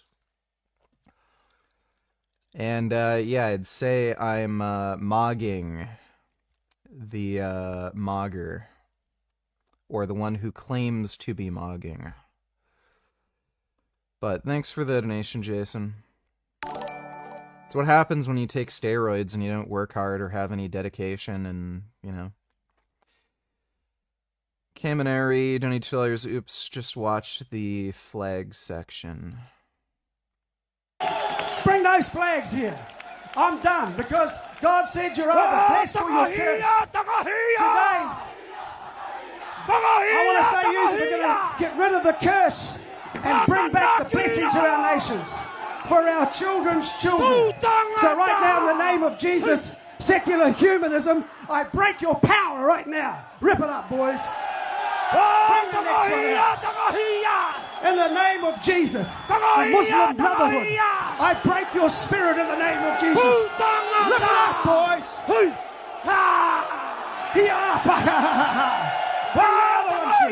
Here's the Islamic terrorist flag. In the name of Jesus, I bind you up, you terrorist organization. Rip it up, boys. Yeah.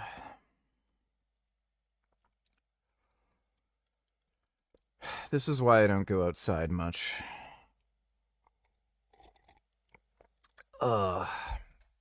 Society was a mistake. Thanks for the donation, Kaminari.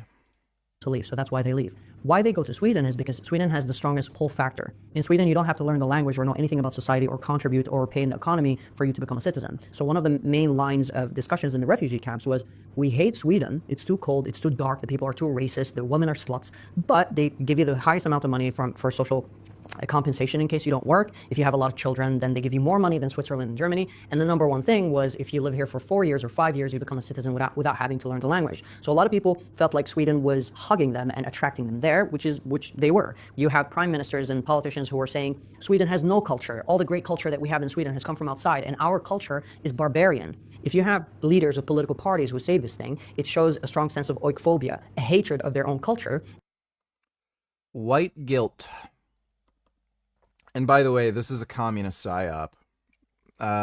Communists, particularly Russia, spread this fucking bullshit about white guilt to try to collapse Western civilization. And a love for other cultures, which also has another name, which is masochistic nationalism. The multiculturalists and the leftists in Sweden and Europe, they believe that they're multiculturalists, but there is no multiculture in Sweden or Europe. There are parallel societies that are dysfunctional. What these people are masochistic nationalists, which is kind of like, they are nationalists, but of other cultures that they have absolutely no idea about. So you have far leftists who speak greatly about other cultures in the Middle East and people who come from other countries where they wouldn't be able to survive in these countries and in these constitutions for 1 minute. But hypothetically speaking, if you couldn't be jacked on a vegan diet, would you still be vegan? Yes. It is a part of this Western Marxist oikophobia of we love everything else and we hate ourselves that has really laid the groundwork for the migration policies that we have seen in Europe and most specifically in Sweden. Isn't a solid counter-argument to what you're saying about failed migration policies is your own story? If you go from being an Islamist to being someone who is now fighting to defend what Western Europe once was. Aren't you a successful integration story there? Yes, but I'm an anomaly. I'm an exception. I'm not just me. There are thousands, if not tens of thousands of Middle Easterners who fled the oppression. Real refugees, they do exist. And I'm one of those people who fled a law that wanted my blood just for simply existing. So there are plenty of refugees that do need the help, that do need to be rescued from the Middle East and from these authoritarian regimes. But what Sweden has done is it's opened its borders for everybody to come. So how would you sift between someone like you, who was worthy of asylum, and someone who, in your opinion, isn't? That is a question that you need to ask the politicians in Europe, not me. But I would say, as it is right now, there is no sifting process.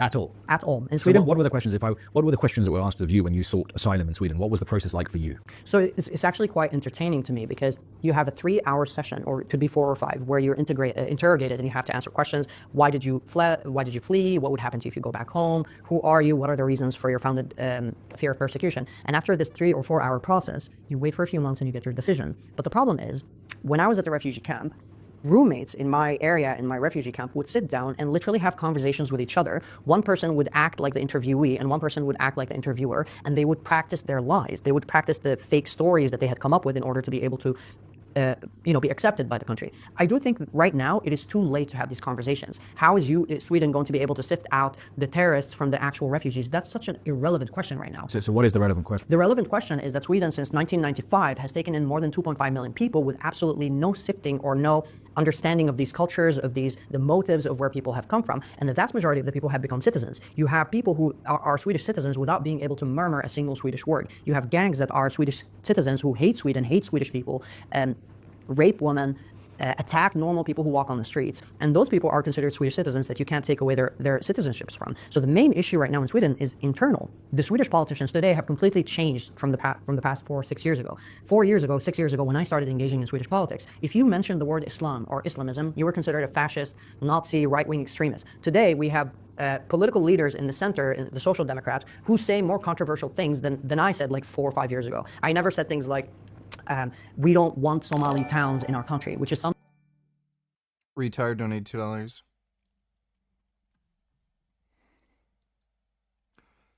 Black man pulled out his junk and peed on a white child in a movie theater. Father does what a father has to do in it. Maybe I should watch that off stream.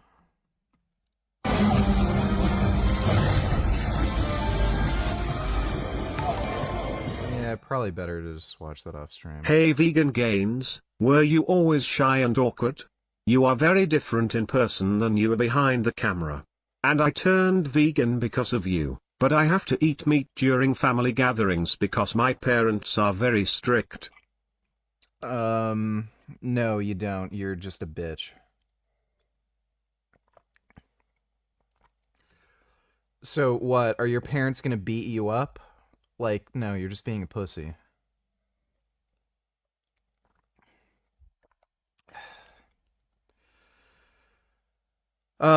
Wouldn't say I'm shy and awkward. I know some people say I'm awkward when they meet me. I don't know. I might have like weird, social things. Like, I know some people, are weirded out when I don't say hi to them when I first meet them. Sometimes I'll just stand there. Or, I don't know, I'll just start a conversation. So some people get weirded out that I don't say hi. And I guess sometimes I'm quiet and I don't talk much, but it's just because I don't really have much to say. Wouldn't say I'm shy though. Thanks for the donation, Veggie Warrior. Well, I'm glad that dad beat the crap out of that dude. Pretty fucked up. Thanks for the donation, retard. Crouching Tiger, Hidden Butthole, donate $2. Hail Satan! Let's start there! Alright, come here. What's going on, sir? You tell me what's going on. Yeah, I just heard you yell Hail Satan. Yep, Hail Satan. You brought the kids out here today. Yeah, because I'm not going to let them grow up to be fascists like you. Yeah, what makes me a fascist? Probably your love for fascism. Alright, we made it out. Hey, easy. Why are you here? To show the people what's going on, man. You have 2.5 thousand people watching right now. What would you like to say to them? 5,000 Nazis. What are you doing here? You're not welcome here. I'm not trying to be welcome here. I have the right to be here. This is not democracy. Can I give a speech? No. You don't get a speech. Fuck Donald Trump. He's a stupid motherfucker. Wait! Yeah, I mean, a lot of these people are kind of crazy. Why? Like, the thing is, right-wing conservatives will, like, show footage of these whack jobs, but, I mean, look at any of these MAGA fucktards, they're not any better. Like, look at the January 6th insurrection. These people do the exact same fucking thing. But again, like, none of the people on the right are self-critical. Oh, yep, my bad. Oh, look, there goes the bird. How you doing, sir? You joining the protest? Yeah, are you? Yes, sir. Oh, right here? Dead? I ain't no racist, sir. Yeah, no, we just out here chilling. I ain't a kid either. I've seen that clip before. Thanks for the donation, dude. Something that social Is that something that you consider radical? To say we don't want Somali towns in our town. I don't consider that to be radical, but to the Swedes, it is. 4 or 5 years ago, it was not just radical, it was Nazi and far right and racist. So we see a shift in the policies, and we see a shift in the mindset of the Swedes and Swedish politicians, which is, to me, very little and very too late. Because what we see on the streets in Sweden right now is Sweden does not exist in Stockholm. If you take the train from the center of Sweden and you go to Rinkeby, which would take you like 10 minutes. I've been there. I've interviewed people in Rinkeby. We put away our camera equipment and left. We actually never took it out of the bag, to be entirely honest with you. The insecurity was just too big. It's absolutely horrifying. I do remember when I was in Malmo at university, I was going to a party in Rosengård, which is kind of like Malmo's Rinkeby, and I had a friend there who was blonde, blue-eyed, and he was supposed to come to the party. Once he found out, I told him, come to the party. He's like, yeah, sure. He asked me where. I was like, oh, it's in this area in Rosengård. He told me, no, I can't go. And I told him, why can't you go? And he said, look at me. I'm blonde and blue-eyed. I would get beaten on the street. And I remember in that moment thinking, wait, what the? You're a Swede. This is supposed to be your country, not mine. And I've had many moments such as that made me realize that the Swedish country is no longer a Swedish country. Another example was when I was in Malmo University, I was living, I decided to leave the student house and live and find just a room. I ended up living with a Swedish woman who was a pensioner, who would wake up at 6 a.m. in the morning to go work, even though she was supposed to be retired and just resting, and all because she couldn't make ends meet. And she had to wake up early in the morning, and because she had a lot of children and didn't pay enough taxes to be able to get a good pension, she was getting nothing from the government. I, a Yemenite who has nothing to do with Sweden, who had just moved to Sweden, I was going to university and I was getting money from the government in order to be able to go to the university, and I was getting more money than she did, even though she's Swedish. Do you think a nice place to live would be Norway, Singapore, or Japan? They're all shitholes, dude. I wouldn't want to live in any of those countries. Singapore would be the worst. Way too expensive. They also don't have freedom of speech. Their laws are super strict. Gay place.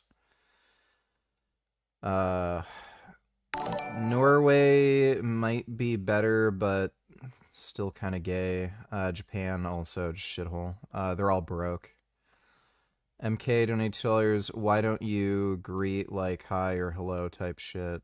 Sometimes I do, sometimes I don't. It's just whatever I feel like. Thanks for the donation, MK. Mean Guy Utter donate $2. Let me see. He was the nicest boyfriend that I've ever had, like to date. He was such a sweet, kind-hearted boy and just cared about me so much. And the reason that we broke up is I literally sat down one day just sitting in my room and I was like, wow, I don't actually like this kid. I just like how much he likes me. Ooh. I don't actually like him. I just like that he likes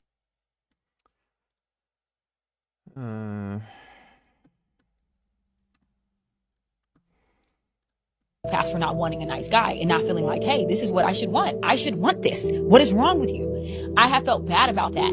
And I want to know, like, are we wrong for not wanting a nice guy? Typically, women are attracted to masculine men, and a lot of men who are nice guys, quote unquote, are not masculine. So that's all there really is to it. Women treating themselves to some disrespectful cock valid.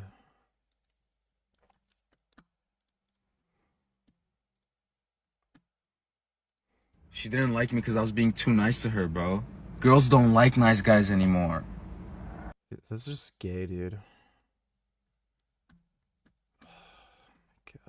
Nice guys. Number one, they're not actually ready for something serious. They think they are, but when a guy shows interest and is consistent and wants to see them, they run the other way. So they're probably just not ready. Number two, it feels inauthentic sometimes to us women when we see a guy being so nice right off the bat. Like, why do you like me so much?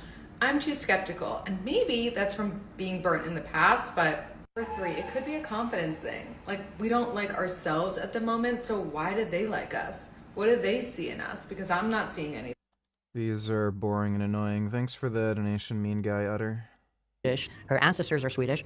Her bloodline and her history is what built this great country. Meanwhile, I just took a plane from Sana'a to this country, to Sweden, and was getting all of these silver plates from the government while I was seeing my roommate, who built this country, get nothing and have And go to work as an old lady. And go to work as an old lady Sure. just because she did not pay enough taxes. And to me, that was, I saw how the Swedish That's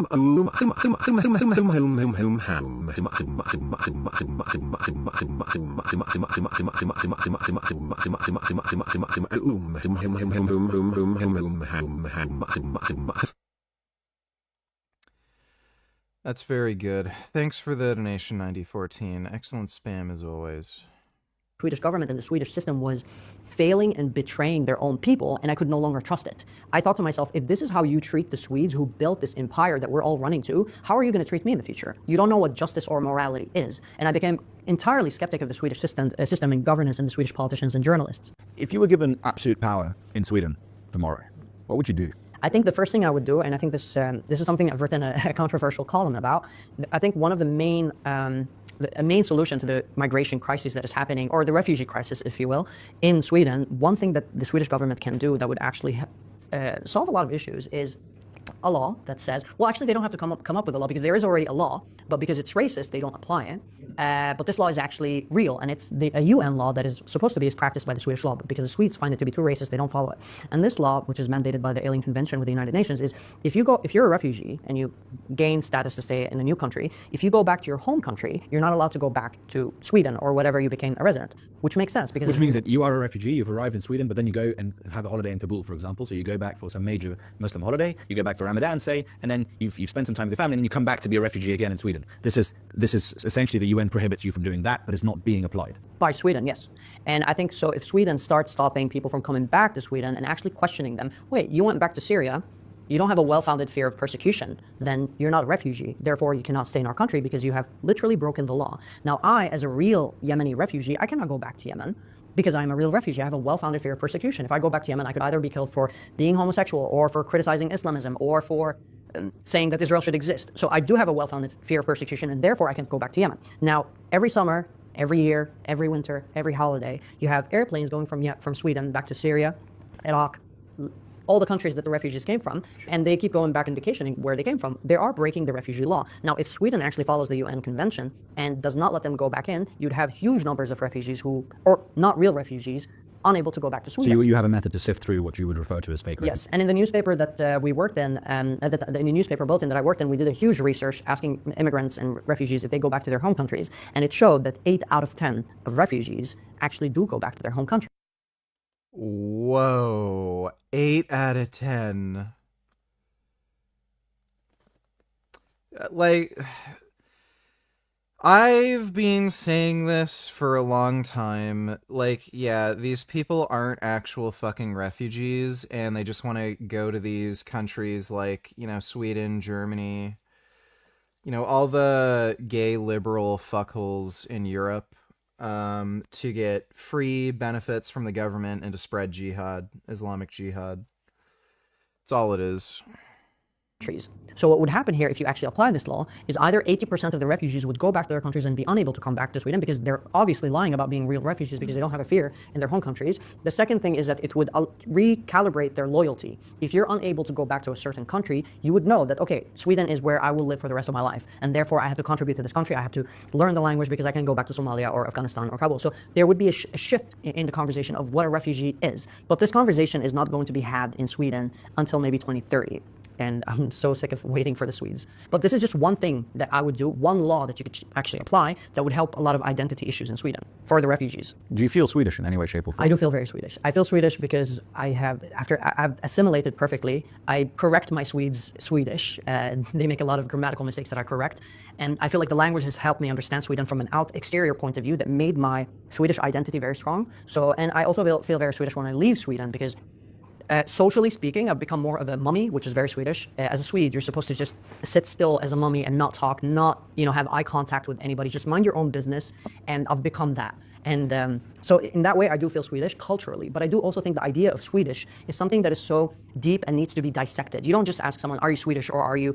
There are 3 dimensions. There are Swedish citizens. I'm a Swedish citizen. There is ethnic Swedes, like Swedes who are born and molded and have lived there for generations. And those are real and they exist. And then you have the cultural Swedes, which could be like myself. I have culturally become with the issues. We see how when somebody goes out and burns the Quran, which is just a part of freedom of speech, and you should not, as a religious person, whether you're Muslim or Christian or Jewish, you should not attack or stop someone from burning a book if they bought it. And in Sweden, when someone burns the Quran, you have hundreds of people going out and actually trying to kill the police and trying to kill people because they feel like their religion is more important than the country and the state. And this is. Do you think that burning the Quran as a form of protest is a useful or productive form of protest? I understand. To clarify, I understand that if you want to have freedom of speech, you have to be able to make people uncomfortable. But do you think you are a former Muslim, do you think it is a useful form of protest? Well, I'm a former religious Muslim. I don't consider myself a religious Muslim. I do pray sometimes if I find a nice mosque, and I do read the Quran from time to time. So I am attached to Islam in ways, but I view it from a very critical point of view. I don't just read the Quran at point blank and believe that it's God's word, God's words. In Sweden, you'd have many people who tell you, I'm a Christian. And then you're like, when was the last time you read the Bible? Like, I never read the Bible. But with Islam and the Muslim community, if you're a Muslim and you don't read the Quran, you don't follow the law, you drink alcohol, you're gay, or anything that does not fall in line with what the imams and the majority of the country says, then you're kafir and you should be killed. And this is an issue. So the problem is within the Islamic society as well. I have friends who are Sufis who believe in a certain sect in Islam, and they're not considered Muslims according to the vast majority of the Islamic culture. And the issue is not with the Sufis or the reformist Muslims. The issue is with the Islamic community itself and the mosques that teach people to become religious fanatics that kill anything that is not reflective of what is considered to be the main or real Islam. I do believe that burning the Quran is stupid. If you want to criticize a religion, if you want to criticize an idea, do it with your mind. Write about it. Make videos. Do research. Prove it. If you burn it, then you're just showing anger. You're showing frustration. You're showing hatred sometimes. It could be hatred. But there are women, for example, that is totally fine. I don't know what the issue with that is. Who burned the Quran because they had been oppressed their entire lives by Islamic extremism. And there are people who shred the Quran in front of embassies to say, I grew up in this culture and this culture has oppressed me, this book has oppressed me. So you should never rule out people's self-expression, especially in Europe where you've arrived to a point where religion does not play a major role in society and you should just keep it to yourself. I do think that the people who do burn the Quran, many of them are doing it out of hatred towards Muslims, but there are people who do it because they want to show what would happen.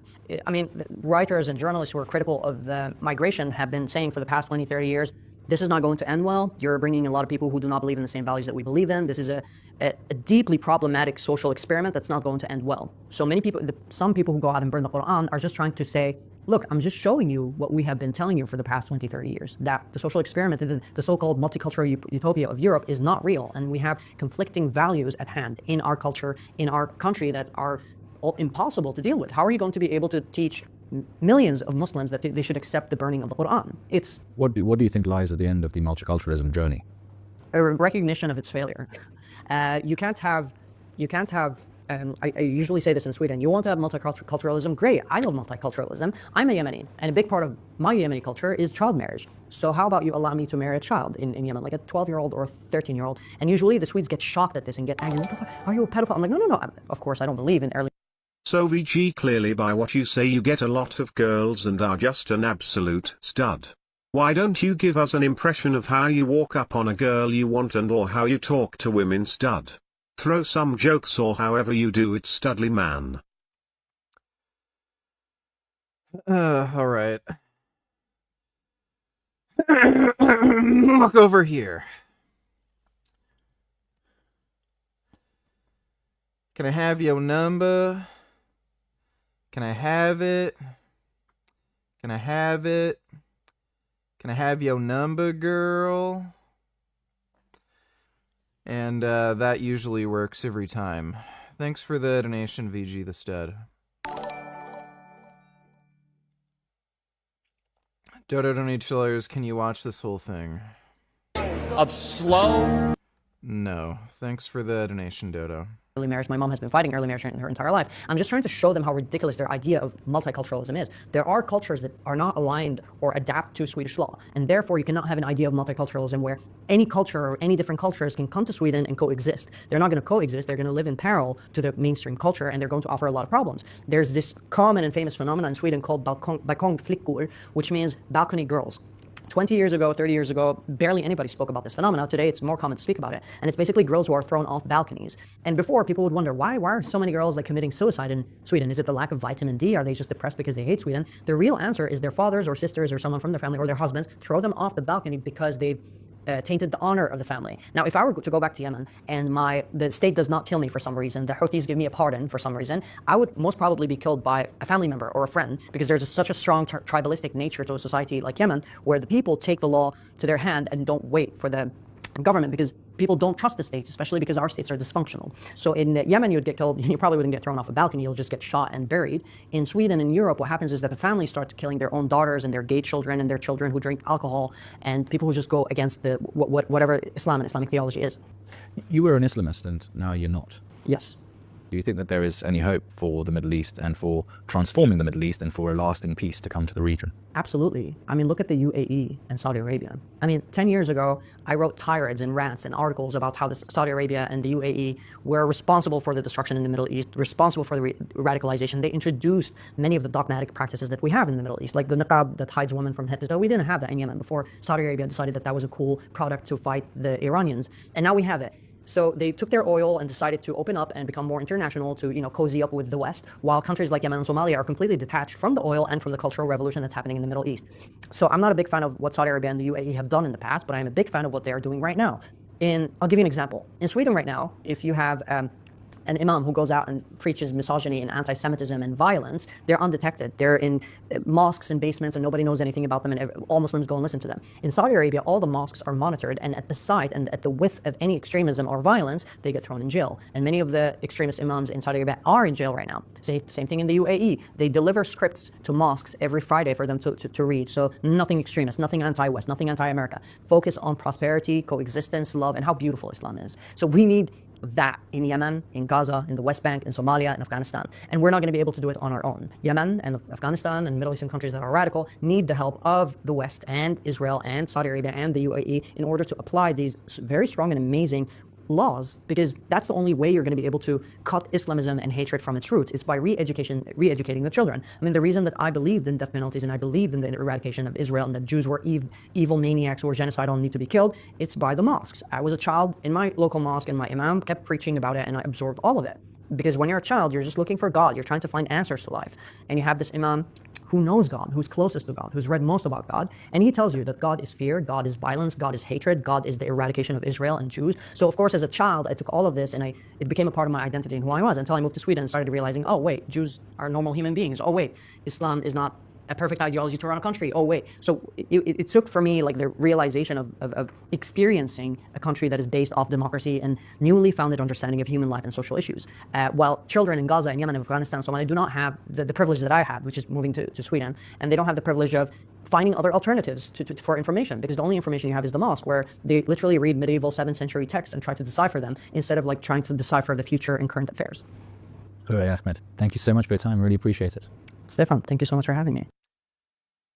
They're probably going to throw this guy in jail for hate speech.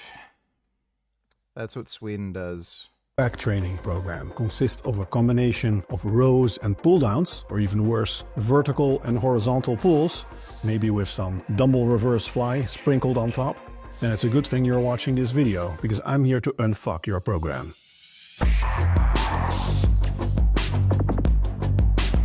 It is a barn door. That ain't gonna cut it, brother. He didn't actually say that, and he didn't have that accent, but he was right. First, you have to distinguish between the different back muscles. Just training back is like taking a taxi and saying you're going to Europe. Starting from the bottom, we have the erector spinae. Those you typically don't train with most back exercises. You train them mostly with squats, deadlifts, and then maybe some dedicated erector spinae work like Superman's or spinal extension work if you're into that. So I'm not going to go into detail here on the erector spinae. I'm going to focus on the muscles typically associated with the upper body. Moving up through the middle, we have the traps, and you should separate between the KMT Donor Tellers. What was your high school yearbook quote? I didn't have one. Thanks for the donation, KMT. lower, the middle, and the upper traps, because they have different functions. The upper traps I recently made a video on, so you can check that out. As a quick recap, if you're doing vertical and horizontal pulls, what you really want in there is a wide shrug variation. For the middle traps, you want scapular retraction. That will be done pretty well by any type of horizontal pulling exercise, typically like rows. What you really want to do for those, though, if you want to maximally engage the traps, is to get full range of motion and really get that nice stretch in the lengthened position. Many people are taught by physios that honestly just don't have a clue that you should keep the back perfectly straight and don't let your shoulder blades come forward because it's dangerous or something. Look, nobody has ever gotten injured letting their shoulder blades roll forward during a row. I also biomechanically don't see anything wrong with that. It is perfectly safe and it is good for the traps. You want them to reach high tension in a lengthened position. You also train the lower traps that way, but for the lower traps you probably also want some scapular depression, which means the shoulder blades are going down, the opposite of a shrugging movement, and that you get from vertical pulls. Again, you want your shoulder blades to come all the way up at the top of the movement, really get that nice stretch. If you do those things and really get full range of motion with your pulling exercises, then the middle and the lower traps are worked quite well by those exercises, and whether you need some isolation work on top of that is highly questionable. So if you add some wide shrugs for the upper traps, then the traps are pretty much covered in your training program. Moving outward to the side, we have the rear delts, the posterior deltoids. And here we can really see the suboptimality creep in.